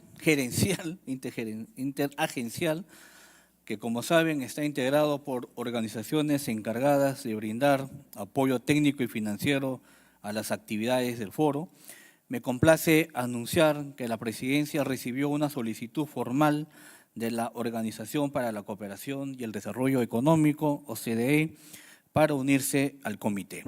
Esta solicitud fue considerada y aprobada por la mesa directiva y ahora se presenta al Foro para su consideración. Si no hay objeciones, la OCDE se uniría al Comité Técnico Interinstitucional. ¿No hay objeciones?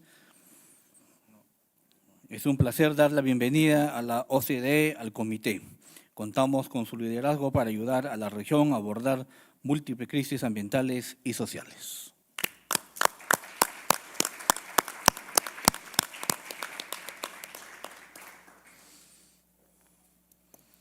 Sus Excelencias, ahora pasamos al punto 14 del día, y aquí sí es adoptar la declaración ministerial. A continuación, me complace referirme a la declaración ministerial de la 24ª reunión del Foro. La declaración de Lima es el resultado de las consultas realizadas por la Presidencia antes de esta reunión y que también fue considerada por el segmento de oficiales de alto nivel. Agradeciendo a todos los que contribuyeron a la elaboración de este texto, con las observaciones de Guatemala, ¿quedan incluidas las observaciones de Guatemala? A ver. Vamos mejor a proyectarle para que la Secretaría pueda dar cuenta.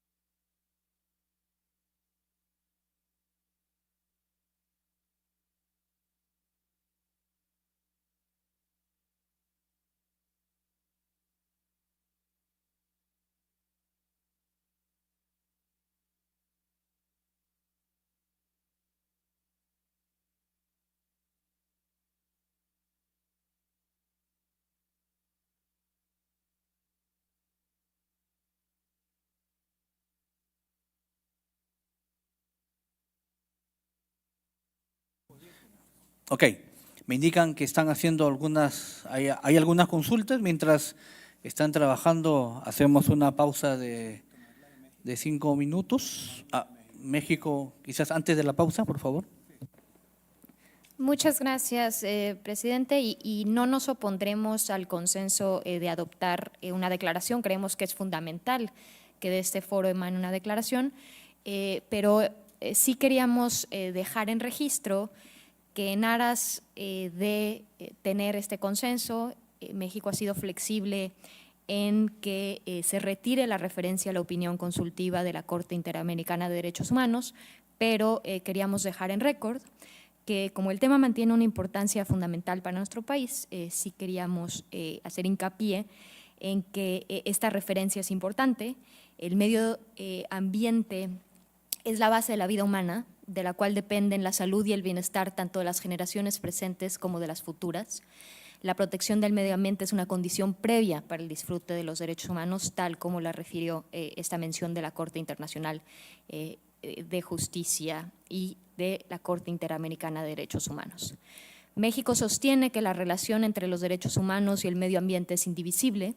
Por ello, reconoce la importancia de consolidar un marco jurídico que integre de manera efectiva los derechos humanos y la protección del medio ambiente, destacando el papel del Sistema Interamericano de Derechos Humanos como referente regional en esta materia.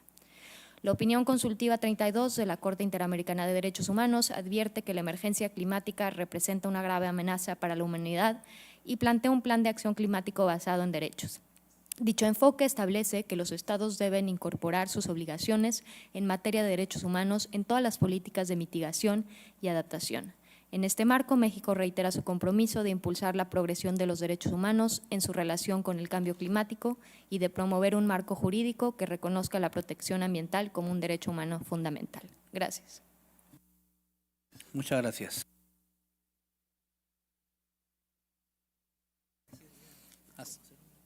Hacemos un break de unos 10 minutos mientras vamos atendiendo a las consultas de Guatemala y de México. Gracias.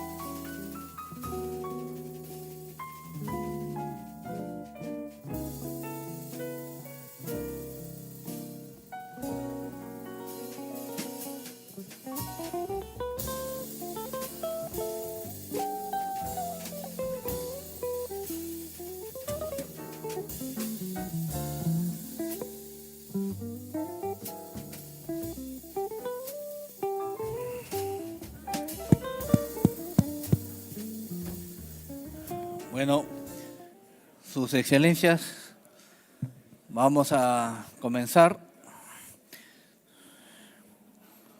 Pido a las delegaciones que están aún en el lado exterior del auditorio puedan presentarse al auditorio. Muchas gracias.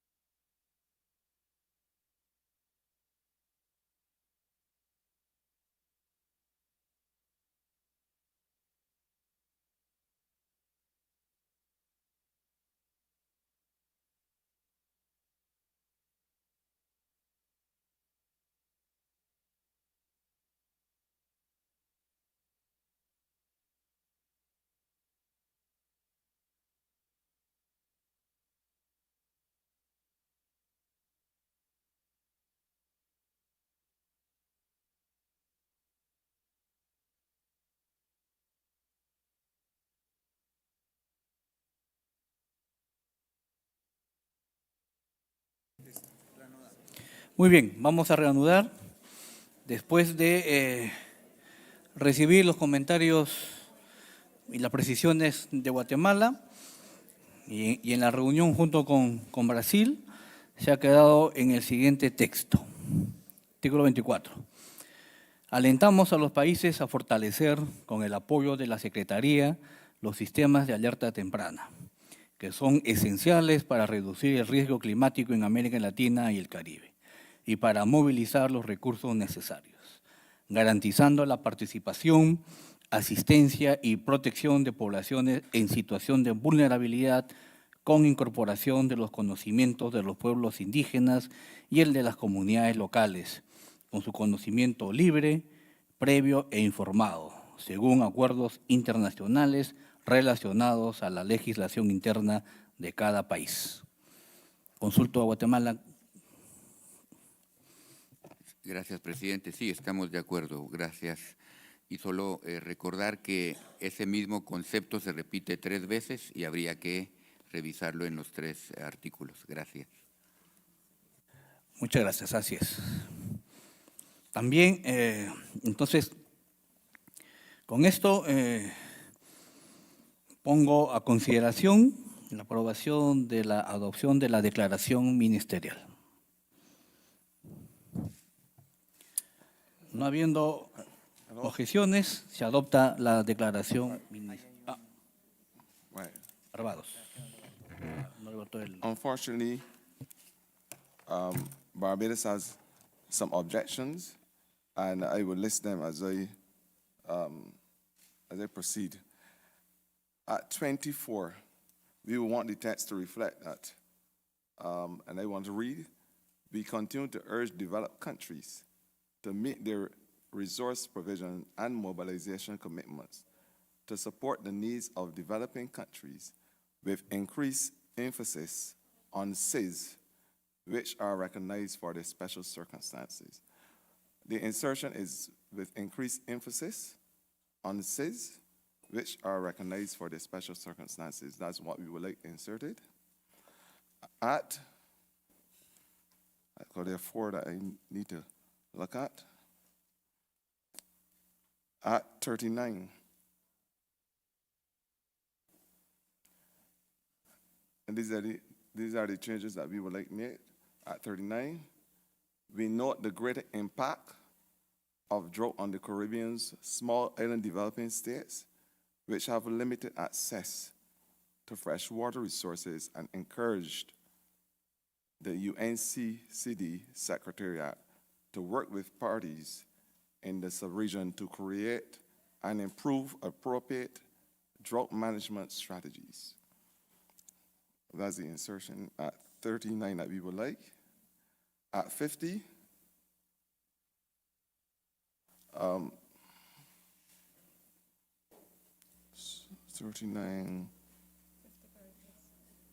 50.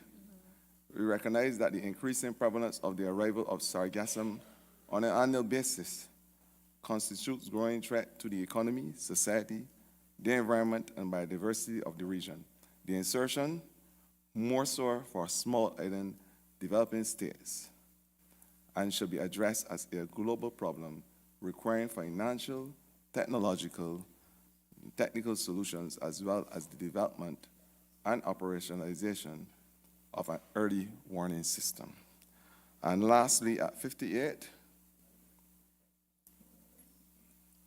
we will want inserted at the end of coordination, we also recognize the Bridgetown Initiative 3.0 as a financial model to provide concessionary financial opportunities for SIDS and developing countries. Those are the changes that I would like implemented.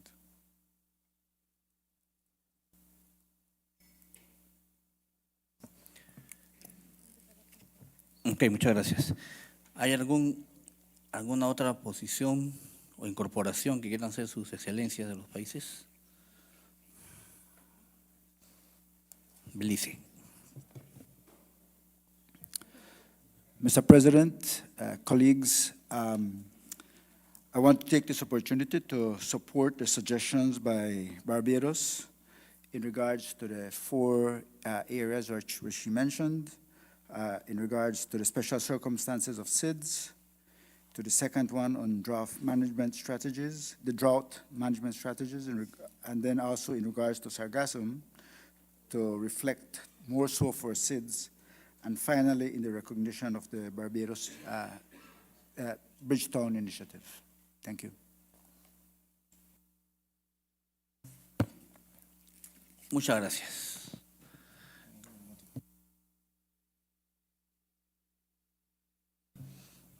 Ok, gracias.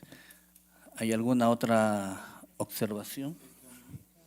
Dominica. A ver. Dominica. Thank you. Thank you very much, Chair. I just want to support the comrade from Small Island States, Barbados, especially with the drought insertion. Yes, I would like to support the insertion by Barbados, supported by Belize. We think that as part of the conversation moving forward with that declaration, that there has been some serious emphasis on small island states. It is very clear to us that small island states, countries in the Amazon, also the Southern Cone, are an important part of our Latin American and Caribbean region. But also it's very important that we have particular situations that make us very vulnerable in the small island states, particularly hurricanes. And I could testify on the Dominica story after 2017, a massive Hurricane Maria. And also the cross-border of sargassum in the waters of the Caribbean. That's critical. And also for small island states, the issues of drought and ever changing weather conditions. So it's very important to insert the importance of highlighting small island states as part of our regional declaration. Thank you very much. Muchas gracias. Brasil.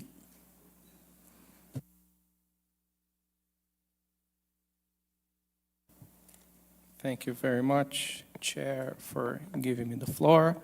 And we thank the comments recently made by delegations. Brazil has no objection to highlighting the particular situation of small island developing states, but at the same time, given that we have been carrying on this process for a considerable amount of time, months, weeks, and even this week, for Brazil, we need to see this reflected on the screen so that I can have a proper look.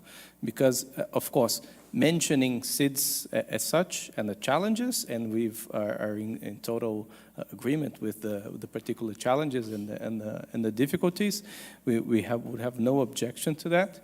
But the specific terms of which we're referring, I understand that this was highlighted verbally, but for me to accept a declaration on behalf of my country, we need to see this reflected on the screen.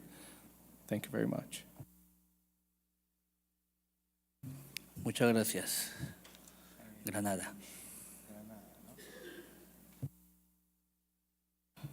Thank you so very much, Mr. Chair.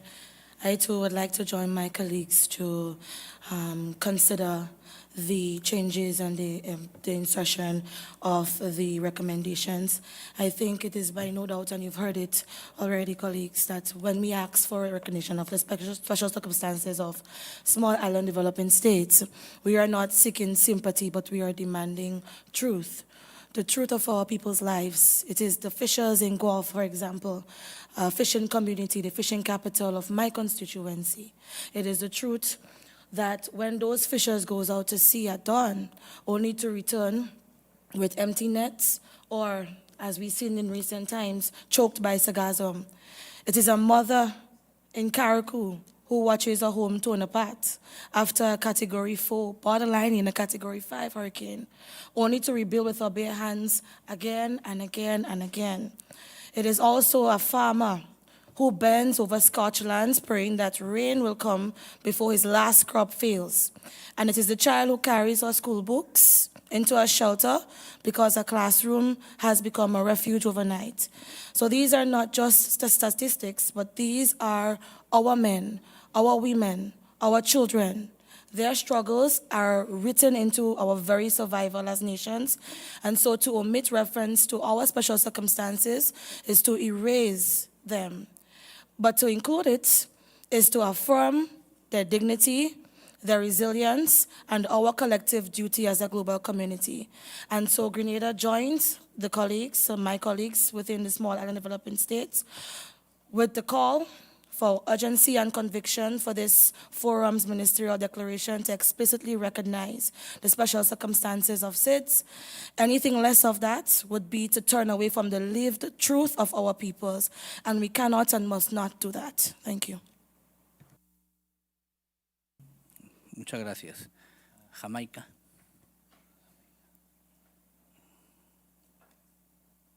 Thank you. But I suspect I was behind Panama and St. Kitts and Nevis, so perhaps I could yield to them and then come after. Gracias. Cristóbal y Nieva. Por favor. Thank you. Thank you, Chair, and thank you for being so collegiate. Jamaica. St. Kitts and Nevis also wants to lend support to Barbados' position on recognition of the Bridgetown Initiative. It's globally recognized, and on the position of droughts and also sargassum affecting small island developing states in the Caribbean in particular. And we also want to support the insertion of text as it relates to small island developing states, and I support Brazil that it would be useful to see this text on the screen as I reference particular sections, paragraph 13, 24, and 25, where the references to developing countries should also extend to small island developing states. Paragraph 13, the last sentence where we are saying technical assistance and technology transfer by developing countries to developing countries and small island developing states, in line with the relevant multilateral agreements and principles of common but differentiated responsibilities. In paragraphs 24, we continue to urge developed countries to meet their resource provision and mobilization commitments to support the needs of developing countries and small island developing states within the framework, etc. And paragraphs 25, we urge international financial institutions, as well as UNFCCC financial mechanism and climate funds to guarantee access to developing countries and small island developing states in a fair, flexible, equitable, and non-discriminatory and timely manner through instruments that do not increase their indebtedness.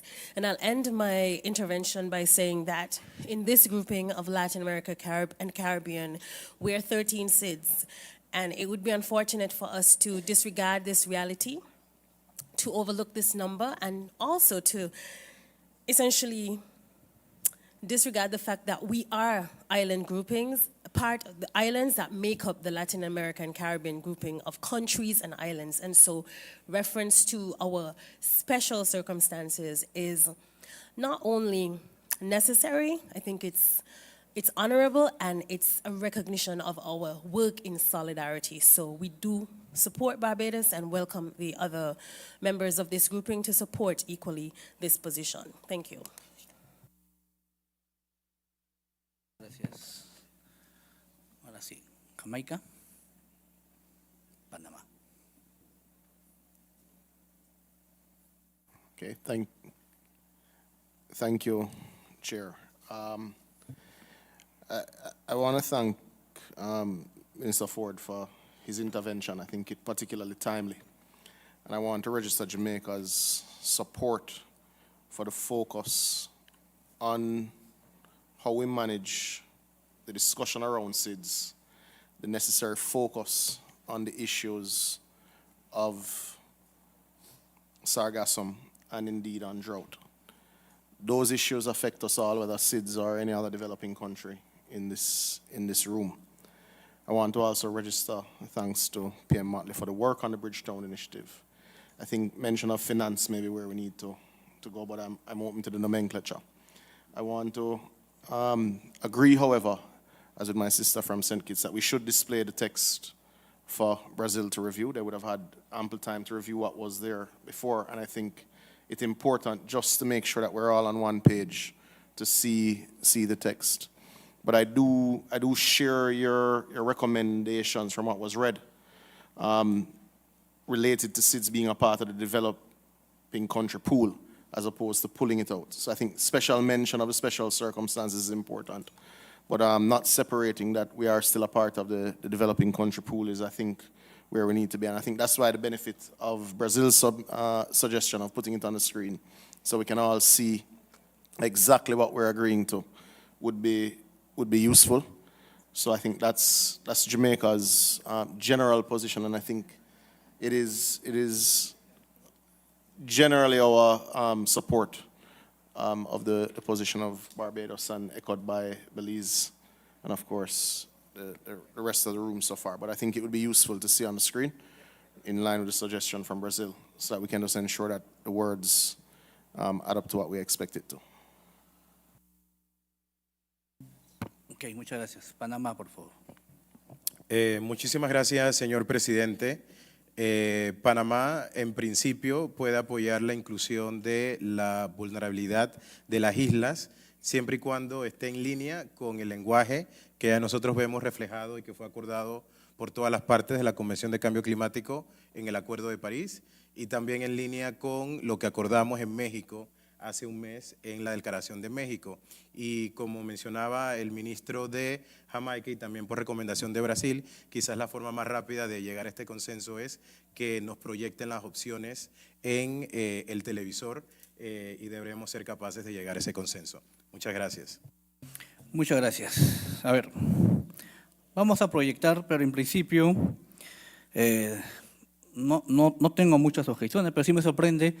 Este documento se viene trabajando hace más de 2 meses y el día lunes y martes también han estado los funcionarios de alto nivel y no hemos tenido ninguna observación y que el día de hoy salen estas observaciones.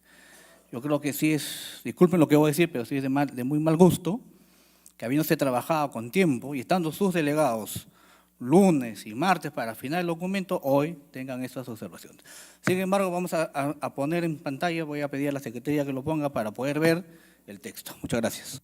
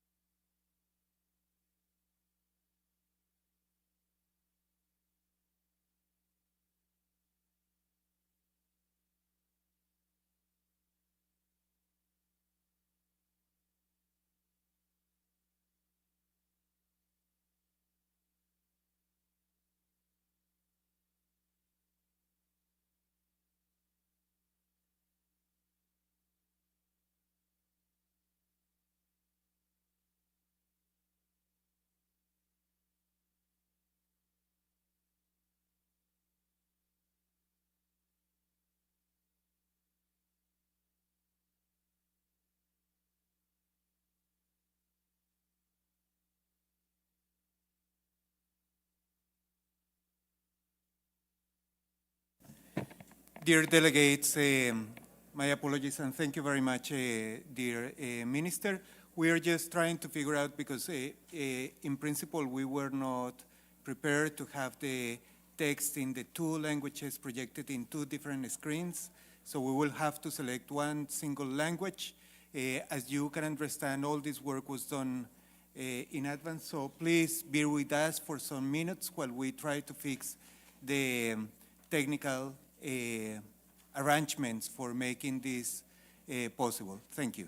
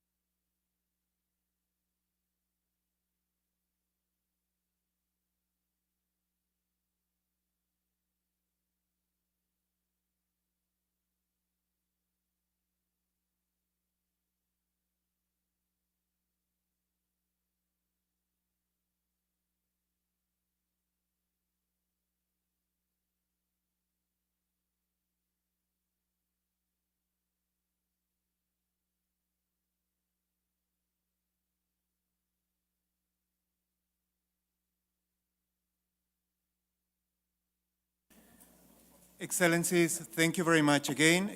Just to inform that we will project just in English, the English version in all screens. The teams will be working simultaneously on the translation of the document to Spanish. So please, we kindly request you to have the text prepared because, of course, as you know, this will be done on a screen, so it can be very time consuming, and we will need to have your proposals, your specific proposals being read slowly so we can capture them and you can see the changes that you want to see. Thank you very much.